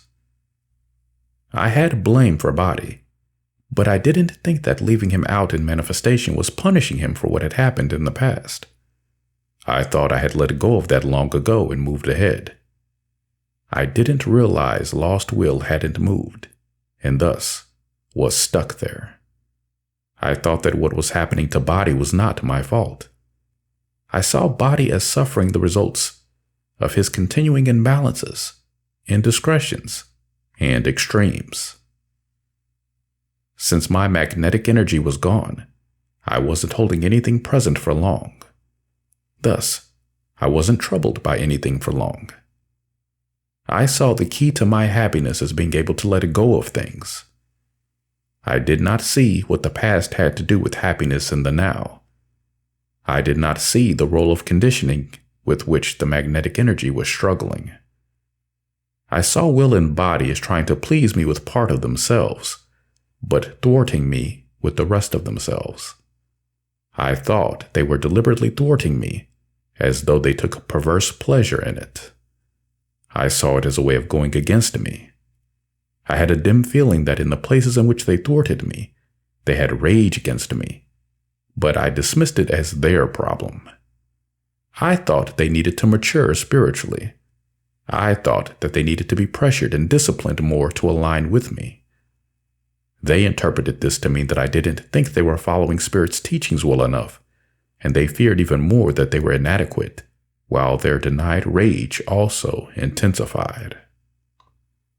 On the surface, they tried to please me more, but there was a tremendous amount of lost will moving out that was holding fear of unworthiness and inadequacy, and also rage that hated me for the way they were being treated. All of this lost will saw me as an unloving God who demanded an impossible level of perfection and punished heavily for the slightest infractions. Guilt has held this present for a long time because of fear of my rejection and my power. The mother and the father of manifestation talked about coming to me many times and telling me how they felt, but they were unable to come to me with these feelings because there was no acceptance for it. I had an aversion to them that was sufficient to keep me away from the mother and the father of manifestation for longer and longer periods of time. When we did meet, there was so much ground to cover, and we felt so overwhelmed by everything that none of us wanted to risk being the one to open this Pandora's box. We had intent to be loving with one another, and we did not know how much we were holding in a state of denial in our attempt to confine love to the narrow definition we were holding then. We were trying to help all the other spirits, and we hesitated to mention ourselves because we feared it was selfish. Healing had become the main focus of the Father of Manifestation's work, while the mother was trying to help spirits learn how to maintain themselves better so that they wouldn't need so much healing work. The spirits, however, were unable to progress past any of the places where we were having trouble in ourselves. Denial spirits. Since we were maintaining our image by denying all the things I have been bringing forward now, we were empowering denial spirits to live by denying lost will essence into them without realizing it. These were the spirits that were having trouble enough to need almost constant help from us. Later, all the spirits following our example began manifesting denial spirits of their own, and these denial spirits also began coming forward in need of help. The more we denied, the more denial spirits there were, until we felt overwhelmed by the troubles they brought us. Since these spirits looked so much like the rest of the spirits, we did not realize that we had any such thing as denial spirits.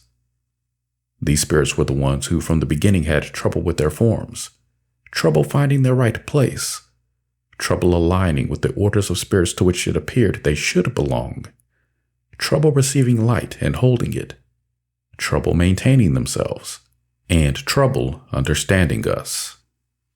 These spirits did not seem to follow along the evolutionary path of the others and, indeed, seemed to try to hold back the rest of the spirits with their lack of ability to grow and progress.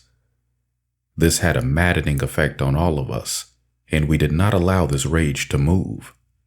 Instead, we tried even harder to help them and preached about love needing to be more tolerant and patient of the differences among us. We were not admitting there were differences among us that we loved, and differences among us that we did not love. This rage has to move, even though understanding is that we are going to get rid of these spirits, but not their essence.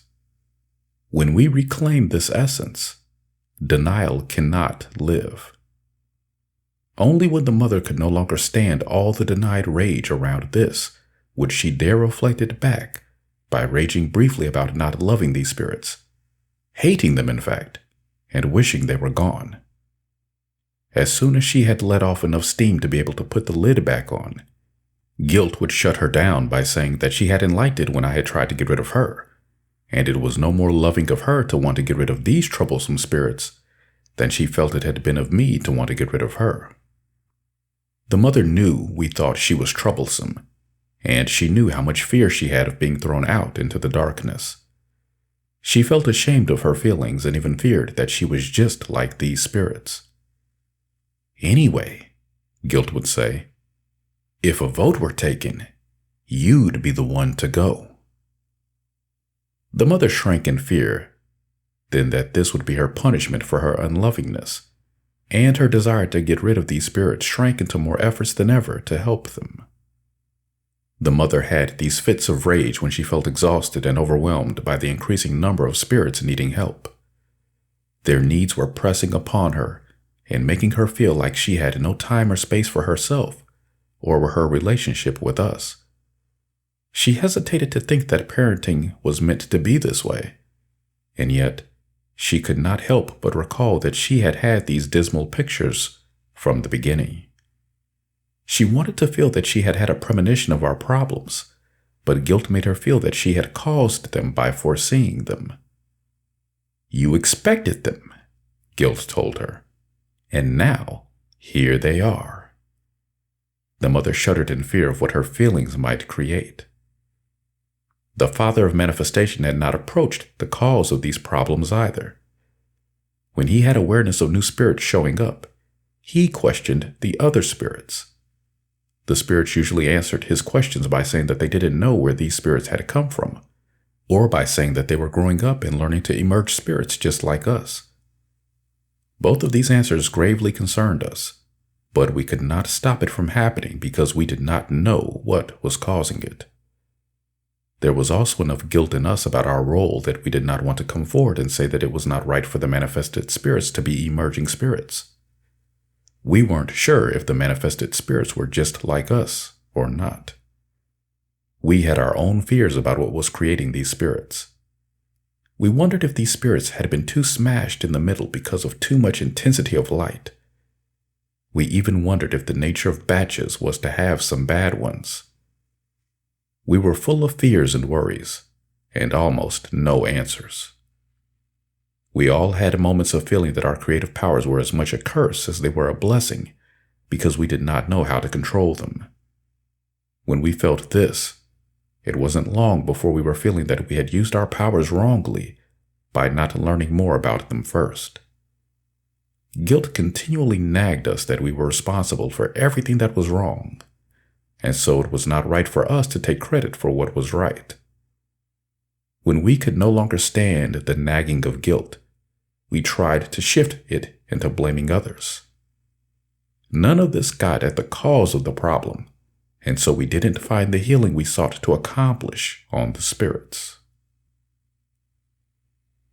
Denied blame and self-sacrifice widen the gap between spirit, heart, and will, body. The mother of everything and the father of manifestation both felt overworked and exhausted. They were not feeling good in themselves, and still they pressured themselves to go on, trying to help those in need. Will and body feared that the spirit's problems were a result of the imbalances within us. The fear and guilt they felt that we might have created without being qualified made them work much harder trying to help the spirits than they would have otherwise. The mother and the father of manifestation were angry at me for going back to heaven, as though the spirits' problems were not my fault, and leaving them out in manifestation to do all of the healing work. They had blame for me because they felt that it was my absence that was the cause of their problems, and the problems of all the spirits. Since I told them I was doing my job, which was generating light, they felt much too guilty and frightened to confront me with any of their blame, and instead heaped all the blame upon themselves. In their fear, they felt that they were responsible for all the problems, including my absence. They thought my absence was a problem of manifestation's lack of receptivity, and they tried their best to heal it. The rage that wanted to blame me got very seriously denied. They had my help in taking on this viewpoint because I was projecting the image of myself as perfect and above blame for any of the problems they were having. Thus, it appeared in their minds that their problems were not my fault, but a result of their own shortcomings and imperfections. Guilt had them believing that they could only live as I did if they attained perfection, and that to do this, they must always be striving to do better and be better. Will and body received these impressions because I was judging them. I had feelings of superiority, and, of course, deeply hidden underneath, feelings of inferiority. My imbalance was blinding me to what was really happening so thoroughly that what I thought was happening became all there was for me. I couldn't read the signs because I had a need to make everything fit in with what I could accept, without bumping up against my limitations. Meanwhile, I didn't think I had any limitations.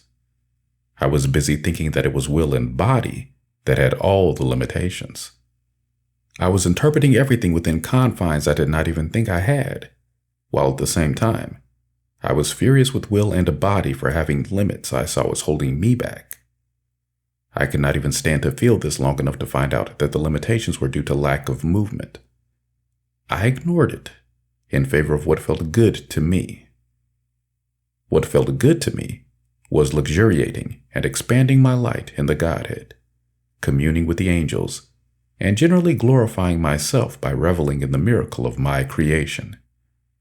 It was a miracle, no question about it, but it had a seamy underside that I didn't want to look at unless I could blame it on someone else.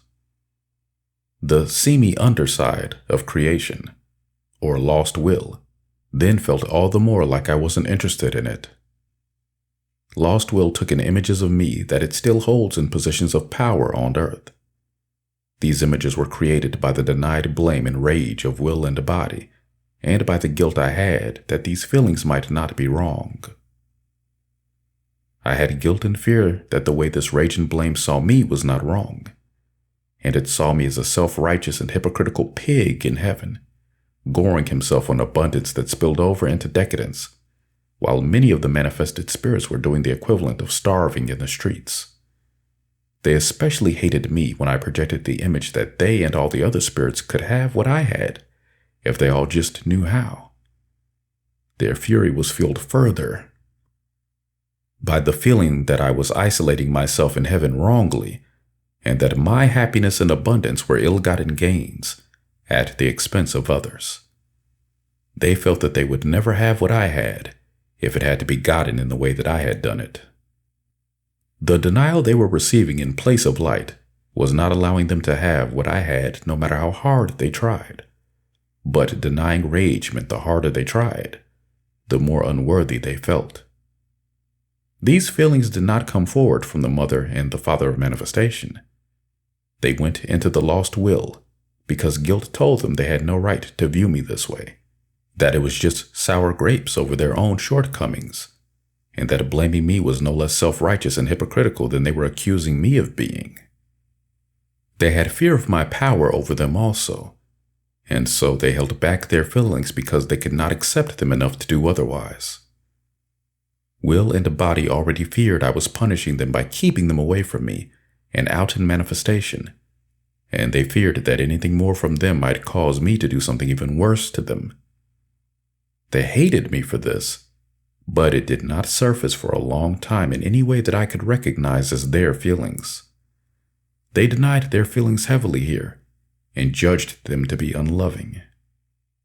Since the mother and the father of manifestation could no longer come to me on their own, they could only view me from afar and hope that I would come to them.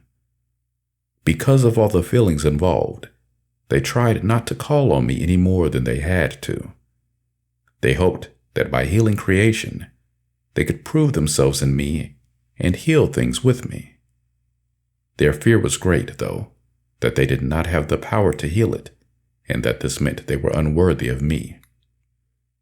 When they did not call on me, I found it convenient to believe it meant that they did not want me around unless they were in a jam.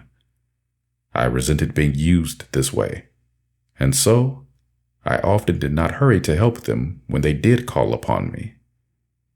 My reluctance to respond to them increased their impression that they were unworthy of me and that I was no longer interested in them. Denied rage believed that they were doing their best and that I never viewed it as good enough. But their rage was so denied, they thought they had only fear in this area. Sex in a state of denial. When will and body couldn't stand the pain of all that they were holding back any longer, they would turn to one another in an effort to ease their pain.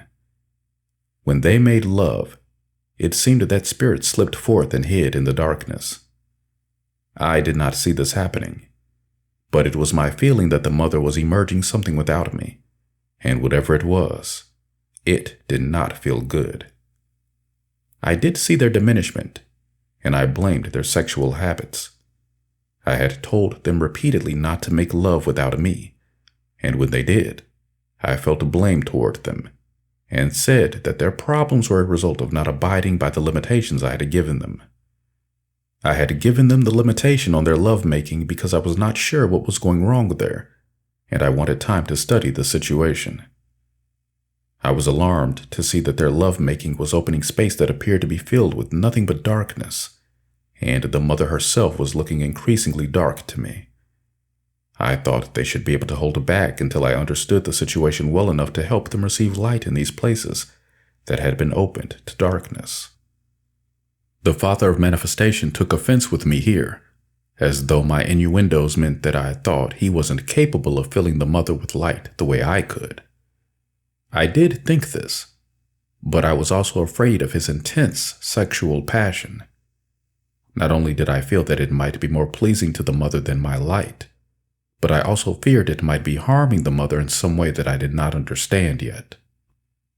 The father of manifestation did not mention his anger over the limitation I had asked him to place on his sexual expression, and I did not mention my feelings either.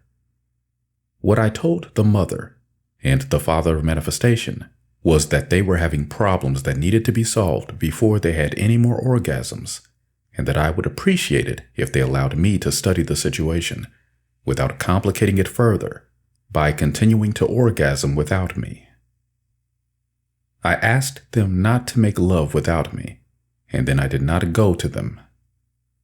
I must admit that I was taking my time studying the problems they were having because I had so many uncleared emotions that I could not get myself to look much at what was going on between them.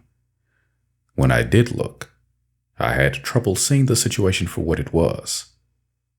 I told them I didn't want to have sex with them until I felt ready to emerge more spirits, and that I did not want to emerge more spirits until the problems we had were already solved.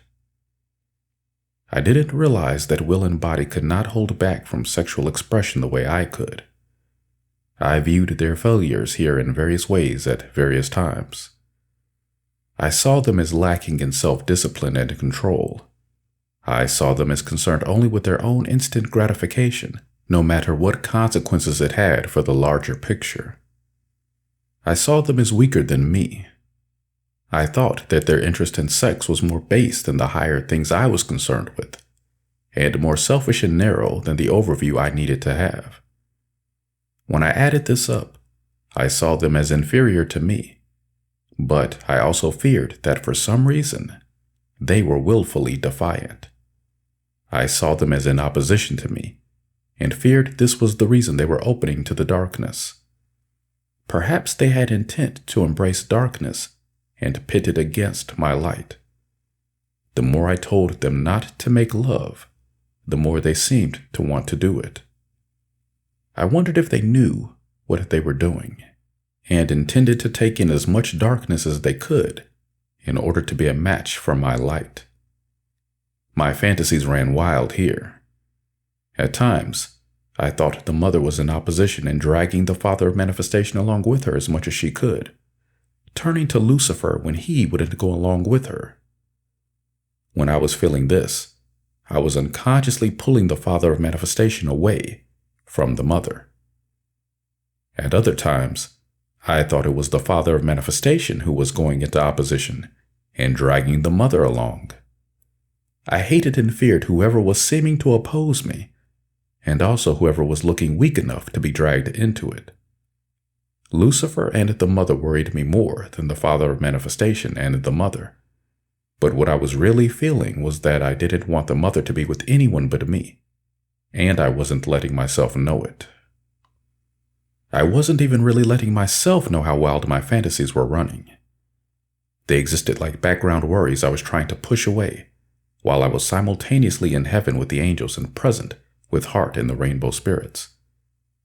I avoided going to the mother and the father of manifestation because I couldn't face the feelings I had here.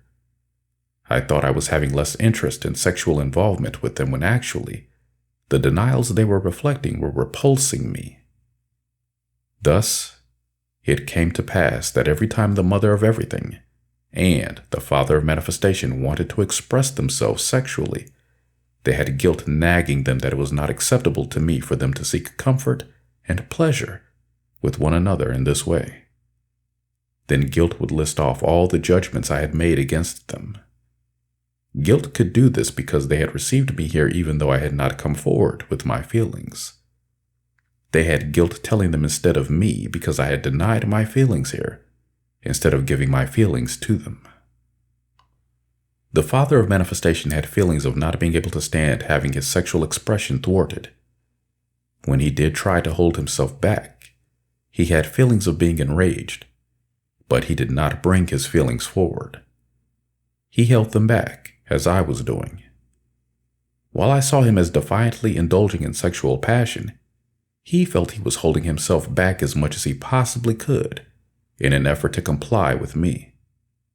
He was further angered that instead of having any appreciation for the difficult fear it was for him to hold back, I judged his efforts here to not be good enough. He felt that I was insensitive to his needs and to his nature, but he also feared there was something wrong with him because he was the way he was. Since I did not seem to be having his troubles, and since he could feel my undercurrents and judgments, he feared that he was inferior to me. His rage grew that spirit wasn't accepting body. His denied rage was what caused me to fear his opposition to me. But competition in subtle ways was all we allowed of this.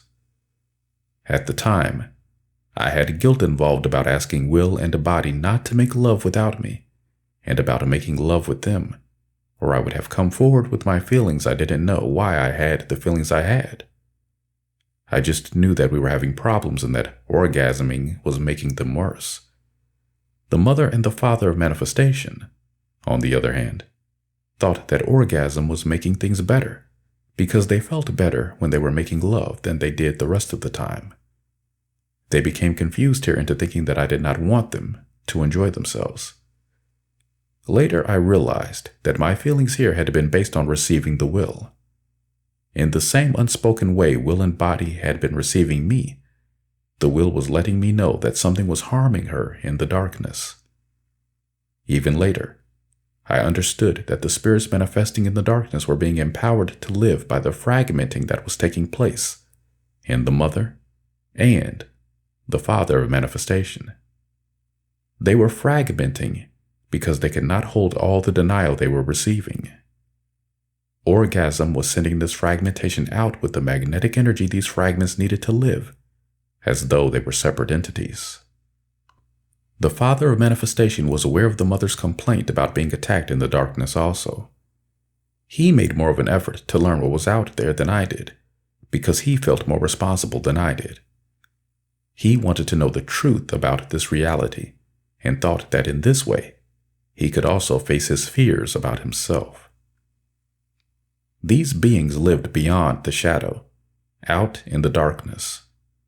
For quite a long time, the father of manifestation had been trying everything he could think of to see these denial spirits, and without success.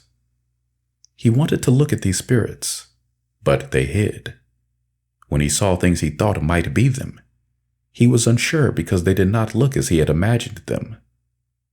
Although he did not realize it, the forms of these spirits changed in the light, both because of the light and because the light did not accept them as they really were. The father of manifestation experiences hidden denials. The father of manifestation had been mentally calling for these beings to make themselves known to him so that he could know if they really were, and if so, what they were. One time when he sat down to rest from his healing work with the shadow beings, something touched his hand and was gone before he could see it. When he looked at his hand, it appeared as though a hole had been torn in it. He recoiled in horror that what the mother had been saying might be true after all. He had hesitated to think that it could be true that they were beings as terrible as she had described, but it now seemed entirely possible that she was right. The father of manifestation looked back at his hand to see if he needed to reassure himself that what he thought had happened had actually happened. When he looked again, the hole was not there. He questioned then whether he had had this experience or whether he had imagined it. He feared that the power of suggestion was strong and that his will to try to find out by experiencing this again was weak. He feared having it be true that this happened to him in case he really was responsible for it. He did not want to have to help these spirits if it meant that he was going to be devoured in the process. The father of manifestation was horrified even further to realize that he had been both repulsed and fascinated by what had happened to him. He wondered if the mother felt this way, and if this might be why he hadn't quite believed her when she said she hated being attacked by unseen things in the darkness. The father of manifestation made immediate judgments that his repulsion was unloving and that his fascination was a perversion. He repulsed himself that he could be fascinated by such an occurrence. He shook his head in disbelief and moved to resume his healing efforts with the shadow beings, but he could not help trying to imagine what was going on in the darkness.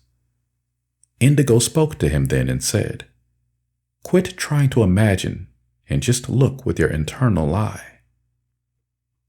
The father of manifestation felt embarrassed that he had not thought of this earlier, and then realized that he had already looked at the time the mother had first told him about creatures in the darkness, but he had been unsure as to whether he had seen reality or the mother's suggestions.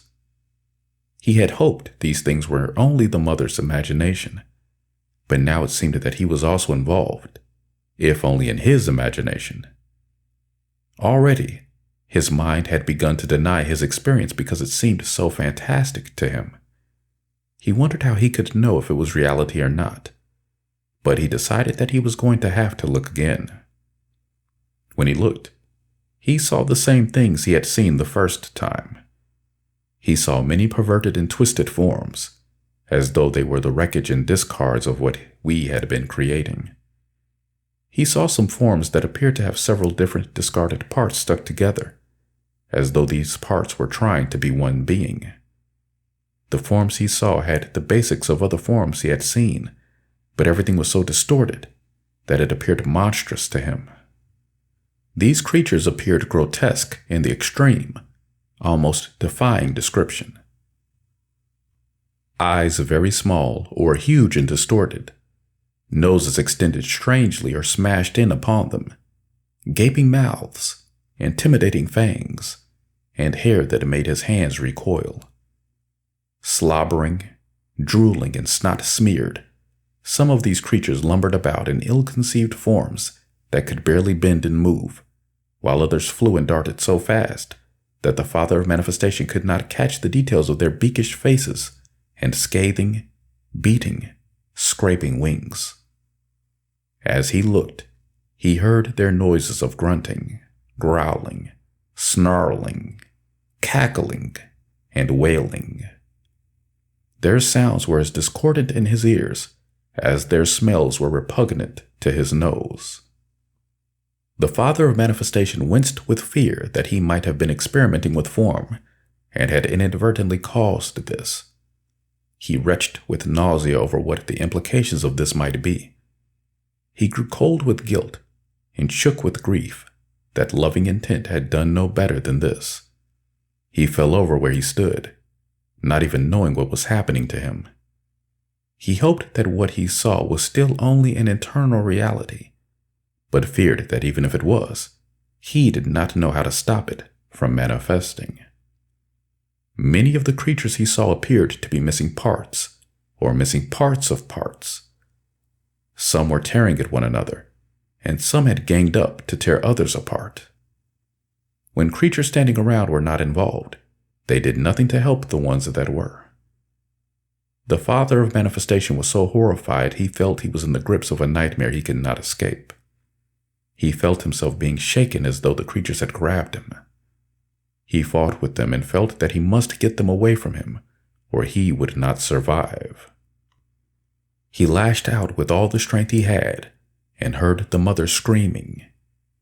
He struggled to see her in the darkness, frightened that they had gotten a hold of her because he had left her alone. He struggled to get to his feet, thinking to look after the mother, but he could not move. The spirits around him were holding him down. He began to hear his name being called over and over. It sounded like the spirits he had been trying to heal. He opened his eyes and only then remembered it was his internal eye he had been experiencing. The mother ran to him then, asking him what was wrong. He could see that she was hurt, and he wondered if it meant that she really had been in that reality he had been seeing. When he asked her what was wrong, she began to cry, and the other spirits present told him that the mother had run to him when he fell down, and that he had struck her and thrown her off. They said they were holding him down because they were not sure what he was going to do. The Father of Manifestation became frightened then that his internal realities became so real that he could not tell the difference between them and his external experiences. At other times, he had found this pleasant, but not now. He wondered if the mother was going to forgive him or not. In a flash, the mother knew what had happened to the Father of Manifestation. She had thought that it was not possible to know these realities without going into them the way she had done, but now she felt internal experiences could be just as strong. The mother could not bear to see the Father of Manifestation in such a state of pain, fear, and guilt. She tried to comfort him and lead him away from what he had experienced by focusing him on other realities around them. She thought it was the loving, stabilizing thing to do, but she was also trembling with the same fears the Father of Manifestation had about the reality he had seen in the darkness. The fear was great in both of them, or the Father of Manifestation would not have allowed her to lead his attention away from it the way that she did. Their fear was so great that they cooperated in moving away from it, and thus gapped themselves from terror that really needed to move here. Their survival instincts had told them that they had to get out of there, and they had to, but they also needed to move all of the emotions involved. Even though they denied the depths of their terror, the Mother and the Father of Manifestation remained frightened. They felt responsible, and they had intent to try to help these creatures, but they were also frightened about going to them, and frightened about coming to me with their experience. The Father of Manifestation wondered if he was solely responsible for this or not, and he feared the implications if he was. He wondered if these beings were the unintended side effects of his creative expression. He wondered if he was putting the mother in danger from these beings when he took her into the darkness to make love. He wondered if the experiences he had had were real or not, reminding himself that his light had never shown him such things when he actually was out in the darkness. He was not sure what it meant if he had imagined all of this, and he was very frightened about what it meant if he really had experienced all of this. The Father of Manifestation was not overtly expressing these fears, but he was torturing himself internally with them so much that he lost interest in sex. If this was a reality that had already manifested itself, he feared I was more right to ask him to hold back from lovemaking than he had at first thought. If it was a reality about to manifest, he was also afraid to make love. He was deeply troubled, so deeply troubled that the mother no longer aroused him. The Father of Manifestation ignored the mother as much as he could because he did not want to risk sexual involvement with her. She became frightened that he did not love her anymore and that he might be blaming her for the creatures in the darkness. She felt responsible because she felt she had emerged them. She had felt these things biting and striking her as they left. She had felt hatred toward them when they did this, but she also feared that they did it because they hated her. She feared that these things blamed her for their problems, and she also had fear that she was somehow the cause. Even though the Father of Manifestation had lost interest in sex, he still had body urges, and after a period of time, they built up again. He held himself back as much as he could, and when he did make love, he chose partners from among the other spirits, hoping they did not have the power to emerge anything. The many fears he held within himself were reflected to him by these partners, though, and the Father of Manifestation found himself increasingly unable to attain sexual satisfaction. As his sexual frustration grew, the pressure from his held emotions grew also. For a time, the mother was glad that the Father of Manifestation was no longer making her feel pressured sexually. She had feared displeasing me by making love with him, and she had feared displeasing him by saying no. For a period of time, we all felt relief from sexual pressure, and many times I wished the mother had left well enough alone. The mother seduces the Father of Manifestation. The mother did ignore the situation as long as she could, but she had a growing jealousy over the partners the Father of Manifestation was having. As much as she was concerned over his sexual problems, she was also glad he had not been able to find satisfaction with another. She still had love for him, and hoping he still had love for her, she decided she would try to seduce him. She gave the excuse that the Father of Manifestation could not be unhappy sexually and still generate his light. Of course, everything omitted here in terms of the feelings involved caused me to question the mother's motives. Even though I later realized that she was right, I was furious with her at the time. In my view, the temptress in her came out. The mother had decided to approach the subject of the darkness and focus on the positive this time.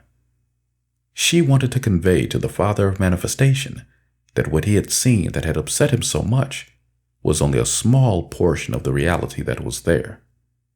She wanted to tell him about the love she had for the quiet restfulness of the darkness, and of her love for both the feeling of privacy and the feeling of openness to the vastness of space that the darkness gave her.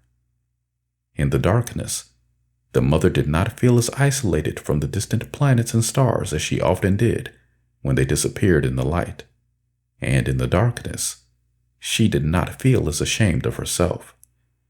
She did not want to mention that her terror of the darkness never left her, or that not knowing what she would find out there made it exciting. She feared these feelings in her because she did not like the pain of unpleasant findings. The mother put on what was, in her opinion, the best look she had left. You might liken it to a revealing black dress with chiffon veils. She moved slowly toward the Father of Manifestation, at first trying to act like she was just moving around, rather than that she was approaching him. Her movements were gently swirling ones that seemed designed to be as alluring as possible. When she did draw near him, her motions allowed her dark veils to touch him, as if it were not by design.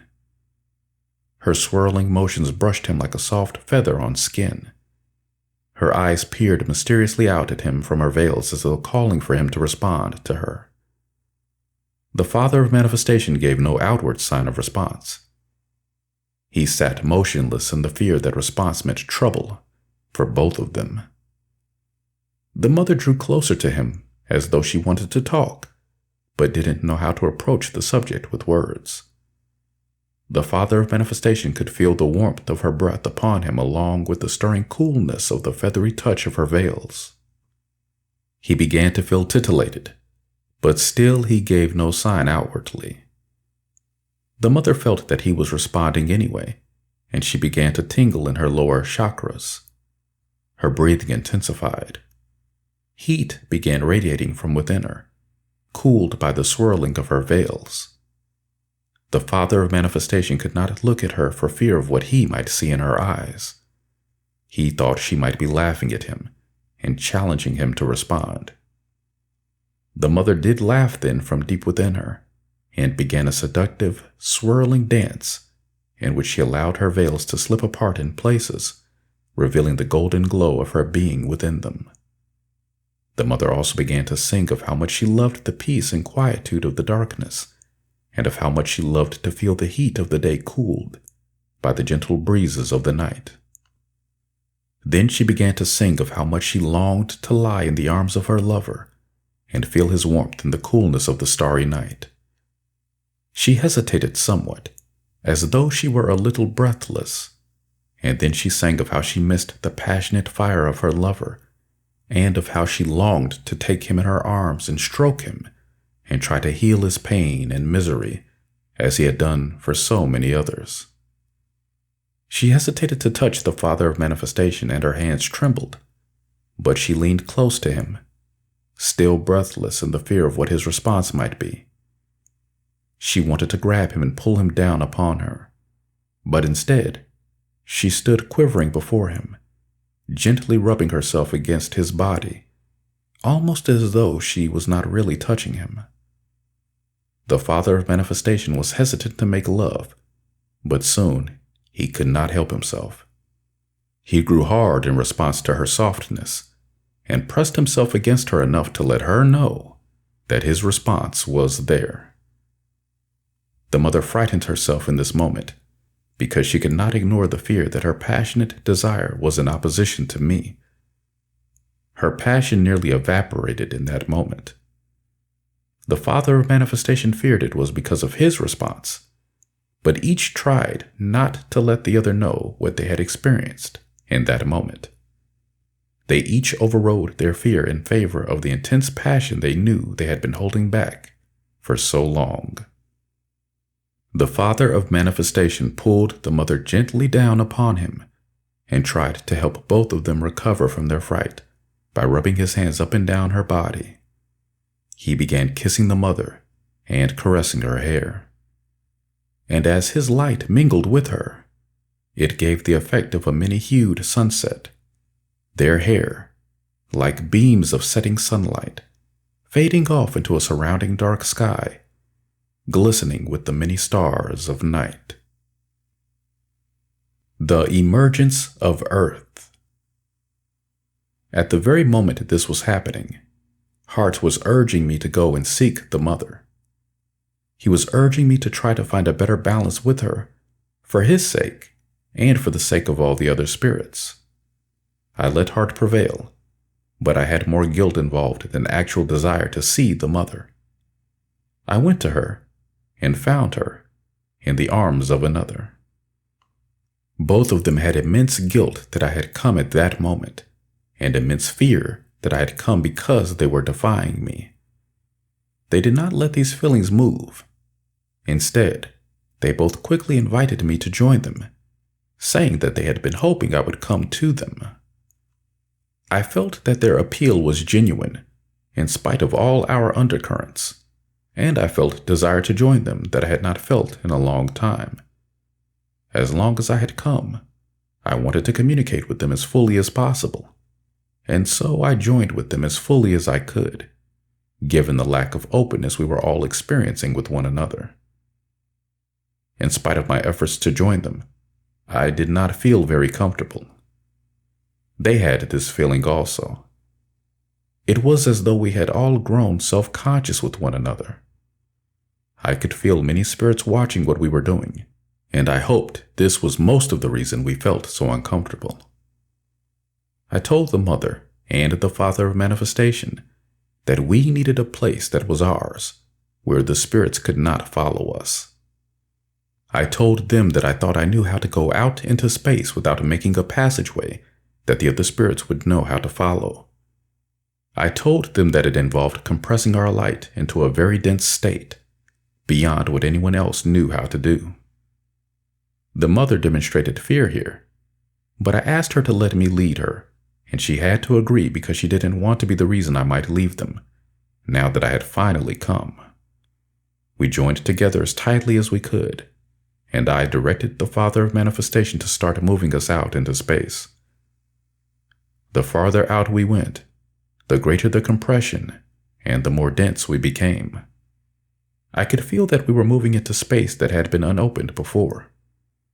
We were both holding the Mother, but I was holding her as tightly as I could. She started struggling with me when she felt the increasing compression, but I did not let her move because I did not want us to expand into a large presence of light until I was ready. When I sensed that she could no longer stand the terror she was feeling from the compression, I let her move. The first thing she did was strike at me, and when I stopped her, she became so terrified that she wished she hadn't moved. I let her go on fearing for a little while that I was going to punish her for her behavior, and then I compressed her a little bit again. My intention was to show her that her terror was not so bad if it didn't go too far. The Father of Manifestation enjoyed this idea, and together we compressed her a little, and then let her go. We had not done this very many times when the Mother orgasmed. We could feel her beat up in embarrassment immediately, but we did not know why. Her orgasm triggered ours. We found ourselves floating in a pleasant and beautiful place that was opening out of us. It was spherical and gave us the impression that we were floating in our own world. We had a momentary fear that spirits were going to emerge, but otherwise savored the feelings we were having. We had never had pleasure like this. I told the Mother and the Father of Manifestation that we had succeeded in making a place that was our right place to make love, and they were as delighted as I was. We called this place Urantia then, but you know it as Earth now. As this place opened around us, it definitely met with our approval. The Mother especially loved it, and was embarrassed by this because the place that was unfolding seemed to manifest so many of her most secret and inner fantasies concerning lovemaking with us. She hoped we liked it as much as she did, because she wanted her fantasies to be as pleasant for us as they were for her. The Mother did not like to let us know how much she fantasized, but given the implications of this place, we knew now, because everything about it was reflecting love-making according to her fantasies. The Mother had fantasized intense love, embodied in heart-melting beauty expressing between lovers as feelings of ecstasy, accompanied by sensations of intense bodily pleasure, experienced in settings she had imagined down to the smallest details. I know this because I experienced it here, and the more I realized what I was experiencing, the more embarrassed the Mother became that I was recognizing these experiences as manifestations of her deepest fantasies. She had been frightened about letting me know that, to her, the most important thing in life was sexual pleasure as a manifestation of life's expression. She had imagined every kind of place and every situation in which she would like to make love by starting with how she wanted to feel and allowing the Father of Manifestation to enter her fantasies and give her feelings form. In her fantasies, I was supposed to initiate the action and let everyone know what we were going to do once we had the mood and the setting.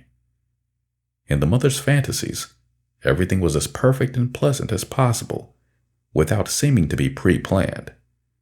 She wanted us to use our creative powers to satisfy ourselves by making every moment as joyful and beautiful as we could. I did not object, but we had been having different ideas of how to accomplish this. Because of our differences, the mother had lost her nerve many times when she thought of showing me her fantasies. Now, without warning that it was going to happen, she was living them. We were all glad for the lack of warning because it meant that she didn't have time to frighten herself out of this. We entered the mother's place from the top. The mother had high mountain peaks where the day's heat in the rocks warmed us from the wild winds of night as we made love amongst the stars as though we were not on Earth at all. Sometimes we lost ourselves in the winds and flew. As the morning dawned, we had the clouds to make love in. Later, tiring of that, we fell like rain into the mountain forests, caressed by the trees as we drifted gently down.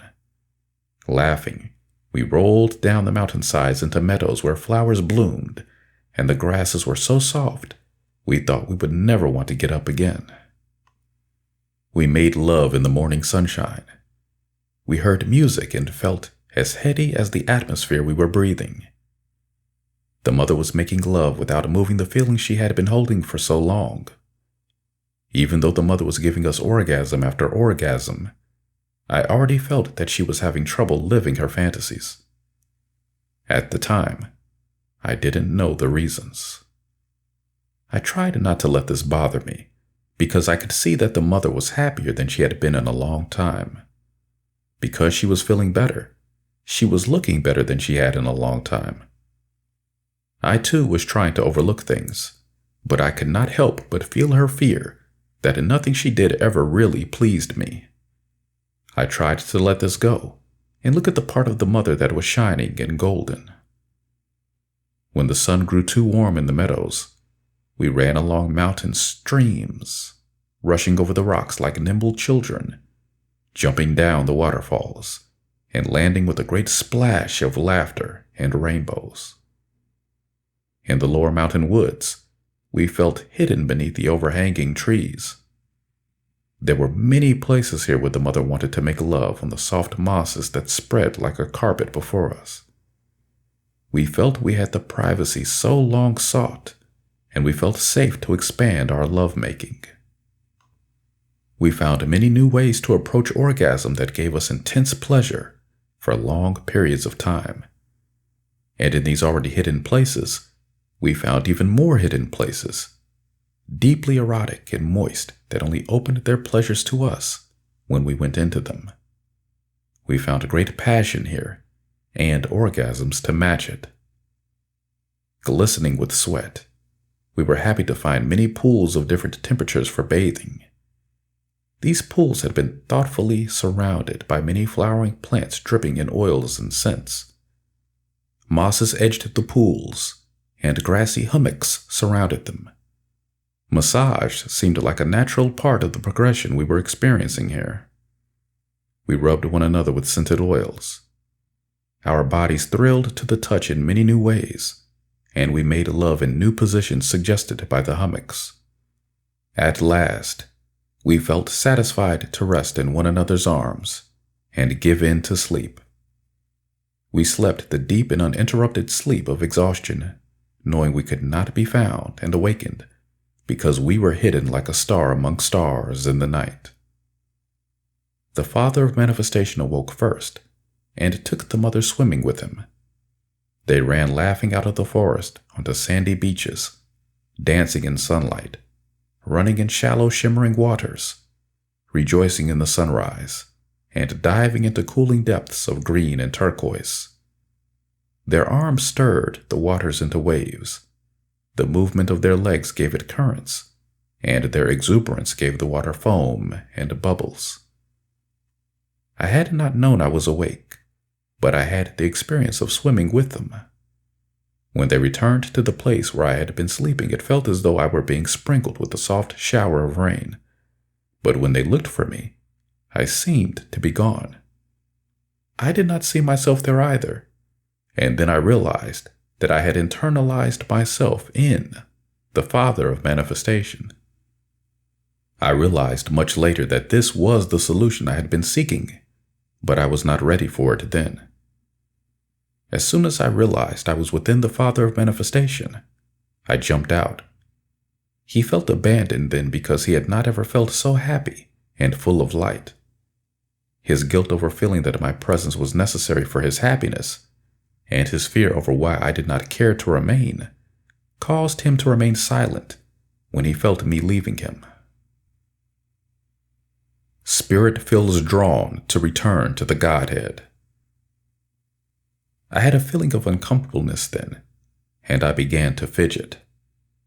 I told the Mother of Everything and the Father of Manifestation that I did not know how long we had been on Earth in terms of how the others were experiencing it. I had the feeling that I had to go, but I did not know how to broach the subject with them, since we had not even discussed any of the things I had had in mind to discuss when I came to them.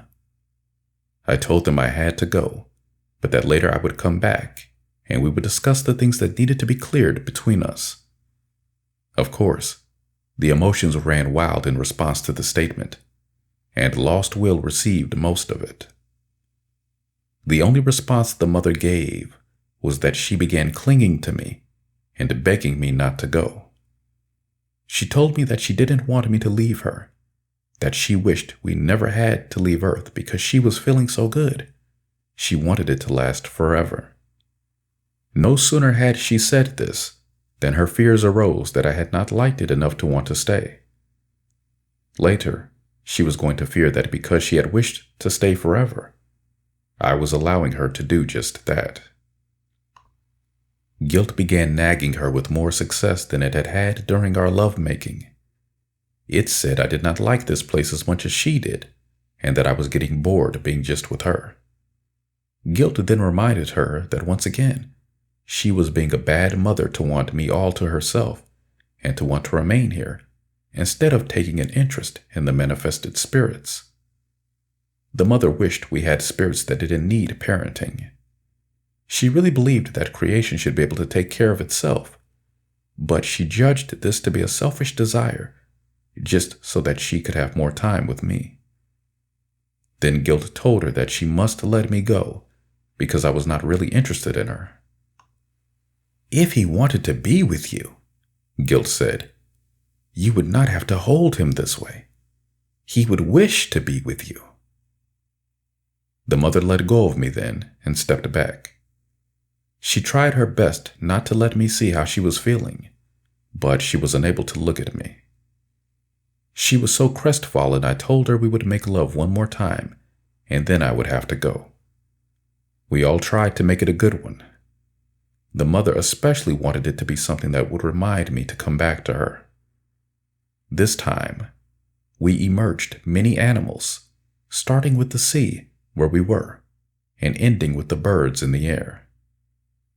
Here, I told the mother, are many spirits that do not need parenting.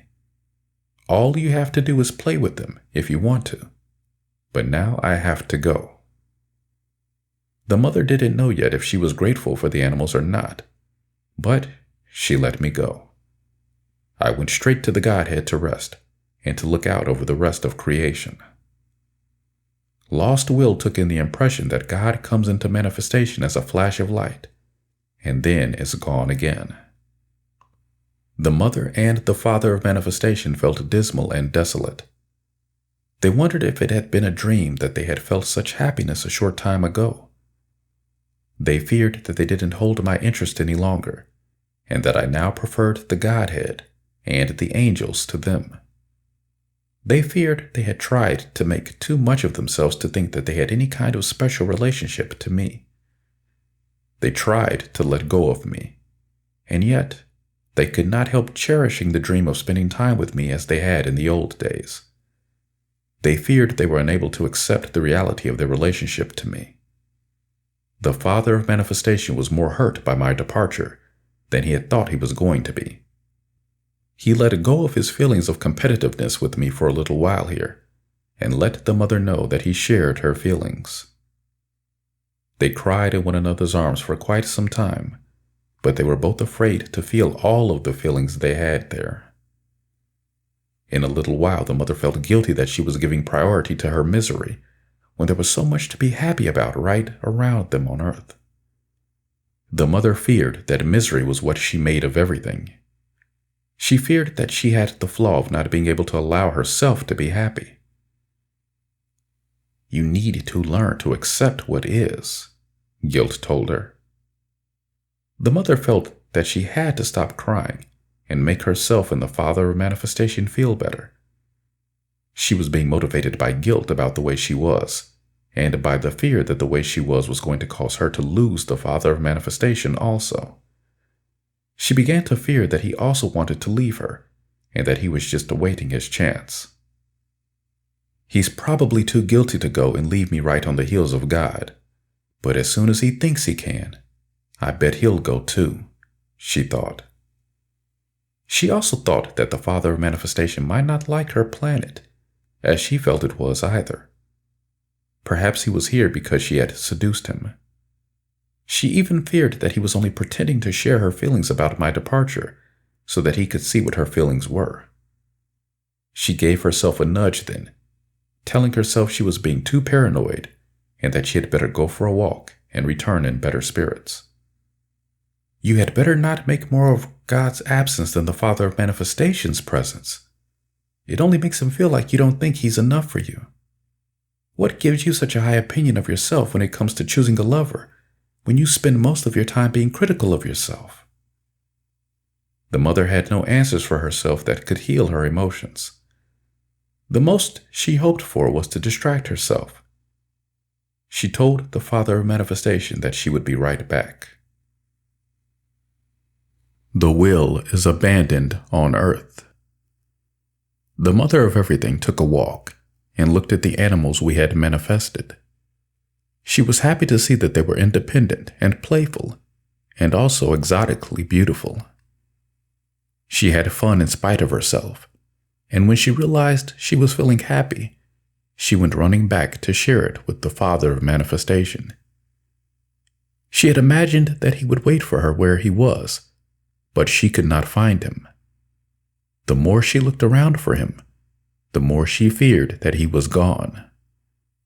Terror was nearly overwhelming her that she had been left alone and was trapped on earth without the power to leave. She was so terrified, she held back as much as she could, for fear she could not bear to experience the depths of it. The mother was also feeling a grief-stricken rage that said that we had used her again and then trapped and abandoned her. Now they have you where they want you, Rage said. They can go and experience anything they want to, and you cannot leave this place to follow them, or to participate in anything unless they come and escort you. There is still much lost will in women that feels trapped at home in these same ways. The mother began having little fits of crying rage that were stopped shortly after they began by guilt. When she did this, she could feel the earth tremble, and it frightened her because she thought it might mean that I was going to punish her for raging. Still, she kept walking furiously around earth, but instead of raging, she was muttering to herself and looking for the Father of Manifestation. For a time, she tried to pretend that he was hiding from her and that it was a game. The more she looked without finding him, the more fits of rage she had. And the more fits of rage she had without any real change in her situation, the more she feared she was trapped without the power to change it. She had to give in to her terror to really move things here, but she did not know it, and she so feared her terror that she preferred her rage. She began expressing blame toward us in long tirades that began with hand-wringing and ended with fury that frightened her even more. Her feeling of misery, entrapment, and impotence caused her to collapse at the end of these fits and cry bitter, hot tears. She felt she hated me and the Father of Manifestation now for going off and leaving her in the place that made her most long to be with us. She was surrounded by the places in which she most wanted to make love to us, and now these places were all empty of the love she had wanted them to have.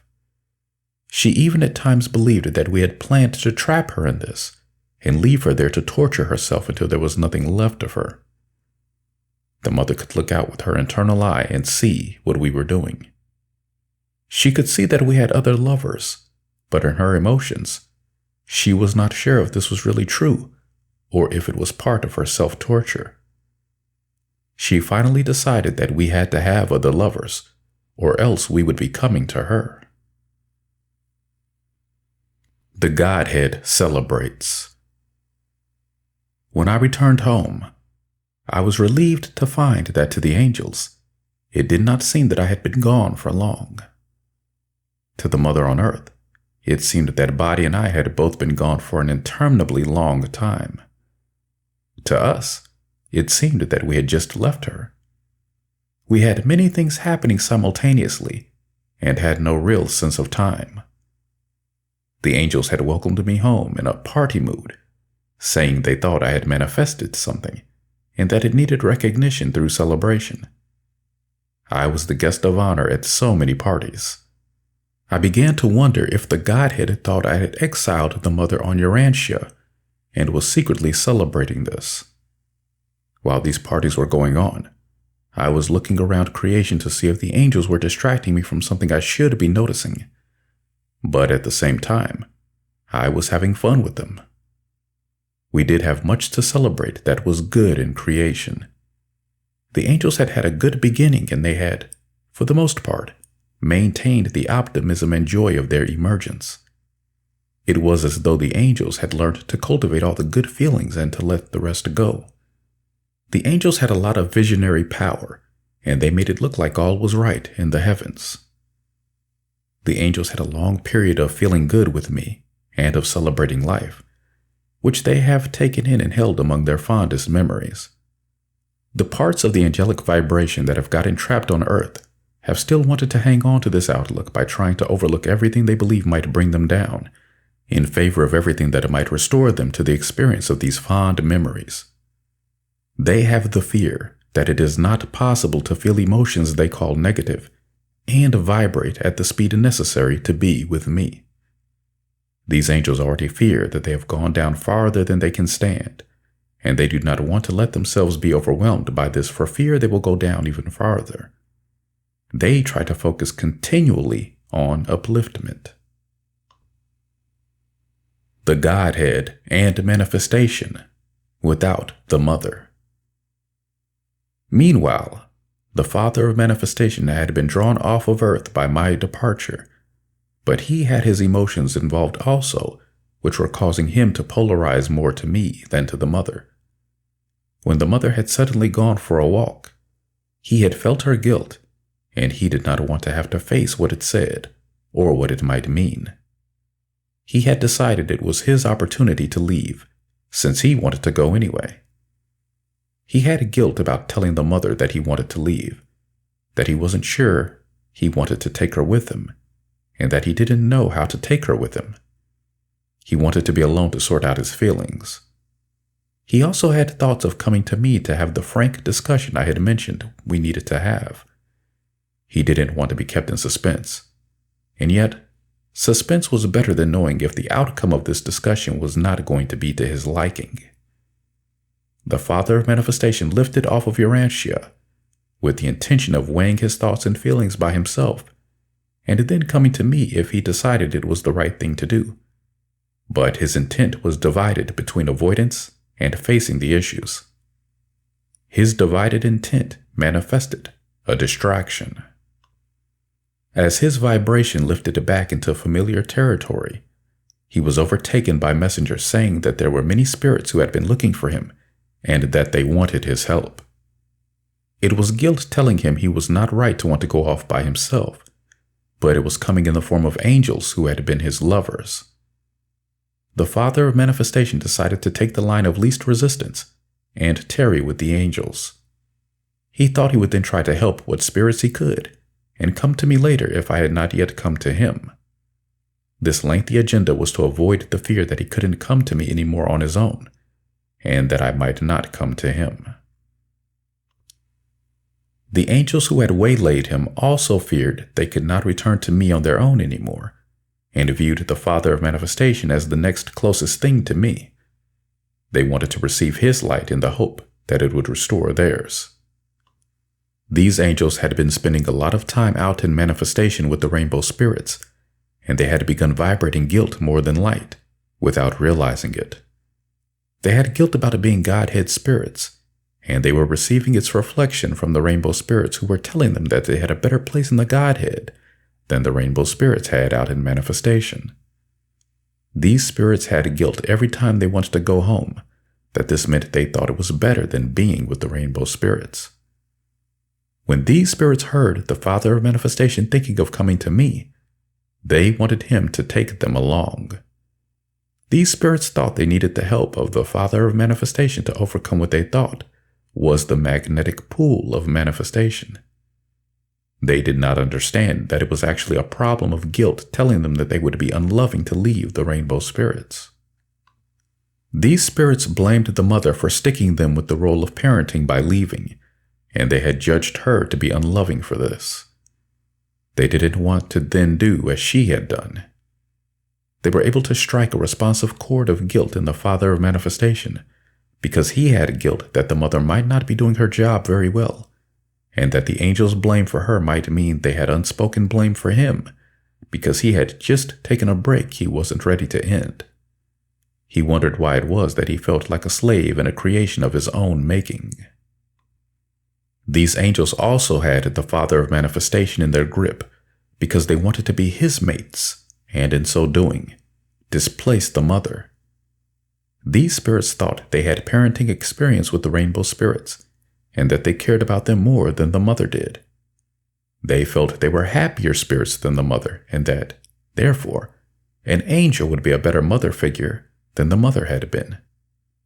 These angels now wanted to prove that they could make the Father of Manifestation happier sexually than he had been with the mother. The Father of Manifestation allowed this to happen to him because he had fears that he was going to have to find another mate. He loved the mother in such a way that he did not want to think that she was not the right one for him, but he had certainly had his troubles with her. The angels seduced him with the promise that he would not have any trouble with them. I was having a parallel experience in the Godhead. Angels were waiting on me hand and foot, and I would like to add that I have been referring to the ancient ones as angels too, all trying to make me feel that the evenness of their dispositions was more desirable than the mother's emotional roller coaster. I fell for this, I must admit. I made love with the angels during this time, and often with many of them at once. Some of these angels tried to emerge spirits thinking it would please me and qualify them to replace the mother, but they were not successful. I found later that there were actually many emergences trying to come forth during this time, but since there was no space open for them to come forth, they had to wait. These times of celebration in the Godhead were paralleled by celebration in manifestation. The Father of Manifestation had music at the heart of him, and form and movement took on great and grand new meaning against the backdrop of music. He was always composing. He had fun at heart too, and did not mind having fun as an upliftment for misery. These times were a source of great misery for the mother, who had hoped that what we had with her on Urantia had been good enough to end our interest in others, or at least restore some interest in her.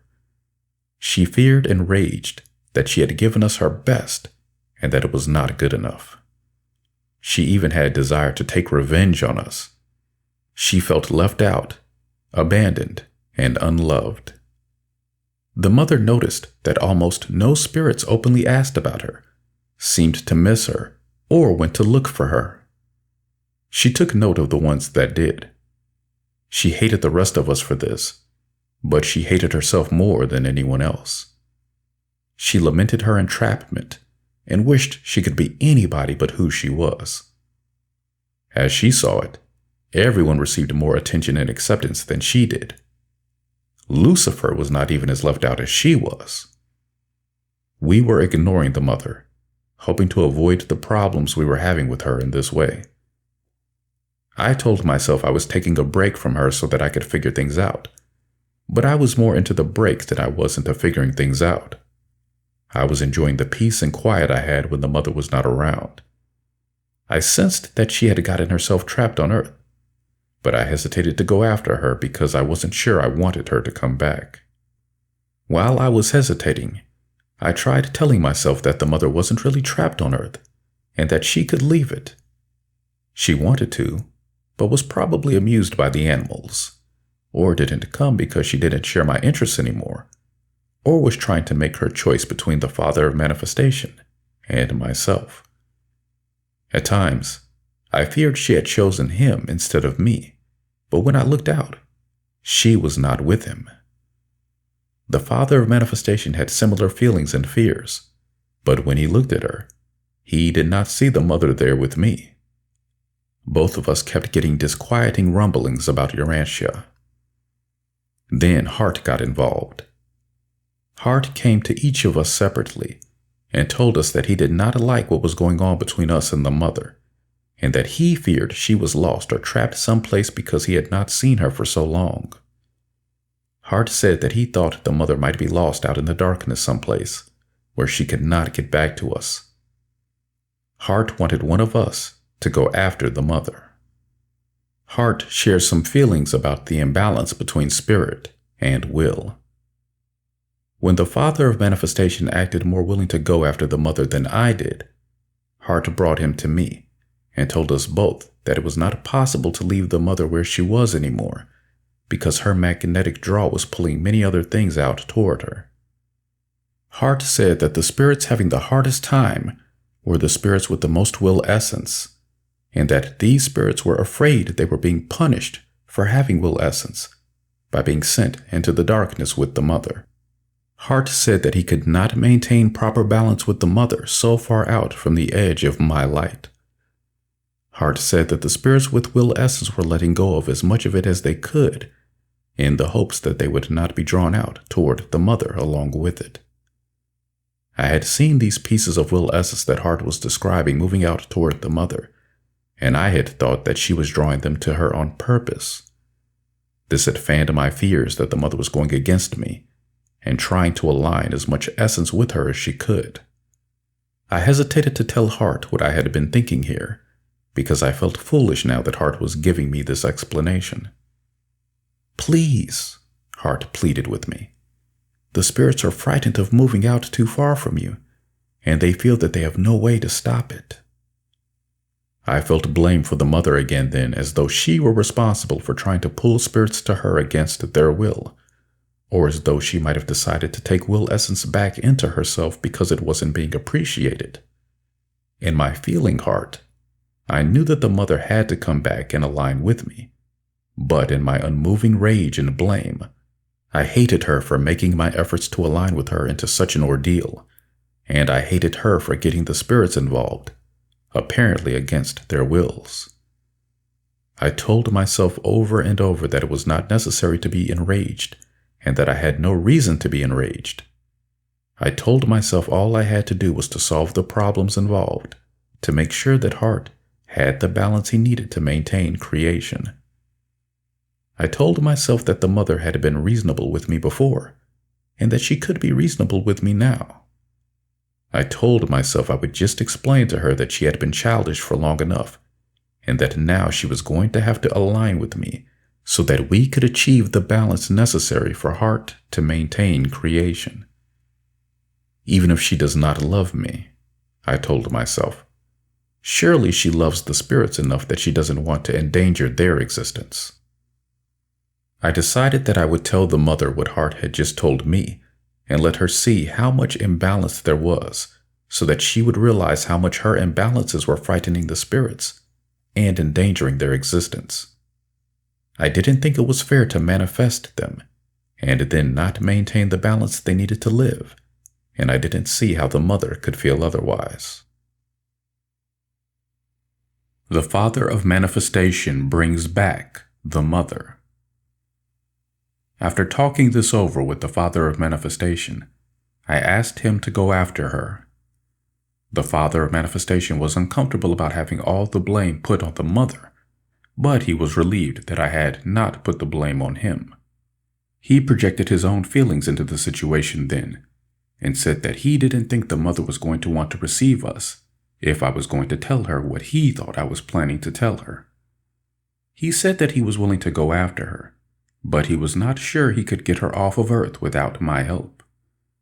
The father of manifestation suggested that we at first only let her know that we had come to get her, and then later tell her what Hart had just told us.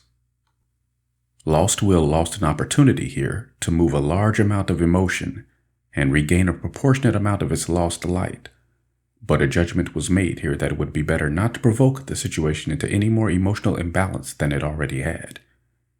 We did not realize that the mother would have preferred to receive our blame than to receive nothing from us at all, or that giving her our emotion would have allowed her to move her emotions and regain light that was being lost. None of this was possible because it did not have our acceptance. I internalized enough of myself in the father of manifestation to give him the help he needed, and he moved out toward Urantia to get the mother.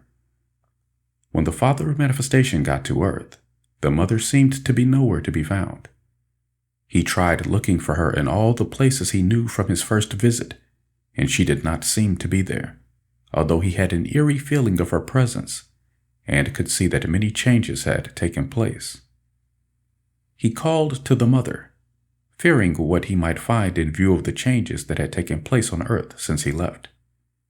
He heard a slight snort he thought might be the mother's response.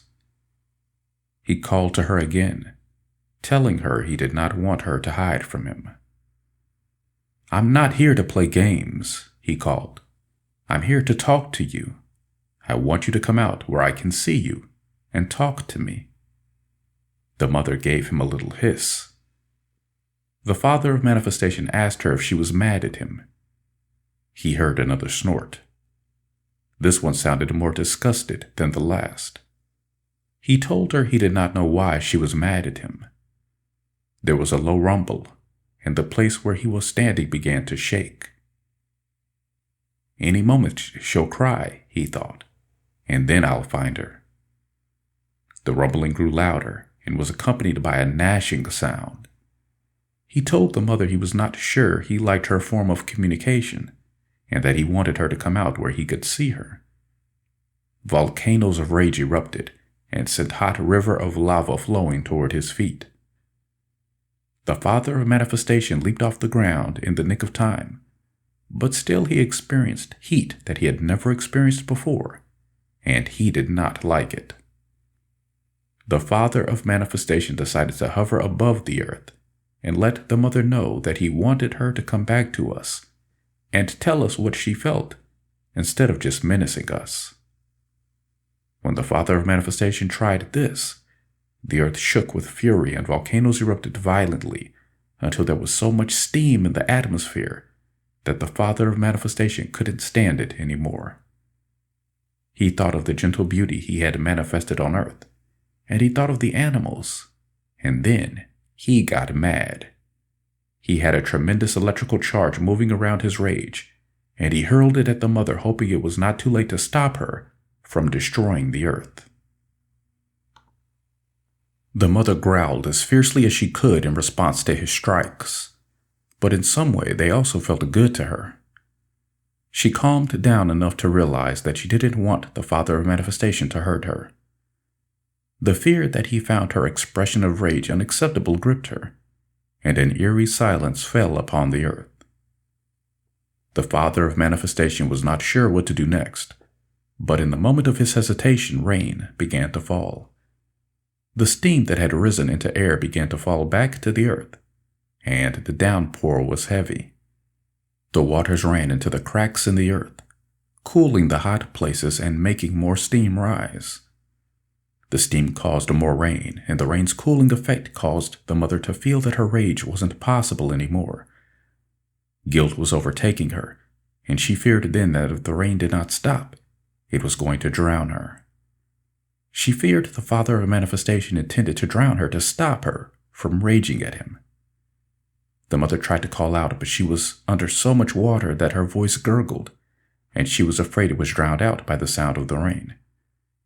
She panicked in the fear that she had been abandoned again, and that no one cared what happened to her anymore. Guilt told her that if the Father of Manifestation had come to help her, her rage had ruined her chances. She feared that she deserved to drown in misery, and just as terror was overwhelming her, the rain stopped. The mother then felt fear that the Father of Manifestation was playing with her, and she did not enjoy the game.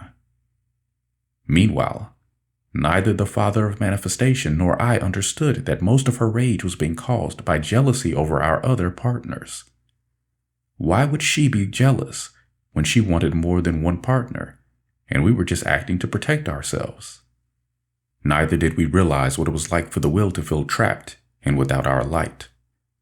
In her view, we had both left her and taken other lovers, and the more her emotions suffered with this, the lower she had sunk into the earth.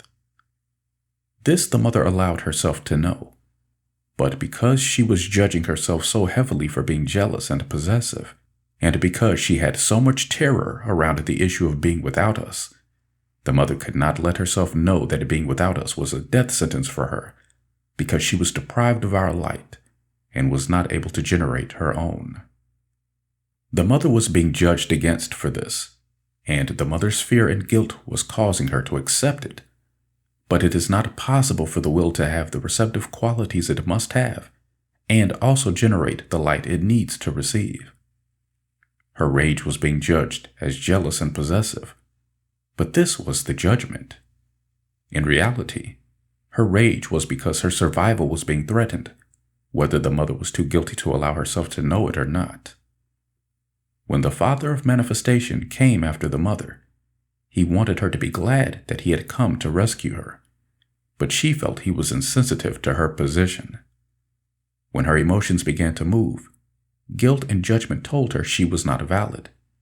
Before she had moved enough to find out what validity her rage really had, she felt forced to stop it.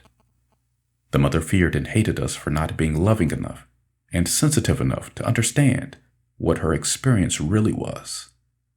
She hated it when we tried to tell her what her experience was, especially when we were wrong, and did not allow her to show us what she really felt. The more the mother suffered with judgment and guilt, the more she feared that we had the power to make her experience without caring enough to notice what her experience really was.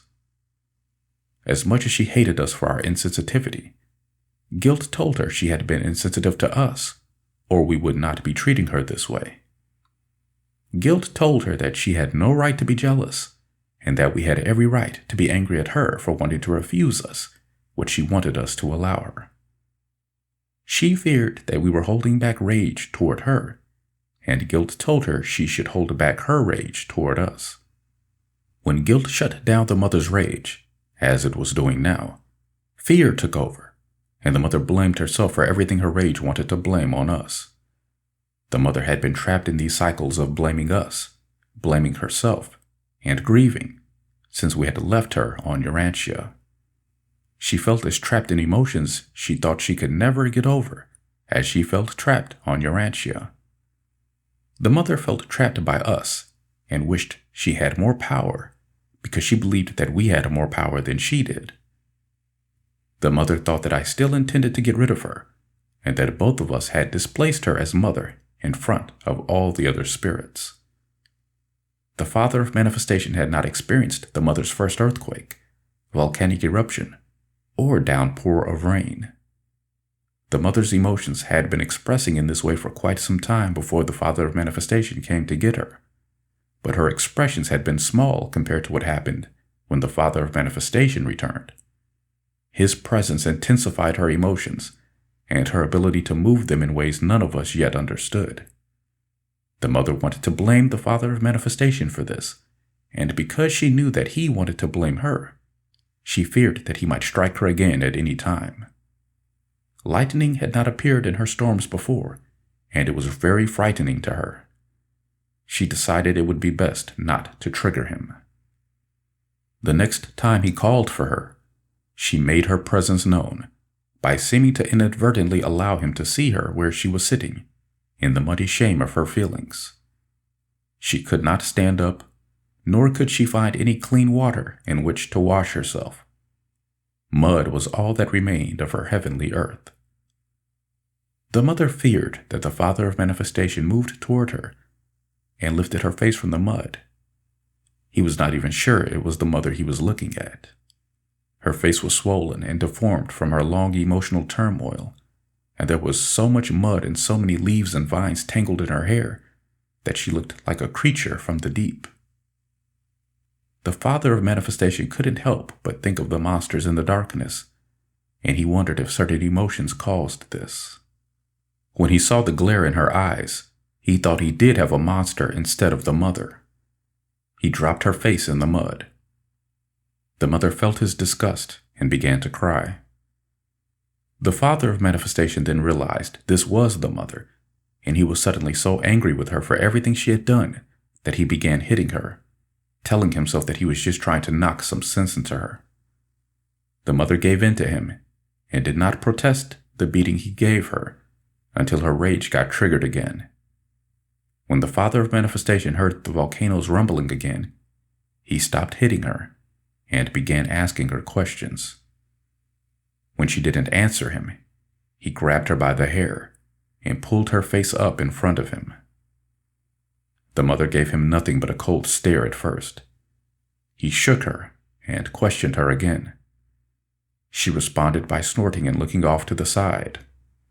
The mother could not believe he would even need to ask her why she had done this, and the father of manifestation was so angry, he felt she had better explain herself before he killed her. The father of manifestation actually was not sure if he was more angry, more grief-stricken, or more frightened. He did not want to let the mother know he had fear, but he did allow her to see that he was hurt, and when the mother saw this, she broke down into racking sobs and cried until they thought she would drown them both. For a long time, the mother could not talk, and when she finally did, she poured out her feelings. All that was missing here for the healing that was needed was the dropping of judgments on our part and the allowing of our own emotional response. Movement of our emotions would have meant that we had acceptance for ourselves in the areas the mother was trying to reflect, and this was what the mother needed to receive from us. Without this acceptance of her reflection in these areas, the mother could not get the light and love that she needed. This is an important point to understand about emotional clearance of the will. As long as spirit remains detached, as though this is something the will has to go through, the spirit is only being tolerant of the process. The will cannot get the light it needs in this way. When the mother did not get emotional response from us, and thus did not feel real acceptance from us for the emotions she was moving, guilt set in and made her feel that she was supposed to be more like us. In other words, when we did not accept ourselves, it reflected back to us as the will being unable to accept herself or respond to us the way we wanted her to. Because the mother got no response from the father of manifestation in certain areas, she felt that she could not go into them either. And thus it was that the father of manifestation heard over and over about the mother's feelings of abandonment, which made him feel blamed, but he did not hear about the mother's jealousy or the underlying fears about her own survival. They were talking, but guilt and held emotion were causing them to avoid issues they most needed to talk about. Guilt had convinced them that it would not be loving to mention the very things that could have healed and strengthened their love and alignment. Taking the track of not mentioning these things allowed them to seem to go past some areas that frightened them and to give the appearance of settling issues much faster than they would have been settled otherwise. almost as an avoidance of how bad they were actually feeling. They achieved a settled appearance over the top of seething undercurrents. After the father of manifestation had listened to the mother for quite some time, he told her that I had sent him to get her. This gave her quite a stir of fear that I was going to tell her I didn't love her anymore, or that we had both decided to tell her this together. Instead of showing him all the feelings she had, the mother got mad and told the father of manifestation that she wasn't going with him because I had said I was going to come back to her there, and I hadn't. After all this time, and everything that's happened, she said, he thinks he can just have you run and fetch me, and I'll just be overjoyed to run right up there. Well, I'm not. As the mother said this, she turned aside and crossed her arms as though she was very resolute. Before the father of manifestation could say anything, the mother began screaming that she wished he had at least come after her because he wanted to see her himself. Then she told him she was hurt that he hadn't missed her enough to come of his own volition. The father of manifestation did not like hearing the mother speak to him as though he were my idiot servant, and so he raged at her himself and told her that of course he had wanted to come and get her, or he would not have come. When he finished making his point, punctuated with several statements about how stubborn and dumb the mother was being, he told her that he couldn't imagine that she seriously wanted the three of us to meet on Urantia after what she had done to the place. Surely you don't expect us to come down here and try to balance things between us in the middle of all this muck, he screamed. The mother looked around her and agreed to go with him.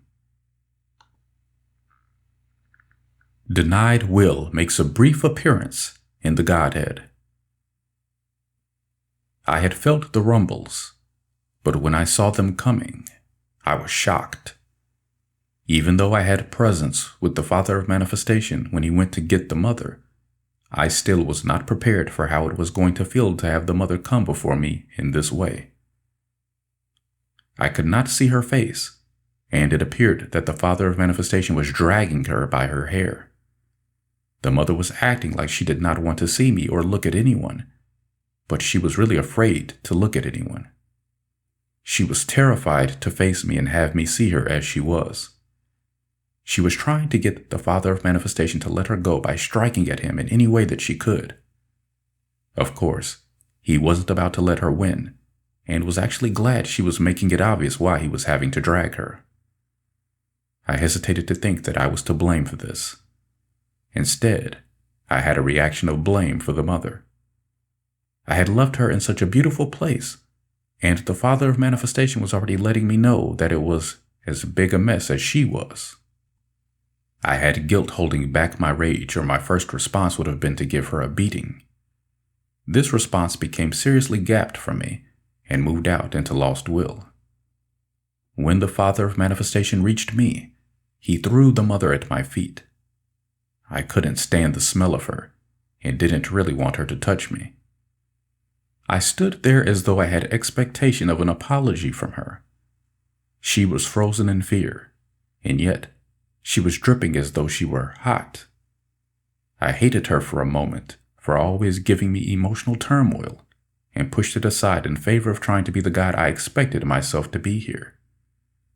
I felt as though the entire heavens were looking on in shocked fascination. Whatever is going to happen, I told myself, you're going to be on stage for it. The mother felt me bend to lift her up, and she grabbed my feet because she did not want to face me. This made me feel rather foolish. I responded by ordering her to stand up, but she refused. I took a hold of her upper arms then and forced her to rise. This was a slow and painful process because it seemed as though she pitted her will against me. I wasn't about to let go and let her think the power of her resistance was stronger than the power of my light. She had shame and guilt telling her that I could not love her in the state she was in now, and I did not realize how much they were influencing her actions because she was presenting me with defiant resistance. I hated her for how this was making me look, and hated myself for being so concerned with appearances.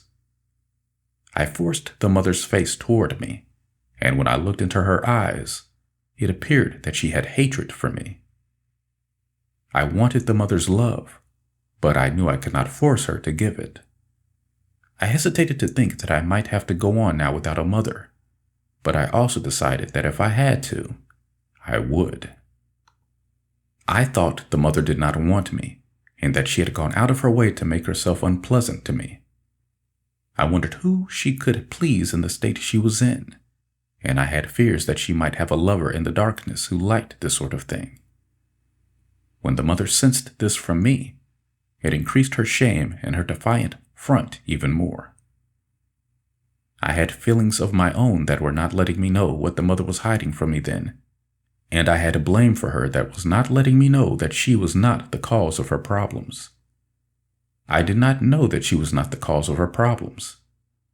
I did not know that she was only a reflection of what she received. She had been receiving everyone's denial, and the denial was not pretty. The mother wanted to blame me for her condition, but she was too uncertain of herself, and too terrified of what might happen to her to move. She had changed so much. I didn't feel love for her anymore, and the mother knew it, whether I denied it or not. Her heart was aching for my love, but she felt unworthy. I could have swept her into my arms, told her I loved her, begged her forgiveness for other partners by telling her that they made me realize that she was the right one, and healed her rather quickly. I didn't feel like it. Instead, I wanted to disown the stench of my own denials and convince myself that I was not the cause of what she was facing me with now. I looked at her with a rather cold detachment. I also want to mention now that I had more guilt than I realized about showing my love for the mother in front of the other spirits, especially the ones I had related to as lovers. The mother did not like what she saw in my face any more than I liked what I saw in hers, but she was determined not to let her emotions get the upper hand this time. "See," guilt told her, "they wanted to be rid of you because you never let anyone be happy, and now the first thing you want to do when you return is make unhappiness center stage again." The mother was feeling so bad that it was oozing out of every pore, and still she thought she could hold it back. She feared we were all rejecting her. She was afraid to move in front of us because she feared we were going to blame her for everything. Since everything seemed to have gone so well without her, she feared she had no place anymore, and that she was viewed as the cause of everything we didn't like. Guilt did not even give her any peace here. "You place too much importance on yourself," it said. "Why don't you go away and not come back until you are like them?" Guilt and shame had a grip on her through her fear, but rage was on hold in more of the mother's essence than any of us realized then. Not even the mother realized how much blame she felt toward the ones denying her. I saw rage, blame, and hatred in her eyes, but I did not know the immensity of it. Her life was being threatened, and I did not know it because I was not allowing myself to feel her. I wanted her to be more like me, and I had not taken the time to find out if this was possible or not. I was too busy holding back my own feelings to be able to allow hers. In spite of the control we were all exerting here, the mother was still being given the beating I had intended for her, but by guilt instead of me. The mother wanted to be accepted and loved for what she was, instead of feeling that she had to be what we wanted her to be. Even as she was standing before me in the misery of a broken heart, she felt compelled to try to present an image of not caring how others felt about her. She hated our callousness, while we thought we were being extremely tolerant of her obstinance. She experienced us as callous because we were not open to receive her. We thought we were loving, that it was she who was not. I ended our staring match by intimidating the mother in spite of myself. I told her that I could not tolerate any more of her emotional outbursts, especially if she was going to destroy things. I implied that I was going to punish her if she did not control her emotions. I told her that all of the other spirits had more control over their emotions than she did, and that I was going to stop her in any way that I needed to from having any more fits of rage, such as the ones that had destroyed Urantia. I hoped intimidation was going to be enough, but I had a fear of what it might take to stop her if she started moving rage again. I was angry about having felt for so long that I had to control my rage, and I wanted to force the mother to do the same. At that moment, I felt like I wanted to kill her because it looked to me like she wanted to destroy manifestation. This surprised me because it gave me more of a feeling of alignment with the Father of Manifestation than I had realized I had. I would like to add that the Ancient Ones felt very self-righteous and vindicated to see me call down the Mother for her rage. When the Mother felt this in us, she felt that everything she wanted to dish out was just what we wanted to give her, and that we had more power than she did. She hated to receive this from me. She wanted my love, not my hatred. She felt defeated and rejected, ashamed and unworthy. The Mother held images of my perfection that were not allowing her to realize her own validity. The Mother could not accept herself because she was receiving my lack of self-acceptance. I did not like looking at myself here, and so she displeased me. It was maddening to me that she continually reflected everything I was trying to avoid. I thought she intentionally did this, and did not realize that she could not help herself. Because I was enraged over this, I continued denouncing her. My use of intimidation increased the presence of lost will, and pressured the Mother to try to present me with a false-willed presence as best she could.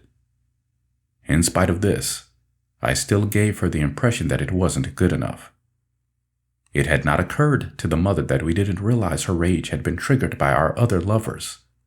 She thought we were judging her possessiveness as wrong, and she tried to hide it.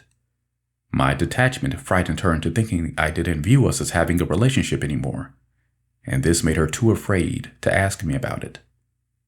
I was avoiding the issue.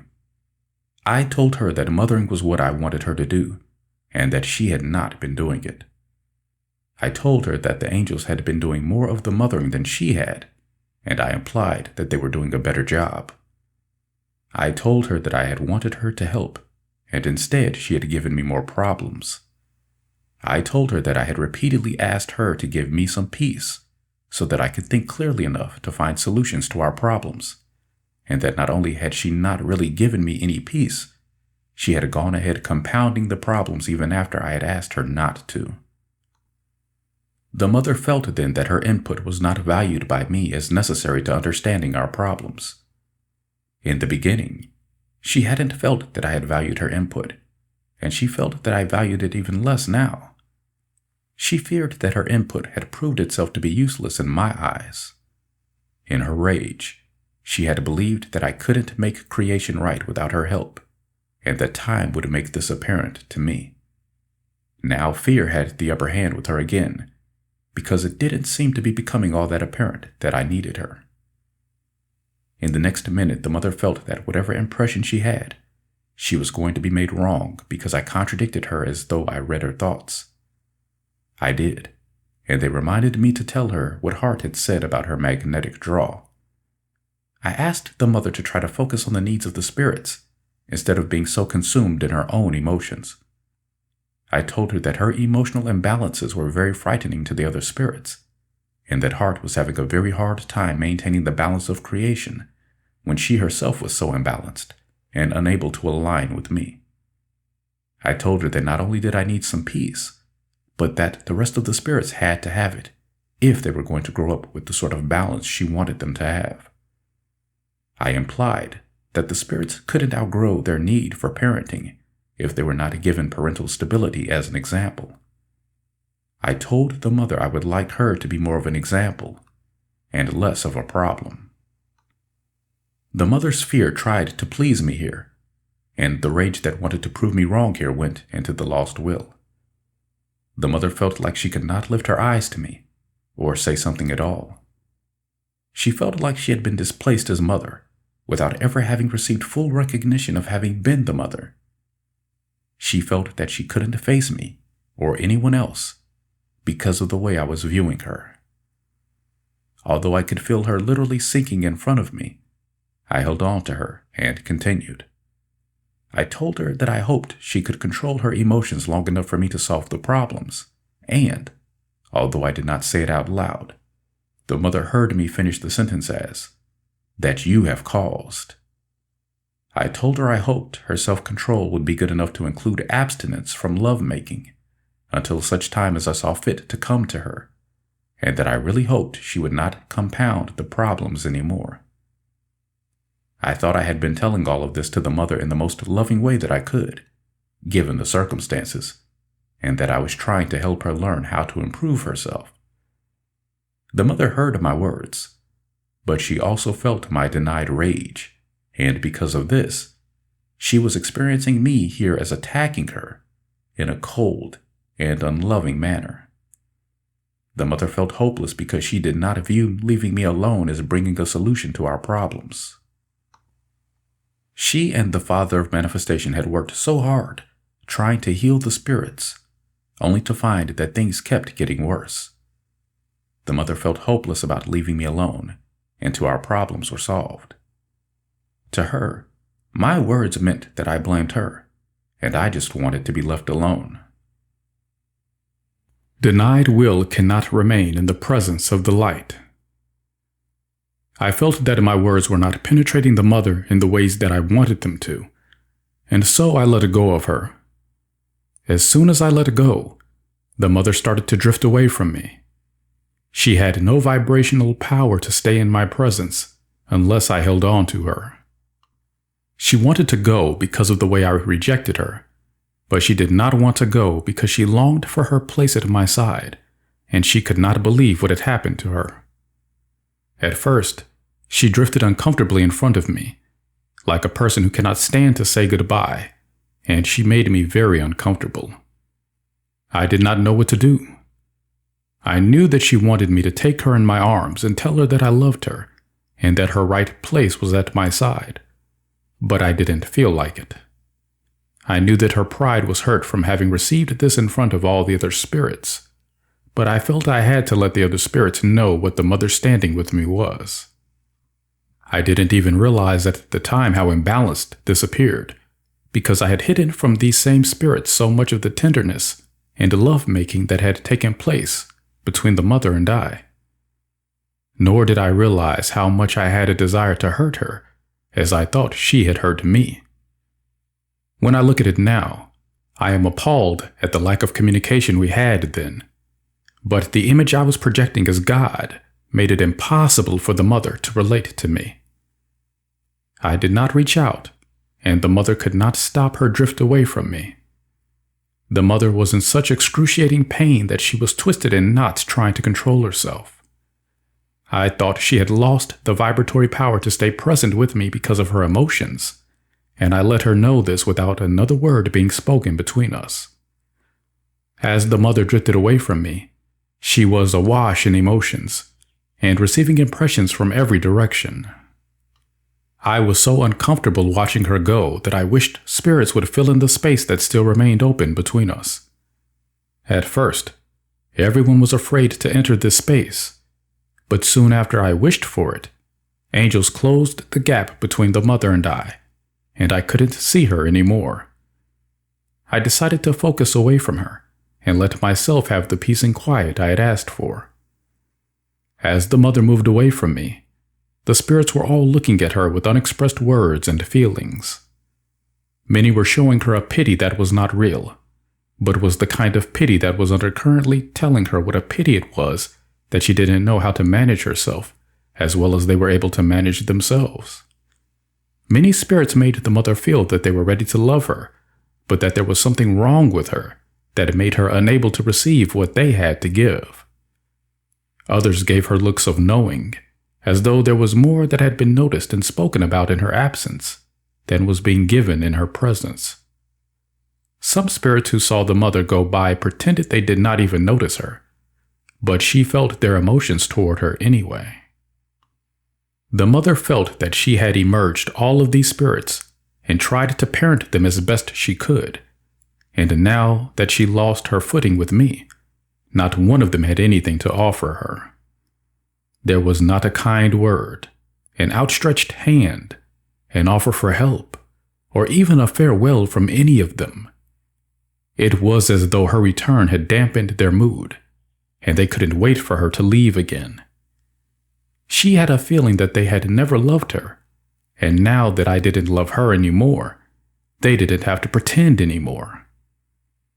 The mother had guilt telling her that she had only herself to blame, and that she was only seeing the reflection of what she herself had given out. Guilt told her she was only getting what she deserved, considering how she had made everyone else feel. The mother feared that she had acted like she had not wanted her children, and now her children were acting like they did not want her.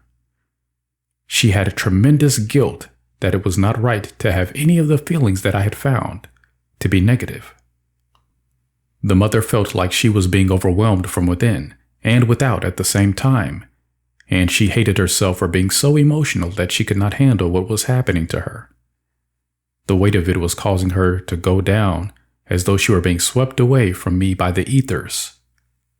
She was burning in shame, and yet she had a pride that did not want to let others know. She tried to pretend that she did not mind leaving me, and that in fact, she wanted to, because I was a jerk, but her grief was too great to allow her to really pull it off.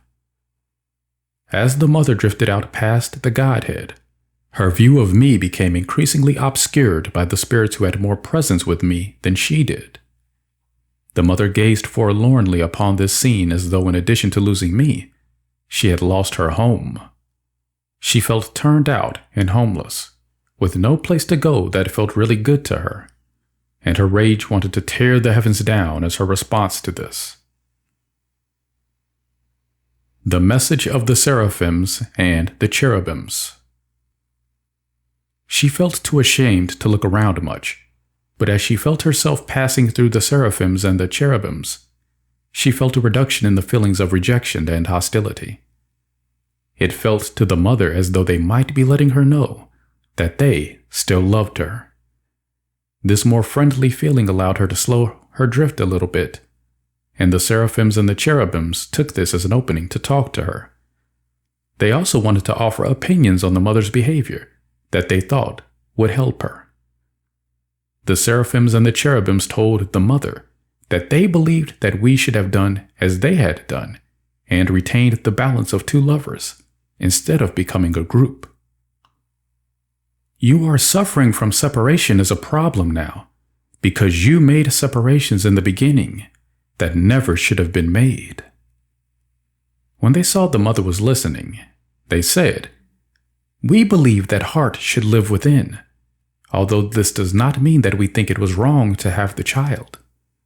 We think that children are fine as long as heart remains within, and the children have the same balance as the parents. But this is not the big problem now. The big problem is that you made a mistake, Mother, when you could not wait for Spirit to come to you, and you did not go to him.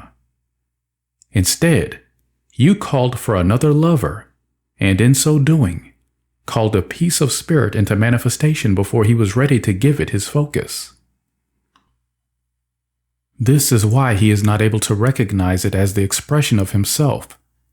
It is your lack of patience and emotional control causing the problems you are faced with now. Form is not an equal with Spirit, Mother. Form is a result of Spirit's creative spark." After the mother heard this, she really feared that they were right. In her pain and shame, she wanted to move away from them, but she did not know where she could go. She did not know how to get to Earth, and she did not really want to go anyway.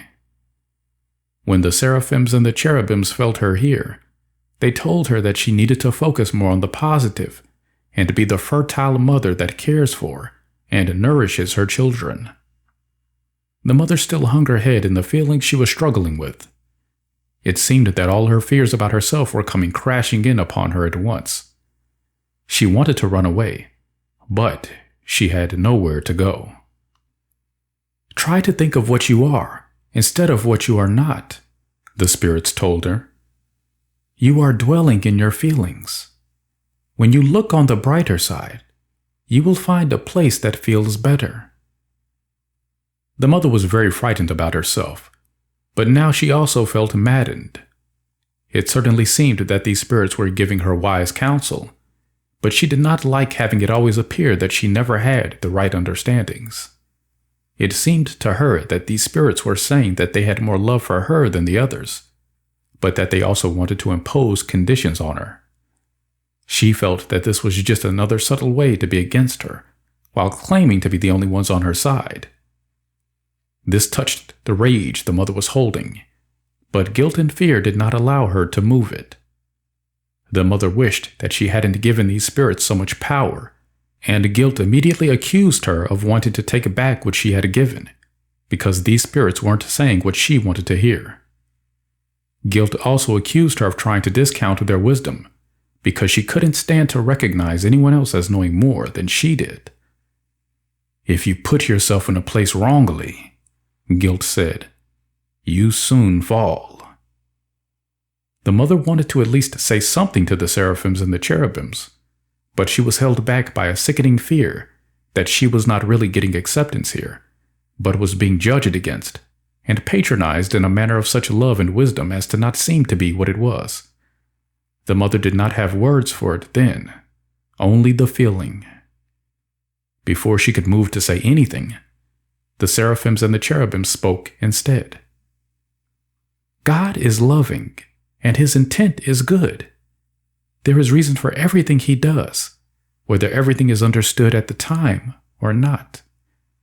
Therefore, it can be deduced that if understanding is not there now, it will come later. The mother feels she has no right place. The mother left the seraphims and the cherubims then and drifted out through the rainbow spirits. She felt that she might like to go into the edge of the darkness and hide, and she felt that to get there, it was not possible to avoid the rainbow spirits. The mother feared what the rainbow spirits might reflect to her, and she also had a few moments of thinking that if she could succeed in helping them, it might redeem her with me. As the mother drifted through the colors, she felt too overwhelmed to try to do anything with them. None of the colors seemed to be vibrating in the way she would have liked for them to, and none of the spirits indicated a desire to make contact with her. The mother then felt that there was no place in manifestation that wanted her to be there. She felt overwhelmed by this rejection and could not hold back her tears anymore. She began to cry as she moved through the rainbow spirits, no longer caring what anyone thought. She decided that she could no longer resist the flow that was taking her away from me either. She decided that she was going to have to resign herself to her fate and see what it was going to be. Immediately, her terror of being in the darkness all by herself welled up. The spirits around the mother appeared to be gossiping about her, but she was not sure because when she looked at them, they stopped doing what she had felt them doing behind her back. The mother wanted to catch them to find out if she was right or not. She began turning suddenly, without warning, in an effort to see what was really going on, and in so doing, she began to whirl as if out of control. Many of the spirits around her thought that she had gone mad, and they began spreading this rumor. The mother had not wanted to look for the father of manifestation because she felt too afraid and ashamed to see him. Since I had told her not to make love, she also didn't see how she could be with him even if he should still want her, which she doubted. The mother did not believe then that anyone could love her as she was now. The mother thought that she would do best to hide until I figured everything out. She had grown quite disoriented from spinning. She gave in to where it was taking her and soon fell down. She did not know where she was, but she hoped it was a hole dark enough not to let her be found. The father of manifestation was hearing the rumors about the mother, and he felt like he must find her and see if he could help her. He began looking for her and found her because he saw Lucifer stalking something. The mother had desire for me that was not being fulfilled, and she had pain over the loss of me that was giving her a very hard time. But her pride made her present an image of not caring that she was moving away from me. She even tried to make it look like she wanted to move away from me, and in truth, her rage did. The mother's rage had fantasies of making me feel the humiliation I had given to her. It hated me for making her look like she was not even a part of the Godhead anymore. The mother was feeling this hatred when the Father of Manifestation found her. He felt her hatred had drawn Lucifer, and he did not want to leave her prey to him. His instincts, more than anything else, told him he had to intervene. He approached the mother as though there was nothing wrong, though. The emergence of the gold light spirits. The mother had mixed feelings about seeing him. Her love for him rose up immediately, but she tried to push it back because my words thundered in her ears.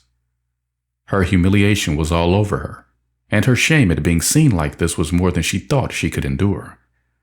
She hung her head instead of saying anything to the Father of Manifestation.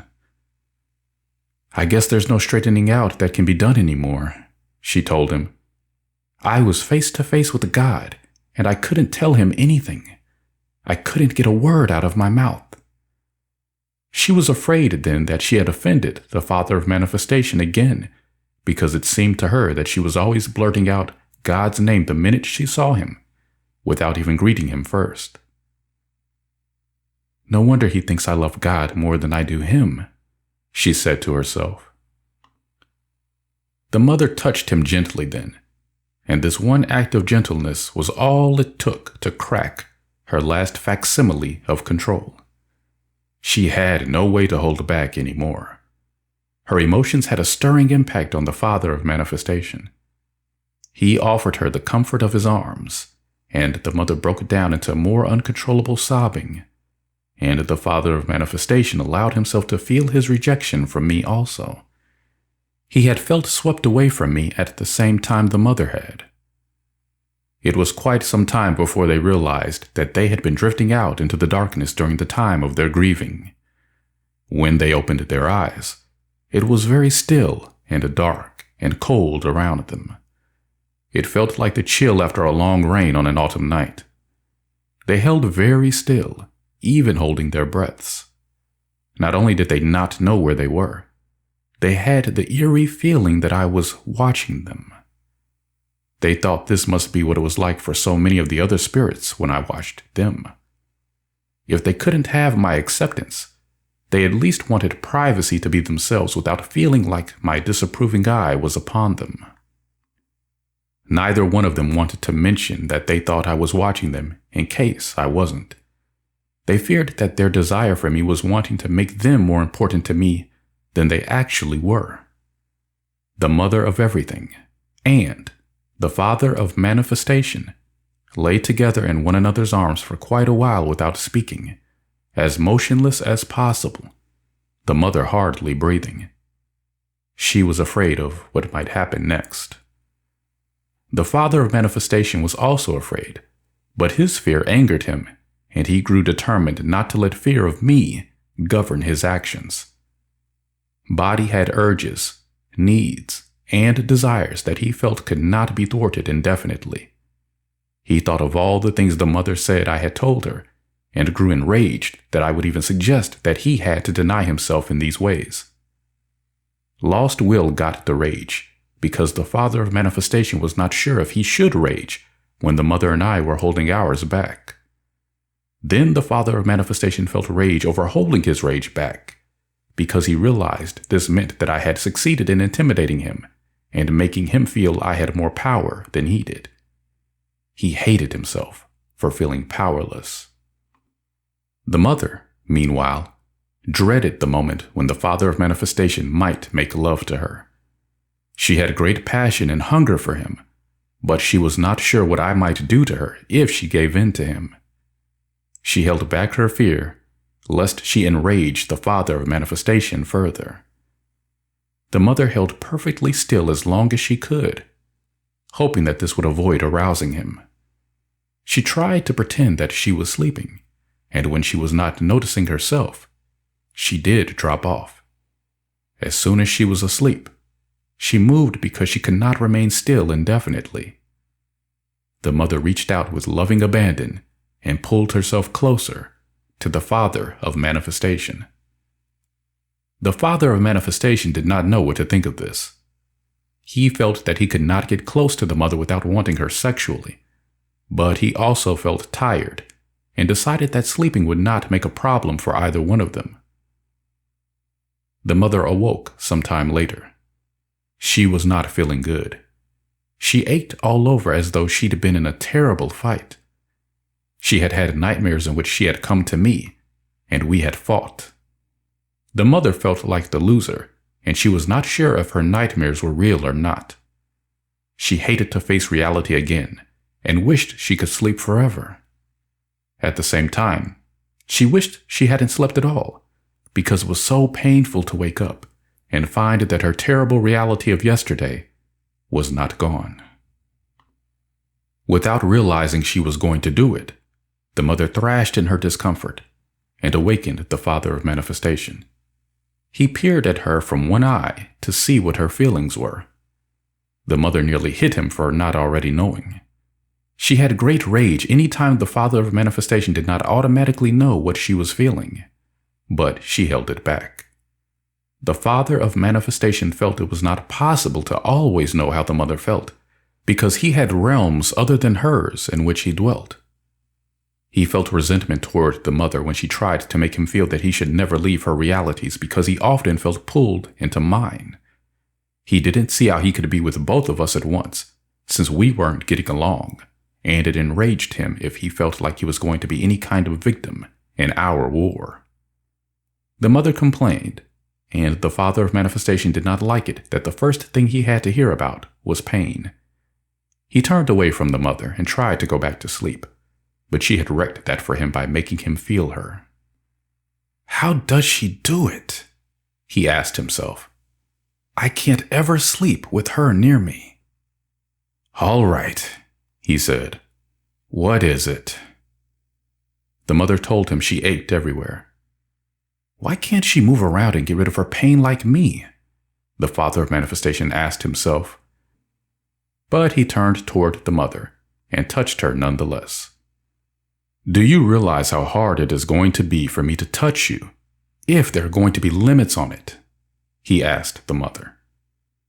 The mother almost gave him rage over his other lovers then, but she held it back and said instead that she knew how he felt and that she had tried not to mention her pain, but it was just too much for her. She told the father of manifestation that she would like him to help her, and they would just have to see what happened. To the father of manifestation, this meant that she was open to him sexually in spite of what I had said, and to the mother, it meant that she did not want to always have healing touch and sexual expression go together. No matter what their differing outlooks were at the moment, they both knew they had passion that could not be put off indefinitely. The mother hoped that she could stall the father of manifestation long enough for something to change with me, and the father of manifestation hoped that if he healed the mother, he would have the feeling of power he needed to no longer fear that healing could not be accomplished. The father of manifestation was rubbing the mother and shaking her rather intensely, but not gruffly, and telling her over and over, "Let go. Let go. Don't hold on to your pain. Let it go." The mother was doing her best to give in to him and let go of her pain, but she was not sure how to do it without letting her emotions move. The father of manifestation cued her then by saying, "Let it move in your body. Let the pain you've been feeling move out of your body, and let the pleasure you're receiving now come in. Let go. Let it move. Let the pain move out." The mother felt like body was helping her, but she was not sure if it was right to do it in this way or not. She had a darkness in her that did not feel good, but she was not sure if it was right to put it out since I had told her I did not like having it manifest. The mother felt caught again between the father of manifestation and me. She was afraid to bring these feelings forward to either one of us. Instead of being able to stay present with what was happening to her, the mother's fear took her off into her thoughts. The mother couldn't help having her thoughts wander because she was afraid to open all the way to what she was experiencing. The father of manifestation felt the lack of response in her, and it caused him to work more frantically upon her. His increased intensity got the mother's attention again. The father of manifestation had begun shaking her rather violently, and this was causing a nausea to build up. The mother feared he might be working himself into some sort of a sexual frenzy, and although he had not shown any signs of it yet, the fear of it was making her nauseous. The mother felt a rigidity in her that could not give in because she was afraid. She could feel that the father of manifestation was angry at her fear, even though he denied it. She didn't want to enrage him or lose his company, so she didn't press the point. Instead, she gave him the input that it was not possible to give in to him unless he slowed down, and she was right given the emotions they were holding. Since rage was about to be triggered here, Body had been instinctively going for these held emotions. Since they were both afraid to allow this rage to move in them, the father of manifestation allowed the mother to prevail and slowed down his motions once again. He began rocking the mother's body. He felt more sensual then, and the mother wasn't sure if she regretted having said anything to him or not. Her nausea lessened, and she felt better able to respond to the father of manifestation in more pleasant ways. He began rubbing her more deeply, and the mother began to moan and groan. The father of manifestation noticed that the mother's body gave him much more release this way than when she remained quiet. He tried to make her groan then to see how much she could let go of at once. The mother began opening her mouth wide and letting more emotion move. Soon the father of manifestation could not tell if she was experiencing pain or pleasure. The mother did not know for sure either, since she was experiencing both of them at once. But it seemed to her that pain was moving out and pleasure was increasing. She was able to accept this as long as she didn't allow herself to think. Later, Lucifer was going to tell her that her explanation was only a justification and that really pain was what turned her on. Several times when she attempted to talk, the father of manifestation put his hand over her mouth. Her breath felt hot, and her mouth warm and moist. The father of manifestation began to view her mouth as an area of sensuality that he wanted to experience. At first, he only let himself massage her mouth and the area around it. The more he did this, the more sensual her mouth looked to him. It softened and began to glow and open even more. The father of manifestation told himself that he had better turn away from the mother's mouth and work on another part of her body. He turned to her legs because everything in between had too much erotic potential for him to handle then. He straddled the mother's belly, telling himself that this way he would not even look at her, and began rubbing her thighs. He made deep rubbing squeezes up and down her thighs, and began finding sexual energy there. The mother began to wriggle in ways that were very disquieting to him. He decided to move to her knees.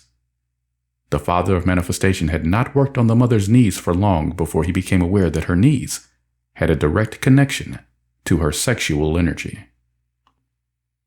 The father of manifestation lifted himself off of the mother's belly and leaned forward, having decided he would try working on her lower legs.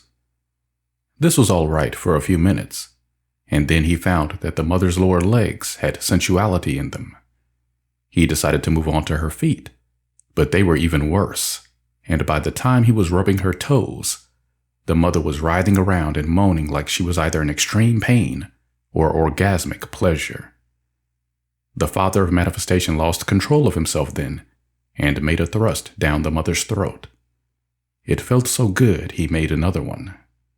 He thought he felt the mother orgasming in her throat, but she began choking and trying to throw him off. The father of manifestation did not want to be stopped. He made another thrust, and the mother began throwing up. She was frantic then, and he had to let her move. The mother was gagging and wrenching in a most terrible way, and the father of manifestation had to turn her over and beat on her back. The mother really vomited then, and dark planets rolled out of her that have yet to open to my light. A feeling of coldness moved through the mother with these planets, that made her want to get warm. She huddled up against the father of manifestation for warmth, and he put his arms around her. The mother felt that she was hardly beautiful now that she had thrown up all over herself, but she could see nothing around with which she could wash herself. The father of manifestation acted like he didn't care about or notice what she was feeling here. He was more concerned about whether she was ill or not. He had never seen the mother throw up before, and he didn't know what it meant. He wondered if he had hurt her or made her sick. The mother felt that she had moved out some of the dark pain she had felt because she was starting to feel better. She had an intensely hungry feeling within her that needed light, but she didn't know that this was the reason she grabbed the father of manifestation and pulled him over onto her. She wanted him to press her into him and let her feel his warmth. The father of manifestation accepted this, and he began pressing his hands into her back at the same time. The mother felt her belly almost bursting from the pressure of not moving everything she had to move. She pressed her belly against the father of manifestation in an effort to make it feel better. The father of manifestation got hard again in response to this, and thrust himself into the mother while his rubbing on her back was pulling her toward him. The mother screamed at this and said that she was not ready for it. The father of manifestation backed out a little and began to rub and titillate the area around the place where he had gone in. Soon the mother was moving about on him as though it were part of the massage he was giving her lower back. The father of manifestation's strong hands rubbed the mother's buttocks and thighs now, still allowing her to move around on him. Whenever he felt like it, his hands moved back to the area around her vaginal opening. He gave her several thrusts whenever she had a lapse of movement, and gave in to her whenever she wanted to move again. The mother's back was arching, and her head was hanging down. The father of manifestation wanted to be enough for the mother, and he hoped that it didn't mean she wanted it in the throat at the same time. The mother, though, was making sounds and hadn't even thought of wanting anyone else. But there is lost will that doesn't believe this. The father of manifestation had a moment of thinking that he might transfer back to the mother's head, but decided he wanted to turn her over instead. He felt that the mother's belly still needed help, and he wanted to massage it while going into her from behind. When he turned her over, the mother did not like it because she liked the pleasure she was having where she was. But when the father of manifestation touched her belly, her resistance subsided. The father of manifestation put the mother's hand on her own genitals and told her to do whatever felt best to her. He was then able to rub her back and her belly, and at the same time thrust into her. Soon the mother's movements let him know that she was experiencing intense pleasure. The father of manifestation was feeling such intense pleasure coming from her that it was as though she were grabbing him and pulling him into her. The father of manifestation found many places where giving into the mother's pull and pressing himself in there caused him to pressure her quite a bit. The pleasure he received from these places made him feel that he must be orgasming, and yet he was not. The father of manifestation gave the mother as many thrusts as he could, given everything else that was going on, and felt that he was growing bigger and bigger inside of her, and that she did not mind. The mother, in fact, was pressing herself down around him as though the more he had to give, the more pleasure she received. The father of manifestation turned the mother over again and had her sit on him, asking her to move down on him as much as she wanted to. The father of manifestation let his head roll back this time, and he could not avoid making sounds similar to the mother's. The mother arched her back and moved down onto him in an explosive orgasm that caused her to roll forward into his arms. The father of manifestation rolled her beneath him then and prolonged their orgasm with spastic thrusts. The father of manifestation lay back feeling pleasured, pleased, and powerful. The mother flushed with embarrassment at what she had done. What it might mean frightened her, but she too was savoring the pleasure. I felt furiously outraged and threatened.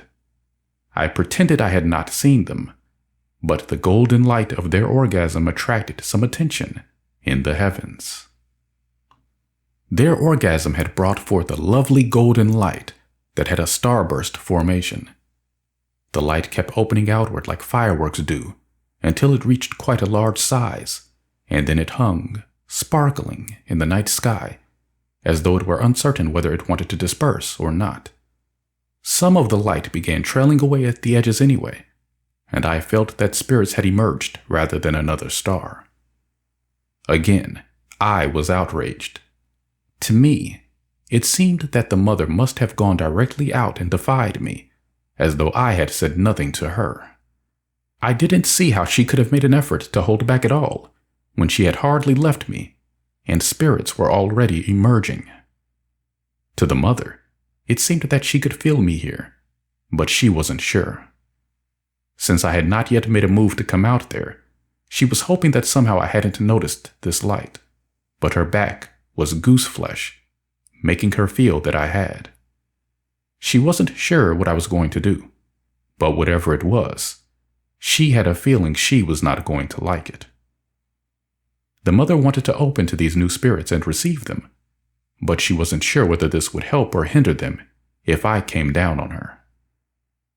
While the mother was hesitating, the father of manifestation went over to them to receive them and give them a welcome. He loved them immediately because, like him, they had music in their hearts and their bodies were rhythmic and undulating in the ways he liked to move. They had sexual energy as their essence too, and he loved that. The father of manifestation thought that at last he had some spirits he could enjoy life with, and he manifested joy for the first time in a long time as his response to them. He ran to get the mother and bring her over to share in his joy. The mother allowed him to lead her over to these spirits, but she had more fear than anything else. She was afraid I might come down on them any minute and make a hell out of their heaven.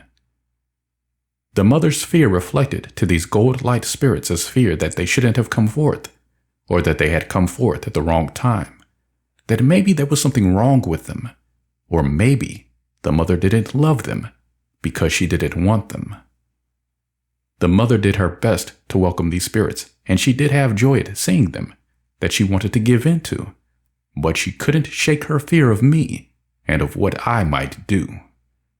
The mother even hoped that she and the father of manifestation had the power to open space in which to live with these new spirits where they didn't have to be involved with the rest of creation.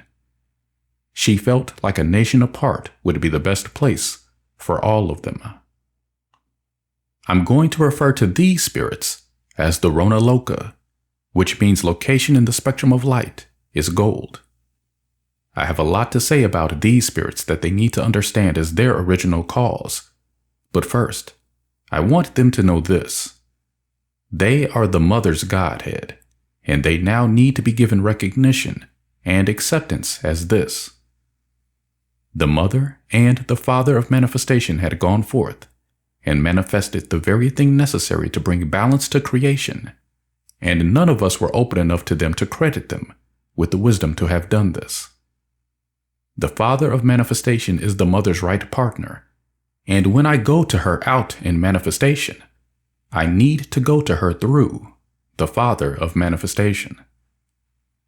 There is no reason to fear any more that the gold light spirits are any less my children than any of the other spirits, except that the lost will holding this charge needs to move.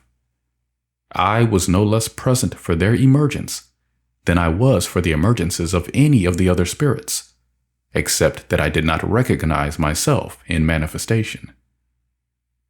I want to apologize now for the long suffering you have had because of misunderstandings in the beginning. I can only make this up to you now by helping you to move what you have held back for so long, but which needs to move now in order to make room for my light, to give you what you have always wanted to have.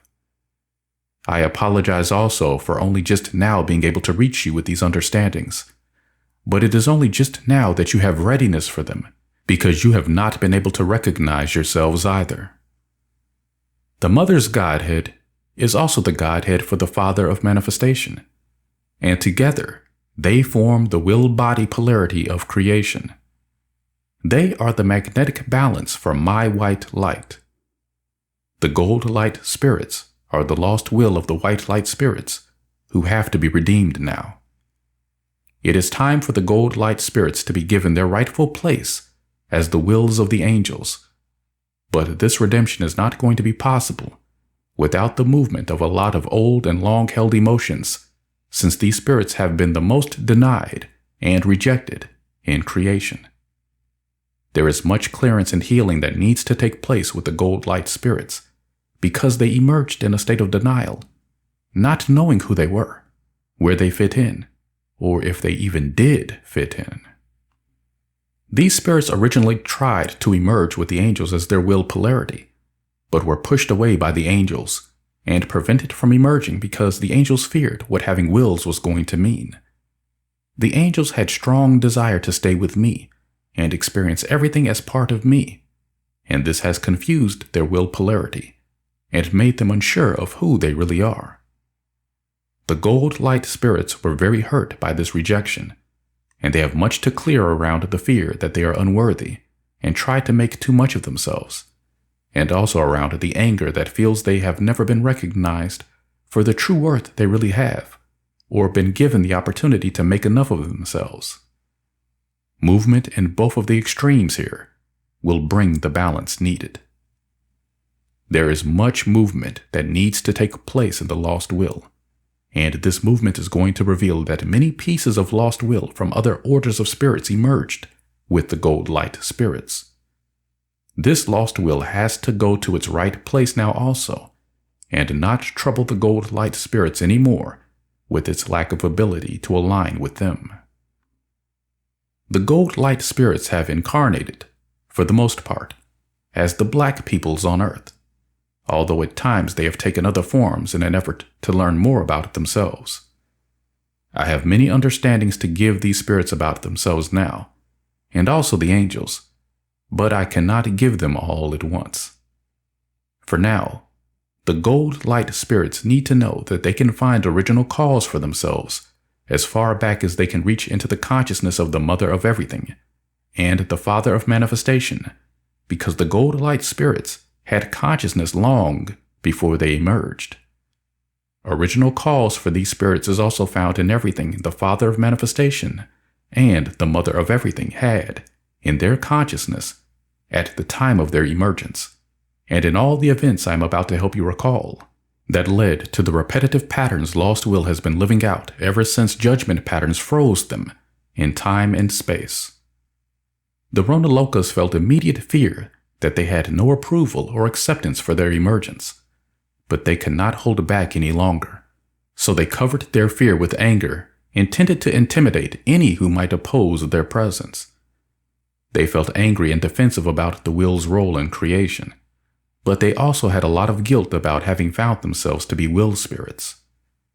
As much as they expressed bravado among themselves and congratulated one another on how wonderful they were, they had an underlying fear continually telling them that they weren't right to be the way they were, and that they weren't even really meant to exist. They were already feeling this when they were hovering in their starburst, not knowing whether to disperse into the space around them or not. Some of the spirits had a desire to hide, and this light slipped away from the edges of the starburst first. The rest of the Ronalokas had a bad reaction to this because they had made an agreement to stick together for better or for worse, believing that unity was their only hope. In fact, the starburst contained all the orders of spirits complementary to the orders of spirits in my Godhead, but they had too much fear of the lack of acceptance for them to come forth, order by order. These spirits had guilt buried in them under their defensive exterior that insisted they had a right to be what they were and where they were. There is no longer any problem with what they are or where they are, but the defensive anger and the guilt underneath it need to move, or these spirits will continue to face the reflection of what they are denying in the form of having their fear brought to them by others who want to deny them so heavily on earth. Heavy denial by others means serious lack of acceptance in the self. This is hard for the Ronalokas to accept because they cannot see themselves as causal here. This is such an involved question that the answers must emerge in the course of these teachings. The best advice I can give to the gold light spirits now is to move the feelings they really have and let go of the facade they have for so long felt they had to have, because internal change is the most important part of the way to finding change in outer reality. After all, the gold light spirits prefer making love to fighting anyway, and need to do some serious work on increasing their self-love and self-acceptance. The Ronalokas had a vision in which they were going to come forth in a great vibration of music and heal creation.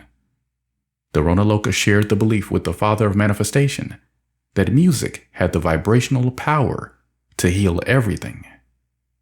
The Ronalokas felt the imbalance in creation, and they had thought for a long time that the mother was not being accepted because she didn't give her emotions the right form. The Ronalokas felt the need to vibrate what was being denied, and they believed that music was the right form for doing this.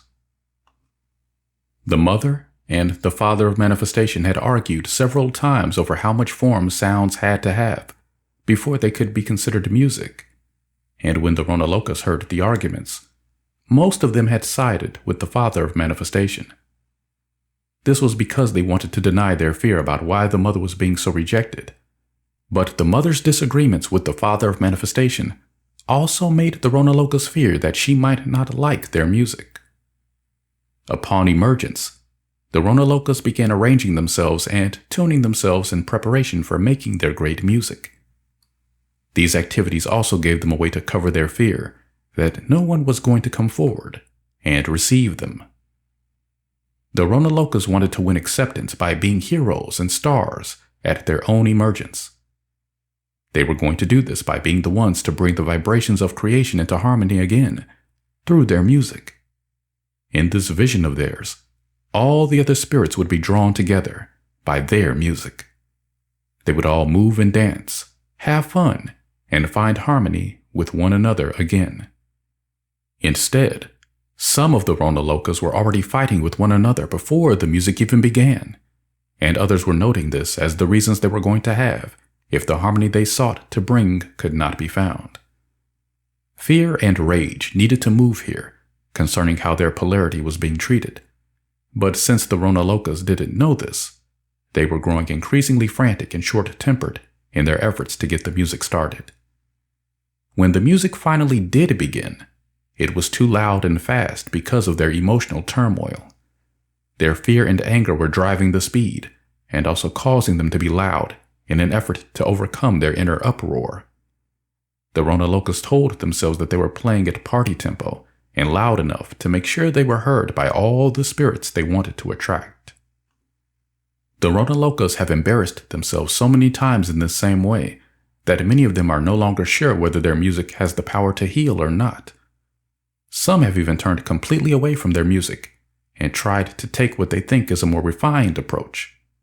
The Ronalokas have intense emotional energy, and it is not possible to hide this when they make music. No matter what they are feeling, it is going to show. Many times, their music has been healing to many people, but many times it has not been because of the denial and the emotional energy that is present.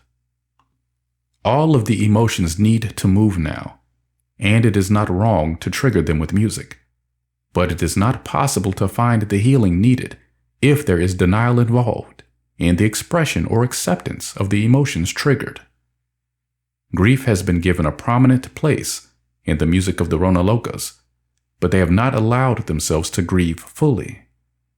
Rage is present also, but it cannot be successfully uplifted to statements of purpose without also accepting the movements of the rage. Fear is the hardest emotion for the Ronalokas to allow, and it has usually been uplifted in their music to statements of the courage to overcome. This is inspiring and uplifting, but is not going to be successful for them unless they also allow their fear to move. The Ronalokas had great fear about emerging at all, and from their internalized position they were listening very closely when the seraphims told the mother that understanding would come later. They took this to mean that the will would be given its right place if they just waited for enough time to pass. What the Ronalokas need to understand now is that it is not mere passage of time that will bring the healing and balance they long for. Time, in effect, stands still and repeats itself unless the movement needed for change is generated in the will. When the Ronalokas began preparing to play, the Father of Manifestation was doing his best to give them loving support and encouragement. To the mother, it looked like he was scurrying around doing whatever he could to help, while avoiding the issue of the real help that was needed. To the mother, the issue of straightening out the problems with me around this emergence was the most important order of business. The Father of Manifestation didn't want to give the Ronalokas any more of an impression that they already had, that there was any problem with their emergence. The Ronalokas were busy scurrying around with him in an effort to both avoid the overwhelming possibilities for problems and to try to hurry up and prove themselves to be more than worthy additions to creation by bringing the healing they had envisioned. This was what they saw as both approach to and solution of their problems. When the Ronalokas did begin to play their music, none of the other spirits came toward them because, of course, the Ronalokas came forth vibrating everything the rest of us were seeking to avoid. When the Father of Manifestation saw that no one was coming forward, he quickly went and found some spirits with whom he had influence and asked them to come and help the Ronalokas feel more welcomed. These spirits were his other lovers, and when the mother saw them come and join the party that she and the Ronalokas had just about decided they were giving for themselves, she couldn't stand the way it felt. As soon as the mother saw the tolerant and patronizing attitude of these spirits, and saw them drape themselves admiringly around the Father of Manifestation, she wanted to scream, and pretty soon, between the stridency of the music and the provocation of the scene before her, she did scream. The mother hoped the music was loud enough to hide her screams, but the Ronalokas fell silent. They wondered what had happened, and they were afraid this meant that the mother did not like their music. It was not the music the mother didn't like. It was all of the denied undercurrents she felt affecting it.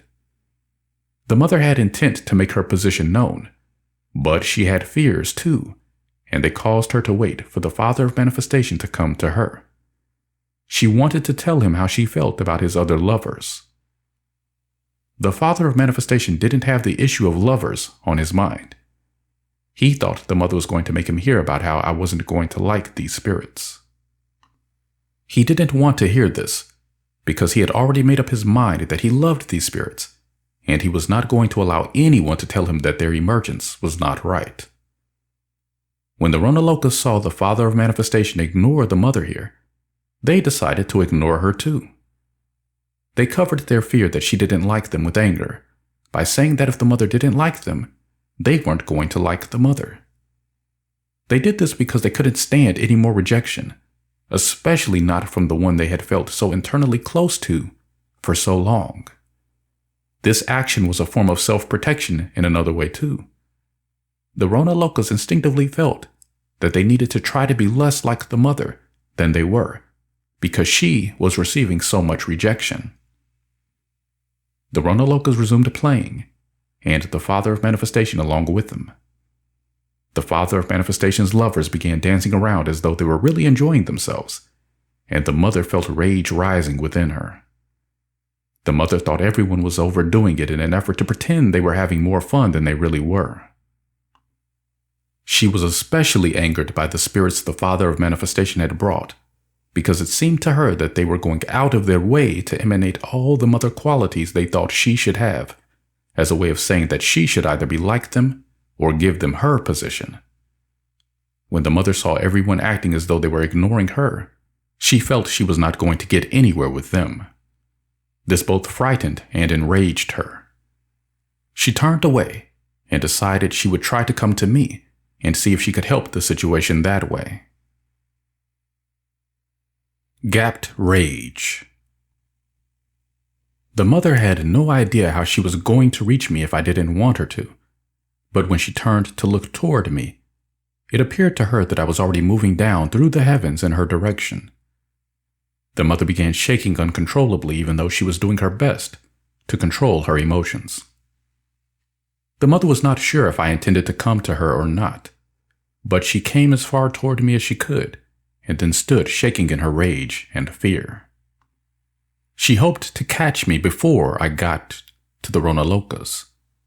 She told herself she had to be strong this time, and managed somehow to tell me everything she felt needed to be said, in the hope that some resolution could be reached between us that would allow the gold light spirits to have my acceptance. Before she could say anything, I gave her a smack that sent her flying out into the darkness of unopened space, and this was not the kind of darkness that the mother liked. I had hurled her into darkness that was not open to my light. Meanwhile, I had not realized I had gone forth yet. I had an image of myself as furious at the mother and the father of manifestation for disregarding my limits, but composed and waiting to see what they were going to do. As far as I was concerned, I was still preparing to go forth and see if they had emerged spirits or not. I did not know that the intense pressure I had exerted on myself in order to remain composed had literally separated my rage from the rest of my consciousness and sent it rolling down through the heavens. Disgusted with my lack of resolve to take action, my rage had decided it couldn't stand my paralysis any longer, and it went trotting forth, determined to teach the mother a lesson. As far as I was concerned, I thought I was putting on my best manner of friendliness and preparing to go forth and see what this light in the darkness was. I felt I had to be prepared to make the best of a bad situation, and I was taking my time getting ready. If the mother and the father of manifestation had emerged spirits, I couldn't very well make them go back and seem like the kind of god that killed living things, but I didn't like the situation at all. It made me look powerless to make them follow my lead, and I felt like allowing them to lead was the same as taking us to ruination.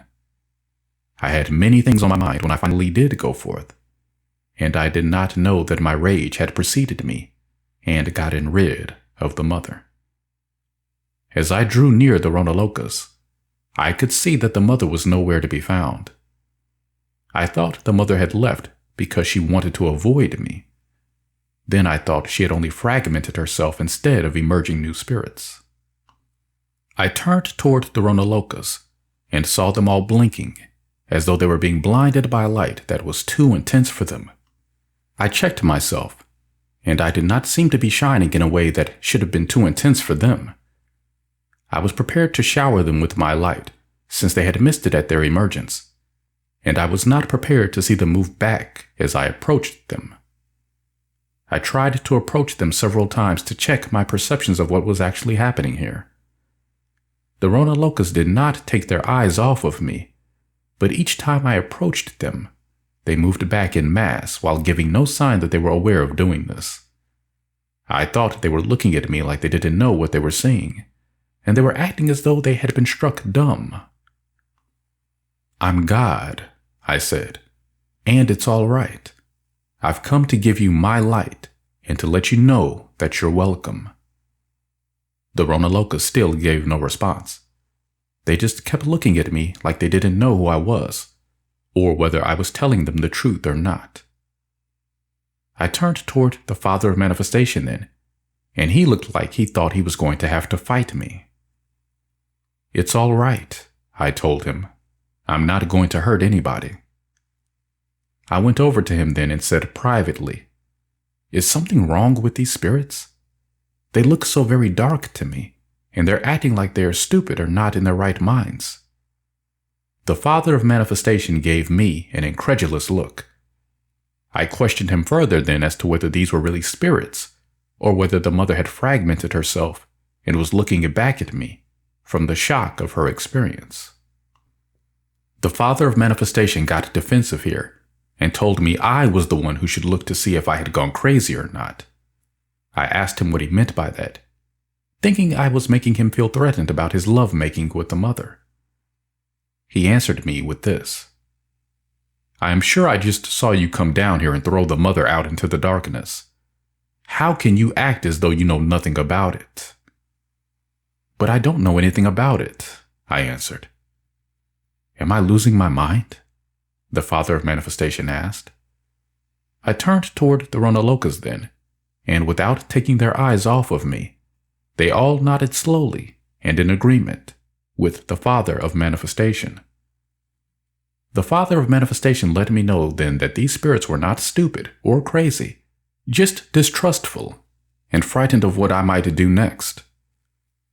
I would like to add now that Lost Will in the Ronalokas is not sure if it can trust its perceptions or not. The Emergence of the Warriors and the War in the Heavens. I tried again to reassure the Ronalokas that I had no intention of hurting them. The words had hardly left my mouth when we were disturbed by a great ruckus from out in the darkness. I hesitated to think what this might mean, but before I really had time to think about it, spirits began pouring in upon us from out of nowhere. They were big and rough-looking, and they were pushing and shoving and running over one another pell-mell as though they were in a panic to get away from something terrible. The closer these spirits got, the worse they looked. If these were new spirits, they had been born old and tough-looking. They had skin like lizards, beady eyes, and no hair. Their eyes were flashing, their tongues were darting in and out, and their tails were lashing back and forth furiously. They were running like they couldn't get away fast enough, and yet it was unclear what they were running from, because they were lunging at one another and beating on anything they got close to as though they were made of hatred. I couldn't tell if they were running away from something, towards something, or after one another. As they poured in upon us, I was shocked by how many of them there were. We were virtually inundated by a tidal wave of creatures who were having a massive fight. They were kicking up quite a storm in the heavens and reveling in their power to do it. The gnashing, bashing, clawing, growling, and snarling was so loud and chaotic that all I could think of was how to stop it. I couldn't see if the Ronalokas were all right. I couldn't see if anybody was all right. The air around me was filled with noxious smells and dusts I had never seen before, and all the noises and the running made it impossible to hear cries for help, if there were any. I had to look internally, and what I saw did not reassure me. There were spirits running everywhere as though they had panicked and didn't want to get caught in the fighting. Many were being dragged away already by the lizard creatures as though they had been defeated. Others were trying to help spirits who had fallen or who were being dragged away. I could see that some spirits from every order had joined in the fighting. I wondered why, and I saw that some were so angry they wanted to fight, but others were being dragged into the fight seemingly just for being too close to it. I could hear the lizard creatures taunting spirits who were not involved in the fighting. I could see the Ronalokas all clumped together, trying to insulate themselves from the fighting. They didn't like it at all that fighting had broken out in the middle of what they had wanted to be a healing. They were being taunted with accusations designed to make them feel that they were not brave. The taunts went like this. "Hey, why are you huddling together? Are you afraid?" Then somebody else yelled, "What's the matter with you mother spirits?" Then a big, nasty-looking fighter stopped for a moment and looked at them disdainfully. "You're afraid, just like the mother. I bet you'd run away if you could." Remarks like these stung the Ronalokas who were already having trouble feeling accepted by others, or that it was all right to be themselves. The Father of Manifestation was nearby, and he wanted to smack these lizards, but he held back, because he felt doing that would make the Ronalokas' self-image even worse. The Ronalokas tried to give the impression that they did not care about fighting, and that they knew lots of better ways to have fun. They glowered in anger, trying to make it appear that they were not afraid, but the lizard creatures were not interested in receiving them here. Everything the Ronalokas did was food for more taunts, and the Ronalokas feared that because they took after the mother, they were going to have trouble no matter what they did. They also feared that these terrible creatures had come forth and begun fighting because the Ronalokas had emerged. They were not altogether wrong. In fact, there is more truth in the fears of the Ronalokas than they have had understanding with which to know it, but they have been very superstitious about feelings that they have. I had been assuming that the missing mother had unleashed these terrible creatures upon us in an attempt to intimidate me in case I had thoughts of attacking her for emerging the Ronalokas, but it didn't make sense to me that she would have these creatures taunt the Ronalokas like this. I noticed then that the ones taunting the Ronalokas were armored lizards with well-developed arms and legs. These lizards carried hard things in their hands, which they used to beat on others, and they were also hurling things through the air. The ones who had attacked me in the initial onslaught and given me the feeling that the mother had sent them were more snake-like, with less developed arms and legs. They had struck at me with their heads, hissing and threatening me with their teeth and tongues. They also had very large, lashing tails that seemed like they could come around from behind and strangle an unsuspecting victim. I noticed now that there were two sides to this fight. One side was claiming to be defending me, and the other side was claiming to be defending the mother. The ones defending the mother were the snake-like ones whom I shall refer to as the mother warriors, and the ones claiming to be defending me were the armored lizards with the developed arms and legs. They, I now realized, had been the second wave of creatures who had run in upon us and begun beating on the others. I shall refer to them as the father warriors. The angels, meanwhile, had been clustered at the edge of the Godhead and could see what was going on. They hoped the fighting was not going to touch them there, but some of them felt that they had to help, and they got involved because they came forth. Others heard the taunts the lizard creatures had for them and felt they were going to have to fight to prove themselves. "Hey, Lily White," the father warriors were taunting them. "If you're on God's side, why don't you come out here and defend him?" I wondered if the father warriors were going to taunt everyone who was not helping them. I hoped the angels were not going to be affected by this, because I had always thought of the angels as strong. But in that moment, I must admit that they certainly did look like weaklings compared to the dense and tough-looking father warriors. The angels saw their own fears about themselves being reflected here, and many of them felt they had to do something to help me that would allow them to prove themselves. Many of these angels flew to me and clustered around me. They told themselves they were forming a shield for me, but in truth, they did not know what to do and wanted me to give them instructions. This was an act of folly on their part, as far as Lucifer was concerned, because he viewed the Godhead as nearly deserted now. I thought Lucifer was going to dash straight for my place, but instead, it seemed he could not resist tangling with me.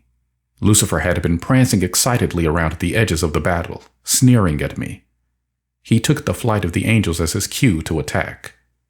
"Oh," he said in his most sarcastic manner, "are these your troops readying for battle?" I saw Lucifer had many spirits grouped around him that looked like shadows I could not quite see. I had the feeling that they were spirits I had been accusing the mother of emerging in the darkness. I wondered then if the mother had taken Lucifer as a lover in the darkness, and if these spirits are what had emerged. I hesitated to think that there was another side emerging in this battle, but it certainly looked like it. One of the second-order angels flew at Lucifer in response of his taunt, but Lucifer backed him down by saying, "Surely, God, you don't now have a policy of striking the first blow of violence when you feel threatened. Or do you?" Lucifer began laughing hideously. The angel backed away and then turned toward me to see what I wanted him to do. As soon as he turned, Lucifer struck him on the backside and tore out a piece of essence. The hole appeared to fill in so quickly with light that I wasn't sure what I had seen, but I felt I could not tolerate this from Lucifer. Lucifer was watching me closely to see what I was going to do. When he encountered my gaze, he made it quite clear that he did not intend to allow me to hold him responsible for striking a blow when there was no remaining evidence. "I'm in pain," the angel screamed. "That's evidence enough." Lucifer only snorted at this, as though it meant nothing. "He's in pain," Lucifer sneered sarcastically, as though this meant that the angels weren't tough enough to fight. Or, then again, he could be lying. Lucifer looked at me down the side of his face in a manner that was both superior and scornful when he said this. They do follow your example, don't they? Lucifer's contempt for me was glaringly obvious. I felt like a fool. I did not see how I could let Lucifer openly oppose me in this way and treat me with such disrespect, but I felt he had trapped me in my belief that if I did anything to oppose him, it would be unsuitable behavior for God. I felt trapped in my own image and did not know how I had gotten there. How had I lost control of my creation this way? I was terrified that I had utterly lost control of my creation, and that the result was anarchy, chaos, and imminent destruction. Spirit tries to reduce the power of negativity. All of a sudden, I felt overwhelmed with emotions I didn't know I had anymore. I felt the fear of feeling I had failed as God.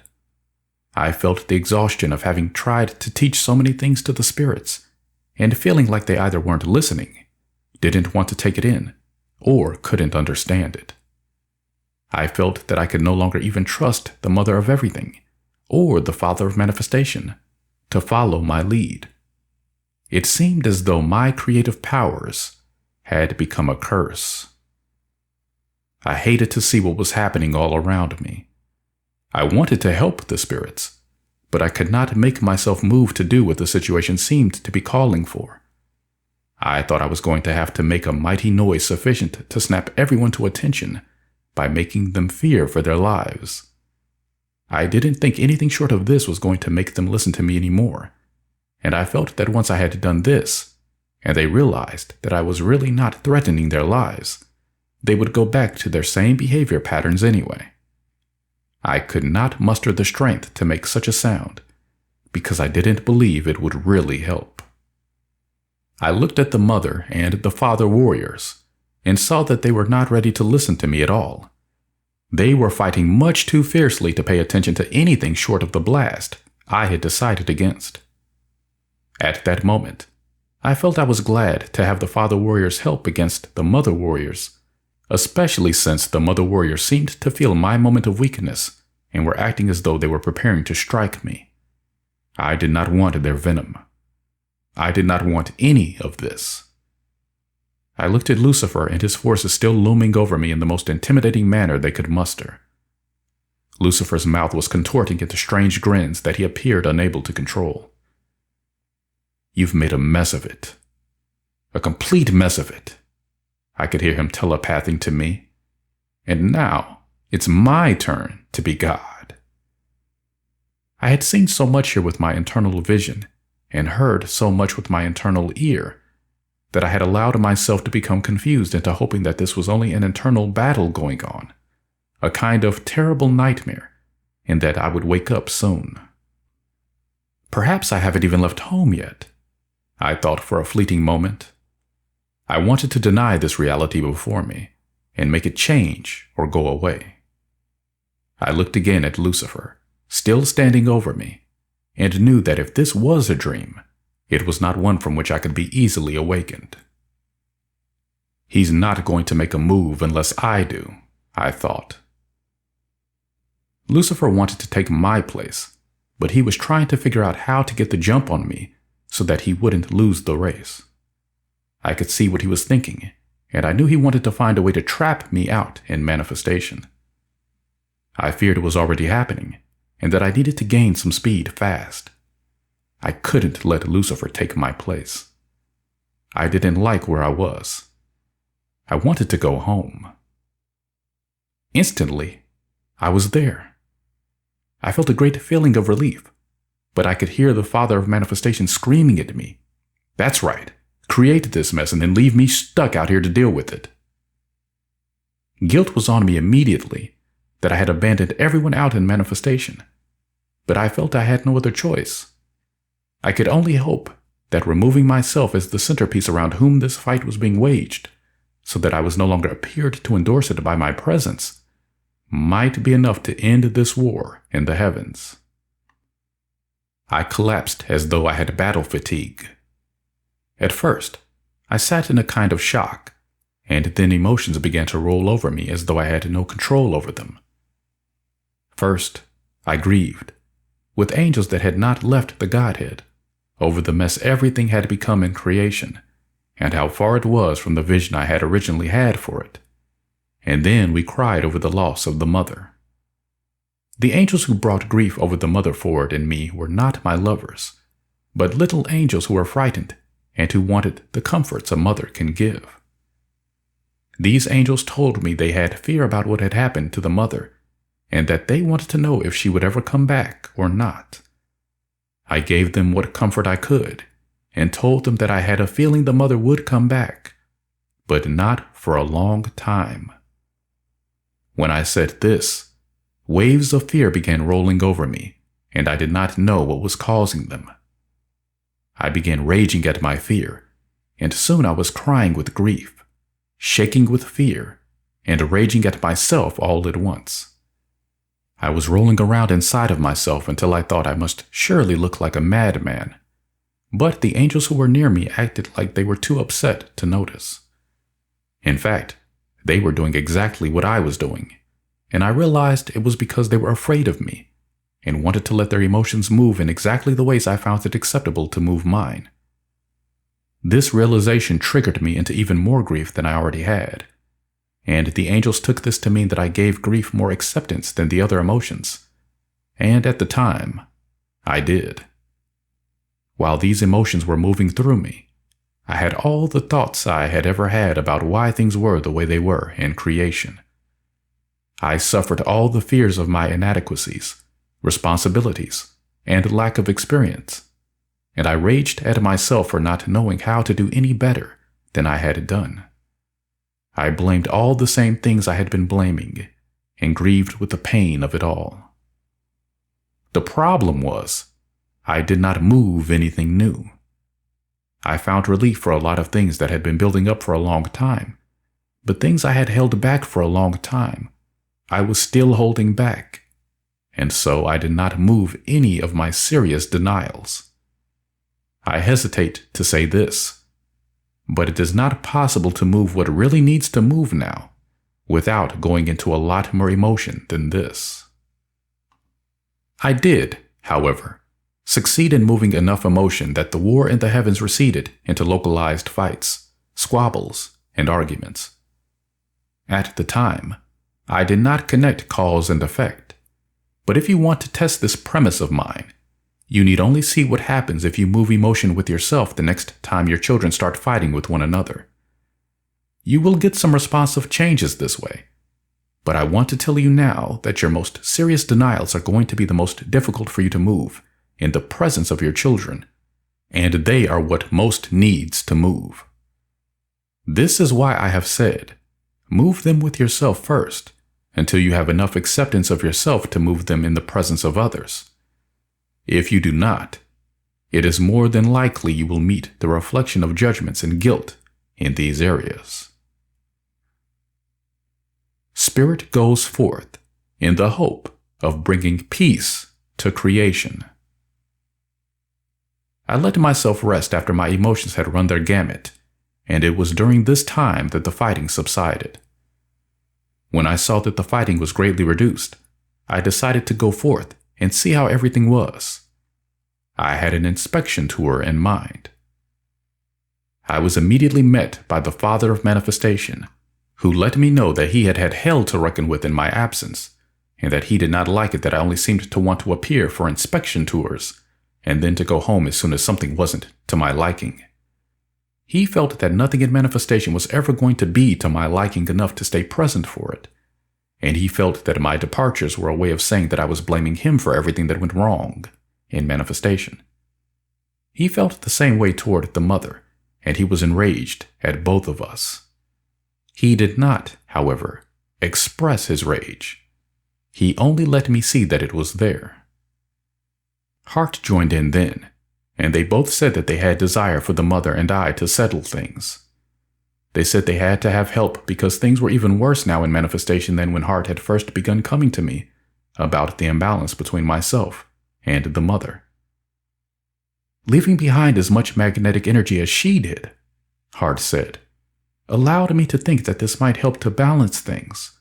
But the gold light spirits cannot hold any position of balance for long because they are being drawn out toward the mother, wherever that is. Heart said this last as though questioning me in the hope that I might answer. I don't know where the mother is, I told him. I assume she has gone to Earth. The father of manifestation did not feel that I was right here, but he kept quiet. He had too many things he felt needed our attention to risk having another blowout over the mother's whereabouts. Instead, the father of manifestation told me that most of the spirits had come through the fighting all right since most of the fighting had taken place amongst the warriors. He let me know, though, that there were many missing spirits and that he felt they needed to be found. He told me that searching for missing spirits, along with trying to heal the ones that had been hurt, was his basic focus, along with parenting the Ronalokas. The Ronalokas, he said, appeared to need a lot of help because they did not know where they fit in or what they could do to make a place for themselves if music is not going to be their way of life. As he was telling me this, I could see he felt some guilt that these spirits might not have any place because he had wrongly emerged them. But his outer tone conveyed to me that he was not going to allow these feelings to prevail. He was more defensive about these spirits than I had ever seen him be before. They have great music in them, he told me then, and I have been showing them how to help me with healing work. Oh, I said, mildly interested. What else do they do? I'm not sure. The father of manifestation nearly snapped at me. We haven't had a chance to find out. There's been a war going on, you know. I could tell he was extremely angry at me, and in spite of that, I said, I must admit, I don't like the gold light spirits very well. They remind me so much of the mother, and I can't get rid of the feeling that she's hiding in them, refusing to talk to me. Since I was avoiding the issue of their love-making and the defiance I thought it had showed toward me, it was hard for me to tell the father of manifestation how I really felt here, and I did not tell him what I had gone through at home. I could see him misunderstanding me, but I decided I would just have to let him take my words in whatever way he did, because I was not ready to address certain issues with him. He responded by letting me know that he did not like it that I was judging these spirits without giving them a chance. All right, I told him. I'll go and see them again. First, the father of manifestation said, I would like you to go and talk to the ones that were doing all the fighting. Maybe you can get them to agree to something more reasonable than I have been able to get from them. They want to control everything and tell us exactly what we can and cannot do. I had a sinking feeling when he said this, and for a moment indulged in chastising myself for not having stopped these creatures immediately by hurling them back into space before they had had a chance to get mixed in with the rest of us. I lifted out of this as quickly as I could by reminding myself that I was not a god who wanted to deny anything its chance to live. They're taking advantage of you because of that, I heard something say. I told myself I was going to have to face what was happening here and find a way to handle it. Spirit looks at the mother warriors. I did not want to look at the mother warriors.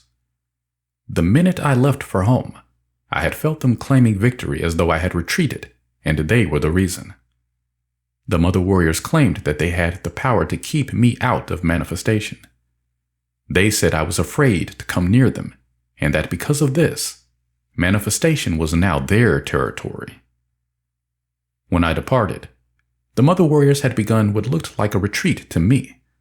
They moved back into the edge of the darkness.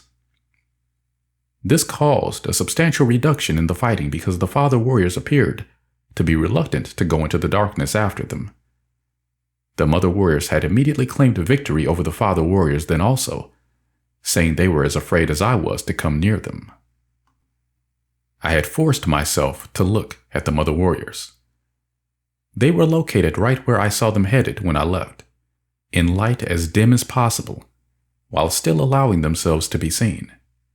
Even though it seemed that the action of their gradual retreat had been instrumental in the reduction of fighting, I found myself feeling extremely annoyed with them for trying to claim victory over the rest of us. To me, it was just as likely that they had moved back in fear of what I was going to do, since I had made a move. I had guilt involved in not giving the mother warriors any recognition for the help they had given by moving back, but I didn't think recognizing them for having reduced the fighting was going to have the desired effect.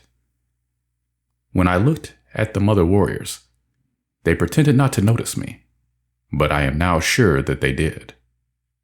They were posturing and moving in their most threatening manner, and doing their best to give the impression that my presence was the last thing they wanted to have in manifestation.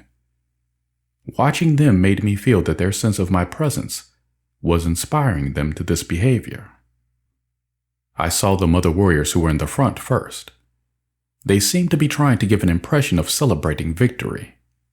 Some of them were dancing and swaying around to music they could hear coming from the Ronalokas, but seemed as interested in boasting and talking tough as they were in any music they heard. Other mother warriors were attempting to make music of their own with what I still regard as varying degrees of success. This music was even more raucous and driven than anything the Ronalokas have come up with yet. There were many mother warriors swaying back and forth in response to this noise, and it seemed to me as though these warriors were hypnotizing themselves or putting themselves into some kind of a trance. I hesitated to look further, given what I had seen already, but I made myself look into the farthest reaches of the dimmest light in which I could still see. I felt extremely annoyed, as though making me strain my vision gave the mother warriors some sort of feeling of power over me. I resisted an urge to suddenly flash them with my light and see what they really looked like in it in favor of going in undercover, as it were, to see what I could see. What I saw horrified me, but I did not let this appear in my consciousness either. I just tried to look around and gather the information I felt I needed to understand what was happening in my creation. I saw mother warriors engaged in what appeared to be somber dances and rituals. It appeared that they were torturing, dismembering, and slowly killing me in effigy. Others were applauding it. I was shocked and amazed that the mother warriors wanted to go that far in order to demonstrate how they felt about me. Because of what I saw here, I was unsure whether they had any interest in hearing from me or not. All of their mannerisms made it appear that they wanted to get rid of me. I decided to look around and try to see if all of the mother warriors felt the same. I now noticed that although the physical fighting had been reduced to skirmishes, there were many warriors standing on the sidelines taunting one another, as though they really wanted the fighting to escalate again. I was simply appalled at how many of these spirits there were. There appeared to be many more of them than I had seen originally. I wondered if all of these spirits had been there all along, and I had not noticed them because of the fighting, or if they had appeared later from out of the darkness like the others. I had a moment of panic that there might be an endless insurgence of spirits from the darkness, and that the mother might have a hidden lover out there who would help her emerge them whether they had my approval or not. Reason quickly told me that this was impossible, but lost will here is still immense. Meanwhile, I hesitated to speak to the mother warriors, and decided to allow myself more time for observation first. There was still a lot of uproar, even though there was not much physical fighting. The issue most in contention was the victory claim of the mother warriors. The mother warriors were taunting the other side, and I now saw that the father warriors also had many spirits I had not seen before, who were taunting the mother side. I had another moment of panic, but it was not as big as the first one. The mother warriors felt that they were unquestionably the victors because I had left the scene, and as far as they were concerned, this meant that I had retreated from a situation in which I had no power. I felt that they did not want to notice me now because they had fear of what my return might mean, and that no matter what it might mean, they felt they had more power in ignoring me by making a lot of their own noise than they apparently believed they were going to feel if they had to listen to me. The father warriors were insisting that the mother warriors had fought dirty and used unfair tactics, and that their declaration of victory was unreasonable. The father warriors wanted the mother warriors to accept their rules of the game, including how to determine the victor. The mother warriors immediately retorted that whoever gives up is the loser, and that I had given up first. They immediately followed this with insistence that the father warriors wanted to impose rules because they were losing, and couldn't win without making rules that disqualified the mother warriors' strong points, including their tactics and interpretations. Everything that was being said here struck me as not really being dialogue, because neither side was demonstrating any real receptivity to the other side. Words to these warriors seemed to be just something else to hurl at one another. I could see that the father warriors wanted to notice my presence and pointed out to the mother warriors as proof that I had not retreated. The mother warriors did not want to give the father warriors any opening to do this. As soon as the mother warriors sensed what the father warriors had in mind, they began screaming as loudly as they could, hoping they could make me feel again overwhelmed enough to return home.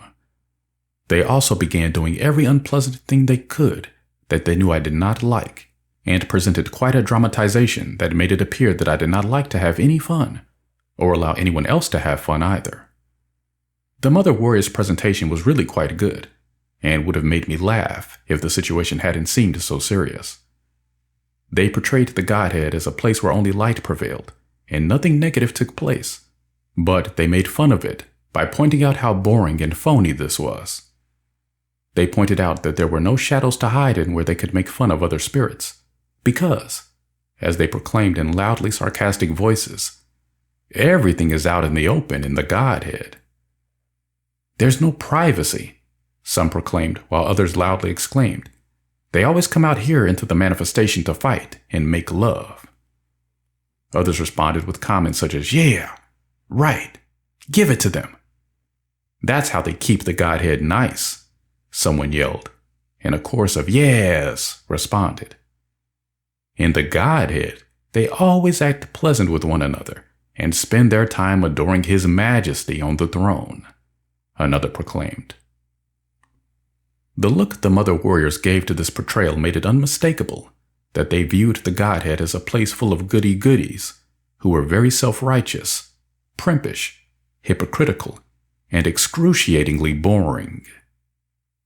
There was a large audience of mother warriors augmenting this portrayal by yawning, belching, and farting at the times they felt would be most effective punctuation, and generally applauding everything they felt put the Godhead down, and jeering at everything that put the Godhead up. The mother warriors continued portraying their impression of the Godhead as a place of no mystery, no intrigue, and nothing to find out, because everything was already known. They made it appear as if spirits in the Godhead were all alike, and doing the same things at the same times. The warriors portraying Godhead spirits made comments such as, we're so attuned to one another. Everything is so nice. There's so much light. I just love the light, don't you? At times, these spirits would pretend to be looking out from the Godhead and sprinkling light on the other spirits who were out there. Then they would say, aren't you glad we're not where they are? Whatever was said by the spirits portraying the Godhead would be given in a chord of nods from the others, while the audience would look very rough and mean and stomp and jeer at the Godhead. Some would yell taunts and insults, while others acted like they were gagging or throwing up. Some of the warriors were rolling around like their laughter was too much. There was a tremendous amount of hissing going on to express their displeasure toward me, and I decided I did not want to try to address them at this time. So, she's mad, something in me said, but I ignored it and turned toward the father warriors. It was a long time before I could laugh at the events that were taking place here, but I have found that once the pain is cleared, laughter is the final stage of healing. Spirit faces the father warriors. The Father Warriors indicated willingness to hear from me, but they also made it clear that they had a lot they wanted to tell me, too. They had some appointed spokesmen who let me know that the Father Warriors felt a need to assemble in front of me, but that they did not want to make any moves the Mother Warriors could interpret as a retreat or admission of defeat. He looked at me as though awaiting my instructions, and when I did not say anything, they said they would be glad to stop fighting and come to me if the Mother Warriors would stop first. I knew this was not going to happen and let them know it. The next proposal they gave me was that I order them to stop fighting and come to me so that it did not look like they were giving up.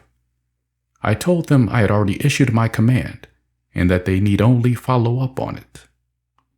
The spokesman for the Father Warriors then told me they would relay the command and assemble their numbers, but that they also wanted the authority to leave a guard posted to watch the Mother Warriors and alert us if any moves of a threatening nature were made on their part. They had already let me know that they had felt called forth to protect me and that they had a job to do, no matter what else was going on. As soon as the Mother Warriors saw my attention on the Father Warriors, they redoubled their hissing, jeering, and shouting until I didn't think I was going to get to have any communication with the Father Warriors. The Father Warriors did not like it that the Mother Warriors felt they had power because they could not be controlled. They wanted to go after them and do whatever it took to force them into submission. Through their spokesman, I told the Father Warriors that I did not like what was happening either, but that a God could not be loving and also get rid of living things, and that no matter how they made us feel, the Mother Warriors were living things that had to be given a chance. At first, the Father Warriors did not want to listen to me, arguing that they wanted to control the Mother Warriors first because they did not want to look like they were more submissive than the Mother Warriors. I told the Father Warriors that there was also power in ignoring the Mother Warriors, and that they could view giving me their attention not as a knuckling under, but as an act of mutual respect. I told them that I was going to speak first, and that then I would listen to them. Some of the Father Warriors did not like this arrangement, because they thought it put me in a position that was higher than theirs, while they felt they actually knew better than I did, and had come forth to rescue me from my own folly. I told them that I was here first, and that made me the head. They wanted to argue me on this point too, but I did not allow it. I told them to assemble and hear me out now, or I would not give them another chance. These same warriors did not see what reason I had to be testy with them, when it was really the Mother Warriors who were the problem. Nonetheless, the Father Warriors assembled by marching into lines before me, like they had rehearsed military drills before they ever emerged. I told them that I could not tolerate a war in the heavens, because I did not like violence and the harm it caused, and because what they and everyone else needed to generate and sustain life could not be done well in the middle of such chaos. I told them that in fighting to destroy the opposition, they were going to destroy themselves as well, and that there was no such thing as victory if, in the reality of gaining it, what they needed to live was lost. I told them that there was enough healing to do already, without making more problems. My speech was short, and I thought I was sounding like a loving and reasonable God, who was giving them understandings they could not deny, and which made it obvious that fighting was an unreasonable approach that was out of the question for beings of reason, which I knew they considered themselves to be. The Father Warriors did not say anything to oppose me, and, in fact, made a great display of giving me their complete attention and allegiance. I soon found in the speeches they later gave in response that they had not really received me here. The first thing the Father Warriors did was blame the disorder of emergence on me. Again, their spokesman did the talking while their rank and file sat in obedient concurrence. The spokesman said that they had wanted to emerge for a long time, but that I had not provided them with an appropriate place of emergence. They said that they had not wanted to emerge in response to orgasm because they did not approve of it. In fact, they took this opportunity to blame sexual desire and pleasure-seeking for everything that they viewed as wrong with my creation. What they did not directly blame on sex They blamed on the mother's insubordination and my weak leadership, which was still sexual as far as they were concerned. They said that they had waited a long time to emerge, hoping I would become ready and able to receive them. The implication was that their understandings and awareness surpassed mine, and that they had been waiting for me to mature enough to be ready for them. The father warriors then said that they had emerged when they did, because the mother's last transgression had aroused a fury in them that let them know they could not allow this sort of thing to continue any longer. They said that recent events had forced them to emerge, whether they were ready or not, and that they had emerged in disorder because their emergence had been an emergency response to the mother warriors who were pouring forth with intent to try to kill me. Nonetheless, they continued, our emergence proves that sexual pleasure is not necessary for the emergence of spirits. Pleasure-seeking is all the mother warriors seem to want, and we, the father warriors said, want you to know that the mother warriors are not a part of us. We have emerged to protect you. The spokesman then told me that the father warriors wanted to show me how they had planned and intended to emerge, since their sudden and unplanned emergence had prevented them from doing so. The warriors then presented me with a military type of parade followed by more speeches. They had an order of rank that extended to the last man, and they now paraded past me accordingly.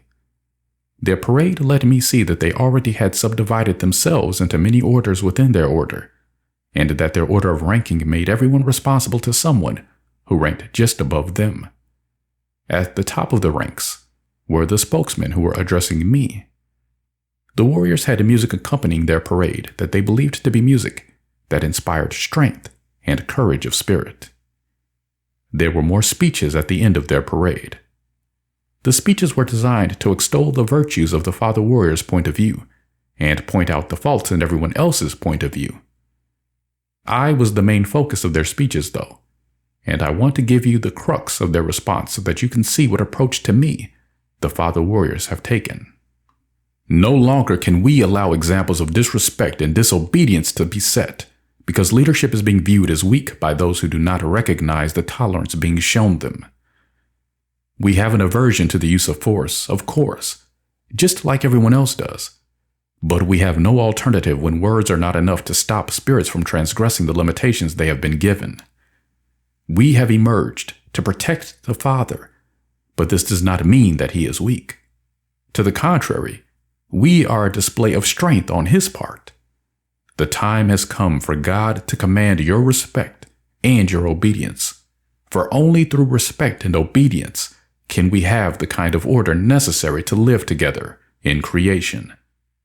We, as father warriors, have the role of maintaining order and opposing the threat against this necessary order that is being made by some. Others, many of whom emerged with us, have the job of maintaining and perpetuating life and creation as we know it. The spokesman went on for quite a long time extolling my virtues and building me up to look like the kind of God everyone should pay more respect to and listen to more, and the longer they talked, the less everyone was listening. Finally, I put an end to it by telling them I had to get moving again. The father warriors then gave a closing ceremony that made the mother warriors so mad that they reversed any ground we might have gained in quieting them down by hissing and jeering even louder than they had before. The father warriors' closing ceremony made it clear how they viewed the mother and all who took after her or shared her viewpoint by giving validated presence only to the father's side. The father warriors all stood and saluted and pledged allegiance only to me and gave symbolic embellishment to this by using colors and images that had only to do with me. They brought forward nothing of the mother. The father warriors dealt with the mother warriors' attempt to disrupt this ceremony by appearing to completely ignore it to such an extent that I felt regret for having given them this advice. When the ceremonies ended, they filed out in lines and marched to positions facing the mother warriors. The father warriors represented themselves as an intimidating presence meant to control the threat being posed by the mother warriors, but the mother warriors viewed them as provoking their desire to fight. The mother warriors had no power to move into the light any farther than they already were, but they did not want to let the father warriors know this because they resented the way they were being regarded. The mother warriors felt that they had valid points to make and that they were not being listened to or taken seriously. The mother warriors and the gold light spirits. When the mother warriors saw the father warriors' closing ceremonies, they decided to turn to the Ronalokas as the only audience they might gain who would have sympathy for their viewpoint. The Ronalokas did not like the forms the mother warriors had taken on, and they did not like their approach of fighting. The Ronalokas treasured what they considered to be the entire beauty and majesty of the will, and did not align only with its rage, as mother warriors seemed to do. While some Ronalokas could identify with what the mother warriors saw, most of the Ronalokas were too frightened and guilty to identify with the mother warriors at all. The Ronalokas have since regretted this many times because of the way they have been treated by the father warriors. But at this time, all of that lay ahead of them, and they could not see it because they were too busy avoiding their fear of it. The Ronalokas were not sure how they were going to live without the mother they had depended on so much when they were interiorized, but they decided that they were going to have to look like they were doing well, whether they were or not, in order to give themselves more esteem in their own eyes. The Ronalokas already had guilt that they had not brought the healing balance they had hoped to bring. The father warriors had made them feel even more guilty, as though they posed a threat just because they were like the mother. The Ronalokas didn't want to be identified with the mother warriors, because the mother warriors were presenting an image of everything that was seen to be bad about the mother. Guilt in the Ronalokas told them they should try to put forth an image of all that was good about the mother. This caused many of the Ronalokas to deny even more of their rage and also their fear, since these emotions had received so much judgment against them. This denied will essence went, of course, into the ranks of the mother warriors, since it had been judged to be like them and felt it had no other place to go. The Ronalokas then felt embarrassed that some of the mother warriors seemed strongly magnetically attracted to them. They did not know it was their own denied will essence that was causing this. Many times, Ronalokas have been accused of black magic because of confusions that began here when their own lost will essence took up the ways of the mother warriors. The warriors continue to battle. The mother warriors hated the limitation of having their freedom of movement and creation restricted by the father warriors, and they countered this by doing everything they could to make sure the father warriors would feel unwelcome in the space the mother warriors were occupying. The mother warriors felt powerless here and covered their fear with threatening mannerisms which they hoped would intimidate the father warriors enough to keep them from pushing the mother warriors any further out into the darkness than they already were. The father warriors responded to this threatening stance on the part of the mother warriors by saying that they were only having to restrict the mother warriors' freedom of movement in response to the threat they were posing. The father warriors also claimed that the mother warriors were restricting the father warriors' freedom of movement by taking up a lot of space in which the father warriors were unwelcome. The mother warriors could not stand the idea that the father warriors might try to push them all the way out in the darkness, but they did try their best to make it appear that they did not care. The mother warriors did not want to show any fear because fear was not well received in creation. The mother warriors believed that showing fear would make the father warriors feel even more powerful compared to them, and that this would increase the possibility that the father warriors would feel powerful enough to try to get rid of them. Part of the mother warriors' defense was to look as threateningly powerful and intimidating as they could, but they also practiced bolstering their courage by repeatedly going through the motions of overpowering the father's side. Part of their rituals later became known as black magic. The mother warriors used symbols to represent the father's side, and over went through the motions of getting rid of these symbols by mutilating and dismembering them until they didn't exist anymore. The mother warriors saw these rituals as statements of how they felt about the father's side, but they also believed that going through the motions would cause the actual events to happen. They had received this impression by watching the Godhead. The Mother Warriors had seen the Godhead focus on the positive in the belief that this would eliminate the negative. The Mother Warriors already felt that they were part of the negative we were trying to eliminate, and they felt that they had to do something to counter the threat to their survival, which they perceived to be coming from us.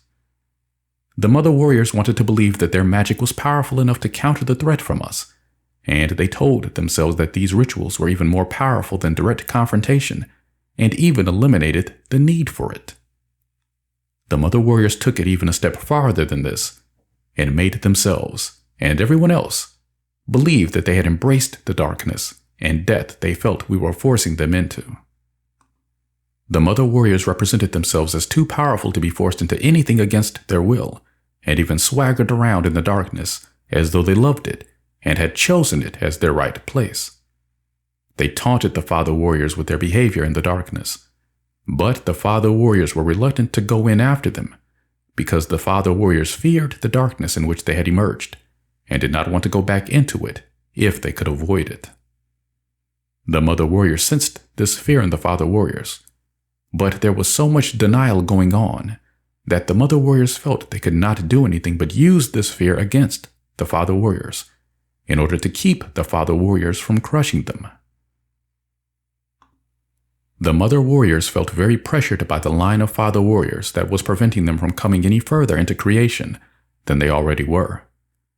The Mother Warriors wanted the Father Warriors to move back and give them more space to move around. Since the Father Warriors were unresponsive here, the Mother Warriors made an offer to move back themselves as a gesture of goodwill. They let the Father Warriors know that they did not need to complain of their space being restricted by the Mother Warriors, because the Father Warriors would be welcome to step into the space the Mother Warriors were vacating by stepping back. The way in which the Mother Warriors made this offer implied that the Father Warriors were afraid to come any farther into the darkness than they already were, and also triggered fear in the Father Warriors that the Mother Warriors intended to lure them into the darkness and trap them there. The Father Warriors felt they had no alternative but to deny their fear. They did not want the Mother Warriors to think that they were afraid of them, or the darkness, or of stepping into the space they had complained of the Mother Warriors occupying. As soon as the Father Warriors denied their fear and stepped forward, the Mother Warriors said that fair was fair, and now the Father Warriors had to step back and let the Mother Warriors step forward. When the Father Warriors stepped back only as far as they had been originally, the Mother Warriors complained that they were not being allowed to step forward because they were only being allowed to re-enter space that was already theirs. The Mother Warriors then volunteered to take 2 steps backwards to show that they were not pressuring the Father Warriors. The Mother Warriors' offer triggered the Father Warriors into even more fear that the Mother Warriors meant to lure them into the darkness and trap them there, but they felt they could not admit that they were afraid to step forward. The Father Warriors wanted to insist that they were in the position of power here, but they were afraid that the Mother Warriors were. The Father Warriors' problem was similar to mine in that they did not want the Mother Warriors to have the power to call any of the moves, and yet it was a question of interpretation on both sides as to who had the position of power. Since there was so much denial in the dialogue taking place, each side wanted to seize upon interpretations that made their own side look more powerful than the other. The Father Warriors had to think of a way to avoid stepping into the space the Mother Warriors were opening to them without allowing it to appear that they were afraid to step into the darkness. The Father Warriors said that the Mother Warriors were free to move anywhere they wanted to in the darkness, and that Father Warriors would step into their space if they wanted to, but that the Father Warriors wanted it made clear that Mother Warriors did not have the power to tell Father Warriors how, when, or where they could move. The Father Warriors went on to say that so far, they had found it unappealing to enter Mother Warrior space. This enraged the Mother Warriors, who retorted that they had initially backed up in response to the Father Warriors' complaints, and that now they weren't going to back up anymore, because the Father Warriors did not return the gesture. The Mother Warriors said that they were going to face the Father Warriors with their own line until the father warriors grew tired of it. In the fury of their emotion, the mother warriors threatened the father warriors that if they weren't allowed to cross over the line held by the father warriors weren't going to be allowed to cross over the line being held by the mother warriors. This threat made the father warriors feel that they had to challenge the mother warriors' line, or the mother warriors would be viewed as having power the father warriors didn't want them to have. Because of the power struggle going on between them, the mother and father warriors entered a phase of appearing to play a game in which the opposing sides either took steps forward or backwards, or threatened to take steps forward or backwards. Whenever the pressure got to be too much, skirmishes erupted over who might have stepped over the line. Every move and threatened move was taken very seriously, and was accompanied by long sessions of hurling words back and forth. The feeling here was that the warriors were going to have a standoff situation for a long time. It appeared to me that the father warriors had the power to push the mother warriors out into the darkness and to be rid of them. I was not sure why the father warriors didn't do this, given the hatred and rage they were expressing toward the mother warriors. I hoped they were following my example of not annihilating living things, but in watching them, I realized that the father warriors did not want to eliminate the mother warriors because the father warriors feared that then they would have no more reason to be. I saw that the father warriors were perpetuating conflicts they claimed they had come forth to solve, so that they could continue to feel they had a reason to be. I could see that they had more fear of loss of reason to be than they had actual respect for the mother warriors' lives. The warriors did not understand vibration and confused it with movement, so that even though their lines were standing still in relationship to advance and retreat, the warriors were ordered to pace back and forth. Relaxation was considered a dangerous lapsing of their guard, and they were never allowed to sleep on the job. The father warriors informed me that they were ceaselessly working on my behalf. I had not been able to make an agreement with the father warriors other than to get them to agree to listen to me. Since the mother warriors had jeered me and insisted that they were not going to listen to me, the father warriors insisted it was not possible to allow it to appear that they had backed down entirely. I could not understand this until I saw that the father warriors were vulnerable to the mother warriors' charges, that backing down to anything meant a lack of power. The father warriors agreed to keep their skirmishes as small as possible, but insisted it was impossible to accept a ban on fighting because they could not allow the mother warriors a chance to threaten creation any more than they already were. The father warriors also refused to give me any agreement on how they were going to treat other living things. They insisted that they gave out only what others asked for, and that they could not predict what this was going to be. The father warriors acted quite insulted that I had even brought forward the idea of an agreement, because it made them feel that I did not believe that they had the best interests of everyone at heart. They also pointed out that I, myself, had said that rules and agreements were impossible, because everyone must be free to respond to situations with what the situation itself seemed to be calling for. I noticed, however, that as soon as the warriors wanted to have agreements, they were just as quick to say that I was the one who had made the point that agreements were necessary. The warriors were not open to discussion on either side of the issue, insisting only that everything they did was necessary, given the situation at hand. Spirit light approaches the Ronalokas. I hoped that the warriors were going to keep themselves busy with one another for a long time, and I turned toward the Ronalokas. When I looked at the Ronalokas, I was surprised to see how much involvement they were having with the father warriors. It seemed to me that the Ronalokas had nothing really in common with the father warriors, but I could see that the Ronalokas had guilt telling them they had to be less like the mother, and the father warriors were taking advantage of this. The father warriors were belittling the Ronalokas in so many ways, and treating them so harshly, I could not believe the Ronalokas were allowing it. I realized they must be feeling entirely powerless. This must be the mother in a very broken form, I said to myself, or this could not be happening.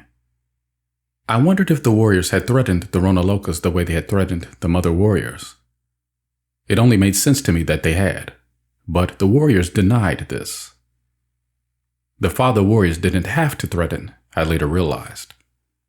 The Ronalokas had seen better than anyone else how the mother had been treated, and they had their own ideas of why. The Ronalokas also had seen what my gapped rage had done to the mother. Anything that reminded the Ronalokas of why they thought this had happened to her made them fear that the mother's experience was going to be their experience.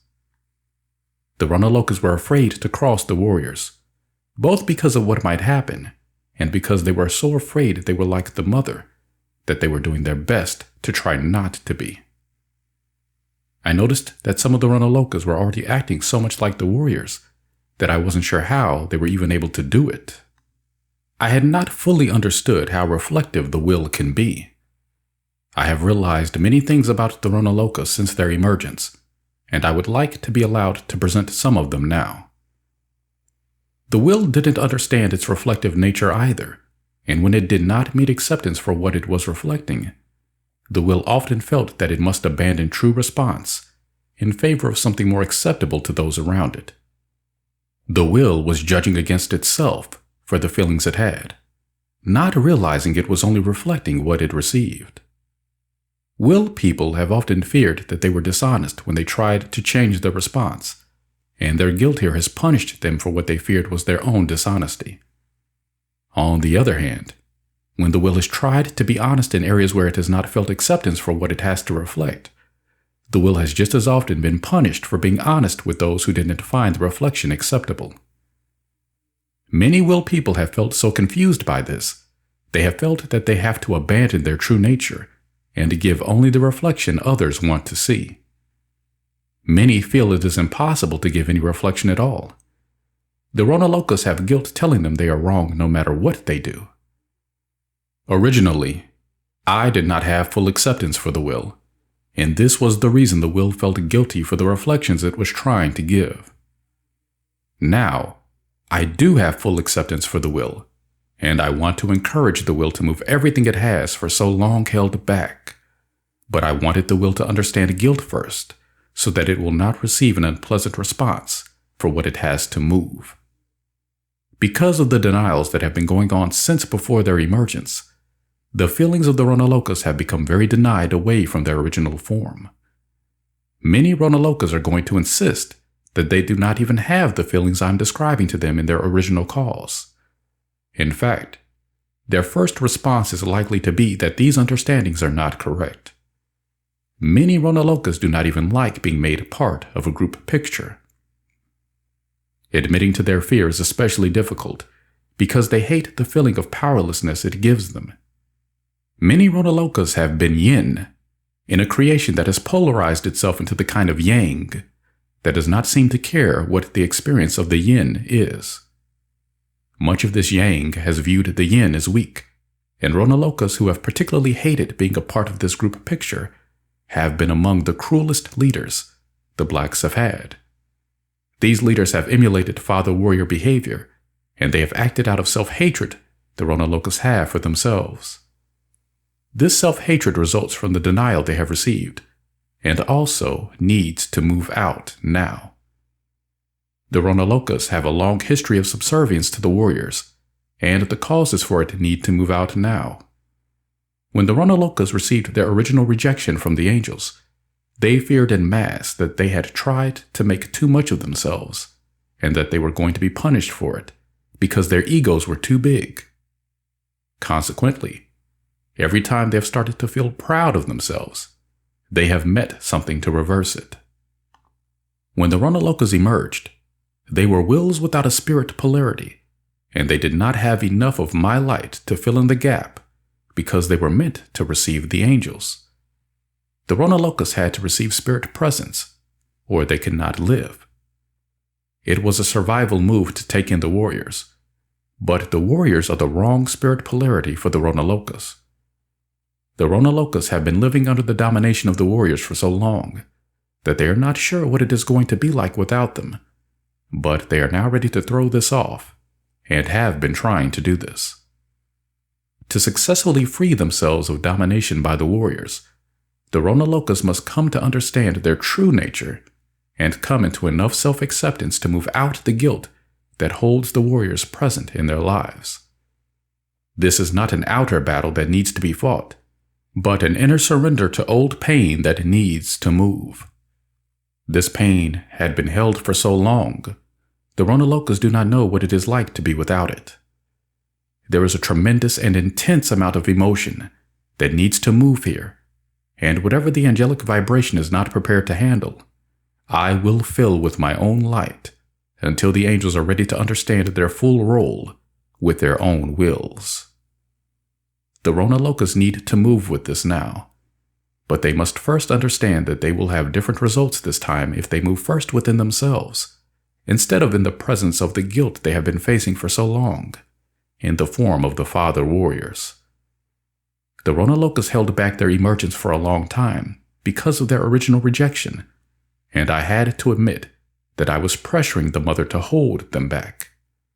I was having such a hard time with the mother, I did not realize that more help on her end would have made it easier. I was caught in the image that more spirits like her would make it harder. When the Ronalokas finally did emerge, they knew this, and they tried to abdicate as much of their nature as they could in an effort to please me. This resulted in large amounts of fragmentation of will essence that became even more lost and confused than the Ronalokas already were. Because of the magnetic nature of the Ronalokas, these fragments did not move very far away from them and have embarrassed the Ronalokas by reflecting just what they were trying to get rid of in themselves. Because of their fragmentation, the Ronalokas have not been able to align very well as a group, and this is most of the reason that the Ronalokas have not liked being part of any group picture being made of them. As I went now to look at the Ronalokas, what I saw before me was a very frightened and fragmented bunch of will spirits who had become unable to recognize themselves as the will polarity of the angels.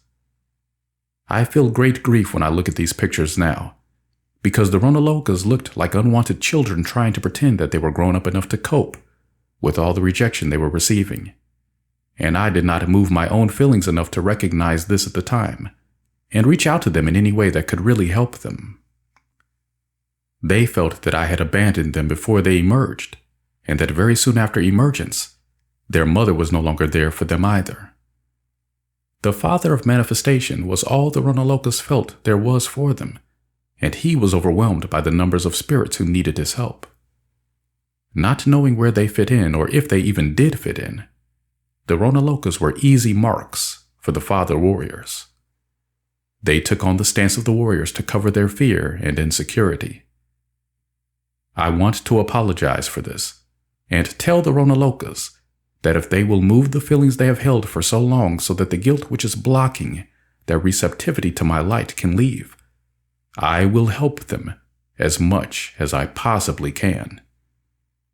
I know that this statement will bring up distrust in the Ronalokas, and this has to be allowed to move along with everything else.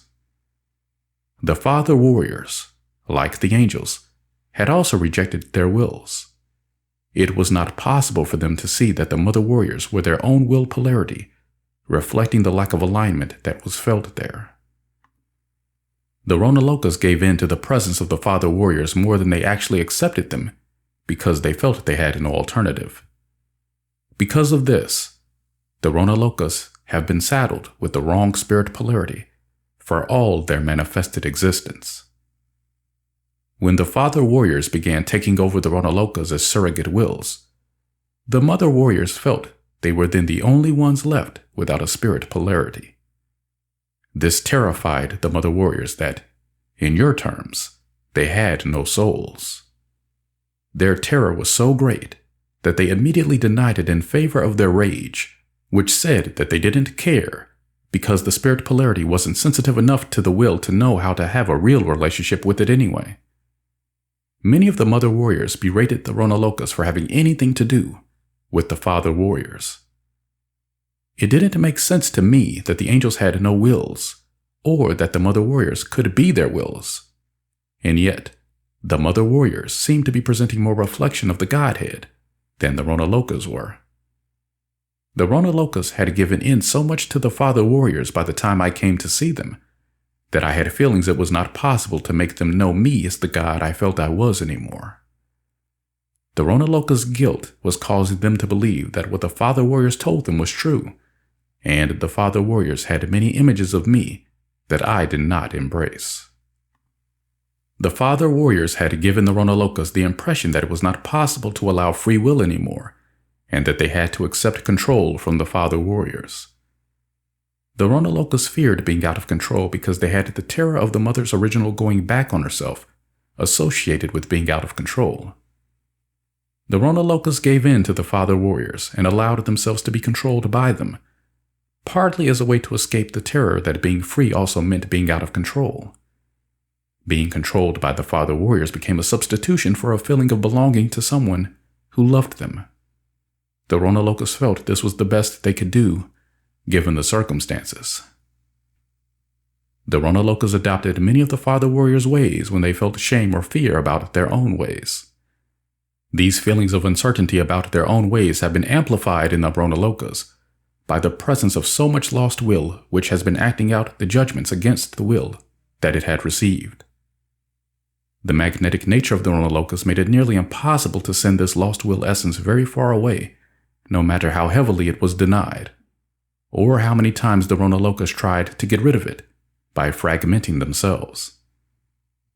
This lost will presence also stayed close to the Ronalokas because guilt told the Ronalokas that they could not escape this reflection because this was what the will was really like. Intuition told the Ronalokas that denial was wrong. The Ronalokas had not liked receiving denial themselves, and this is another reason they allowed a lost will essence to remain so mixed in with them. The Ronalokas knew what it felt like to be lost and rejected.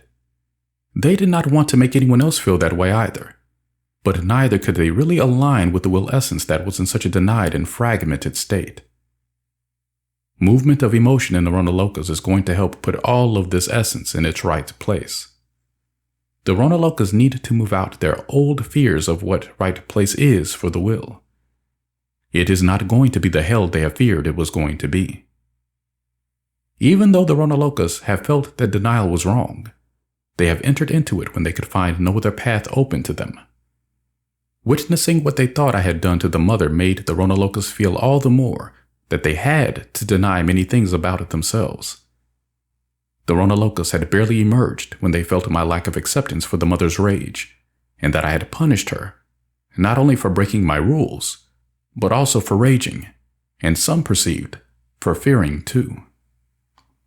When I denied what the Ronalokas thought they had clearly seen me do, the Ronalokas became unable to fully connect to themselves in this area. Whenever something reminds the Ronalokas of what they are holding here, which is a lot that needs to be understood now, the Ronalokas feel an overwhelming panic, which they feel their survival requires them to immediately deny. The Ronalokas feel caught in a bind in which they are called upon to pretend they are not experiencing what they are really experiencing. Some even fear they do not know what their real experience is, and so they must keep a grip on themselves all the time. The Ronalokas fear that allowing their true response will put them in a position of saying that I did something I will insist I did not do. In addition, they fear that allowing their true response will mean that they are demonstrating the same behavior for which I threw the mother out. My treatment of the mother here made the Ronalokas question whether I viewed the will as having any valid place in creation at all, and they feared their survival was dependent upon pleasing me. Because the Ronalokas have not been able to resolve the question of what they really experienced here, they have felt a split in themselves. On one side of the split, they felt they could not trust their own perceptions, and the other side of the split felt they could not know or trust me. They also experienced a split in their emotions. The crack opened up by this split gave the Ronalokas their own gap. The Ronalokas are all gapped as a result of this experience, and a gap is nothing to take lightly. The Ronalokas who know it is there have tried to cope with it by trying to keep everything calm and on an even keel. The healing of this gap needs many understandings, which I will give in the course of these teachings. The starting point is allowing yourself to recognize its presence and to begin moving the fear that it cannot be healed. Because of the split in the Ronalokas, they had a mixed response when they noticed that it looked as though I was approaching them. Many feared I was not really going to come to them, and many others feared what it might mean if I did. The Ronalokas were not sure how to respond to what looked like my impending approach. Some feared opening to receive me if they were going to find that I did not come. Others feared opening to receive me if I was going to throw them out with the mother. The Ronalokas had a longing to find the mother, but they did not like the darkness she had gone into. They felt it was impossible to go into the darkness without the presence of some spirit light to guide them. They hoped it would be my light. They hoped I would gather them up and that we would all go and look for the mother together. The Ronalokas knew as they saw me looking at them that this was not going to happen, and they feared that I was not going to give them their heart's desire. The Ronalokas had already feared for a long time that the heart's desire of the will was overlooked and judged against by me. Some of the Ronalokas began to feel that they were doing the same things they were accusing me of doing. The father warriors were giving them many images of my perfection, and the Ronalokas feared they had judged me without understanding me. They began to beg my forgiveness. There was responsive anger in the Ronalokas also, but it was more hidden from view than the fear. I tried to approach the Ronalokas and tell them there was nothing to forgive because they had done nothing wrong. Because the Ronalokas are a feeling body, they were responding more to what they felt than to what was said. They did not have a feeling of trust for what they heard here, and they began to go into all of their confusions as to why. Without knowing they were doing it, they began again to back away from me. I could not reach them well enough to hold on to them, and I could see that they were beginning to fall away from me. I felt I could not continue trying to approach them because it was having the effect of seeming to push them away. I remained where I was and asked the Ronalokas how they felt and what they wanted to do. Asking the Ronalokas how they felt brought a lump to their throats and made them unable to speak for a while. When the lump had passed enough to allow response, they gave me a song for an answer, telling me they felt fine now, that I had come, and that now they knew everything was going to be all right. They got quite carried away with it and moved a lot of emotion, but not the emotion that most needed to move.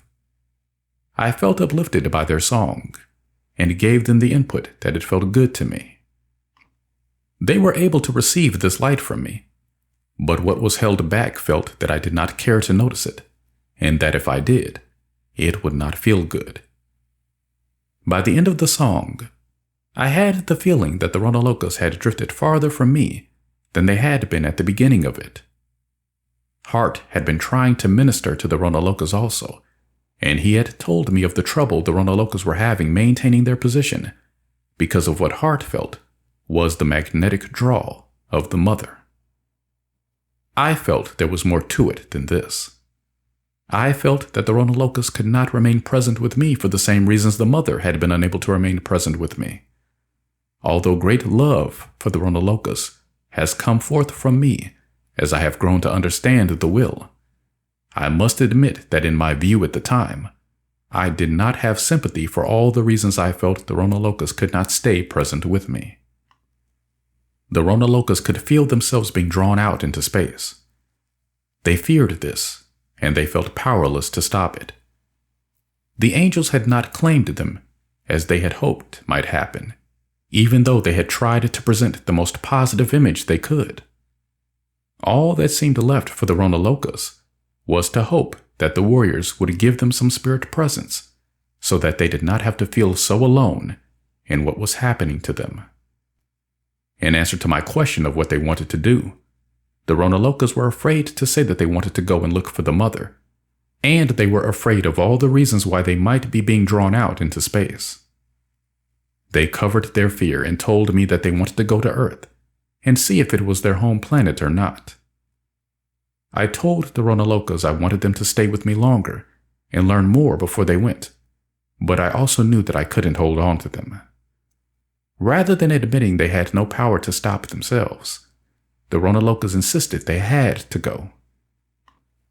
The father warriors stepped in then and volunteered to go along and protect and teach the Ronalokas in my place. It did not make sense to me that the father warriors had volunteered so easily to go out into the same darkness of space they had seemed so anxious to escape by rushing in upon us earlier. I felt very uneasy about having the warriors go to Earth along with the Ronalokas, but not as uneasy as I felt about the idea of the Ronalokas going alone. At least I felt the warriors could protect the Ronalokas from Lucifer, whom I hadn't seen in quite some time. I feared Lucifer might be with the mother. I was not sure if he would also pounce on the Ronalokas or not, but I put nothing past him anymore. The warriors felt fear about going out into space with the Ronalokas, but they did not want to admit it. They also did not want to admit that they had gotten magnetically drawn into the Ronalokas and didn't know how to move away from them. To admit to what they were experiencing here would have meant facing feelings about the will that the father warriors were not ready to face. Instead, the father warriors made a great display of how indebted the Ronalokas were to them for providing protection and guidance.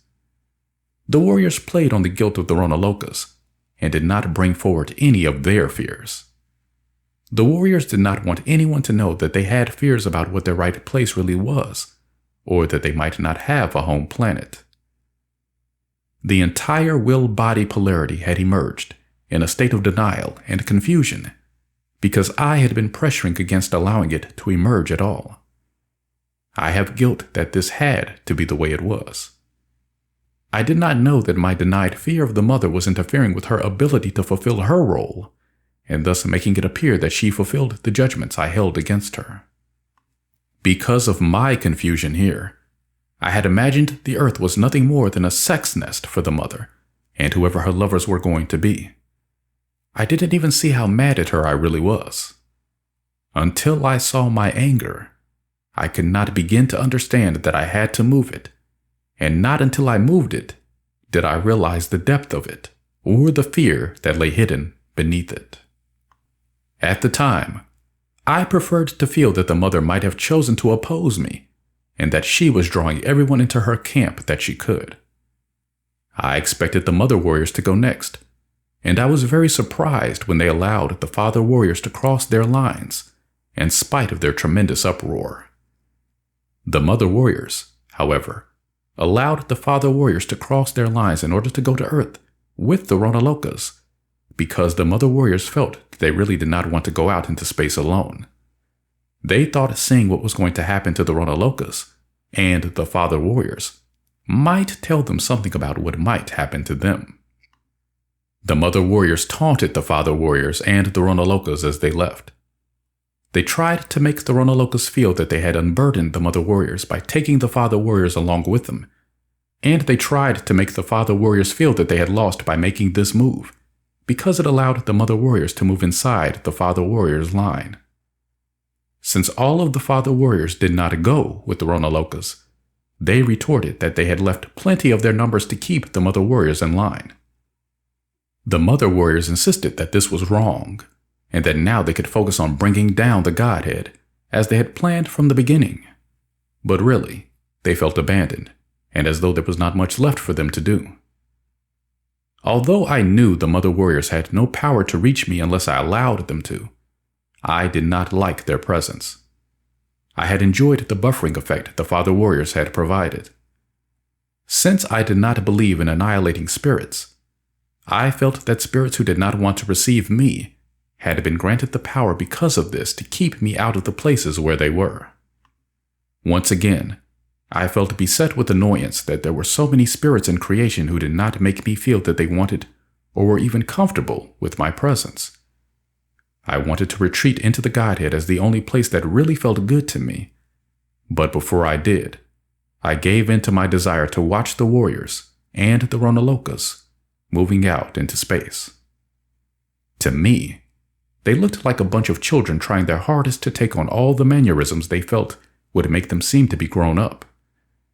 There was something rebellious that I felt in their behavior, and yet, underneath, they were more afraid than they had let even themselves know. I, myself, had not looked to Earth for quite some time, because I was avoiding making contact with the Mother.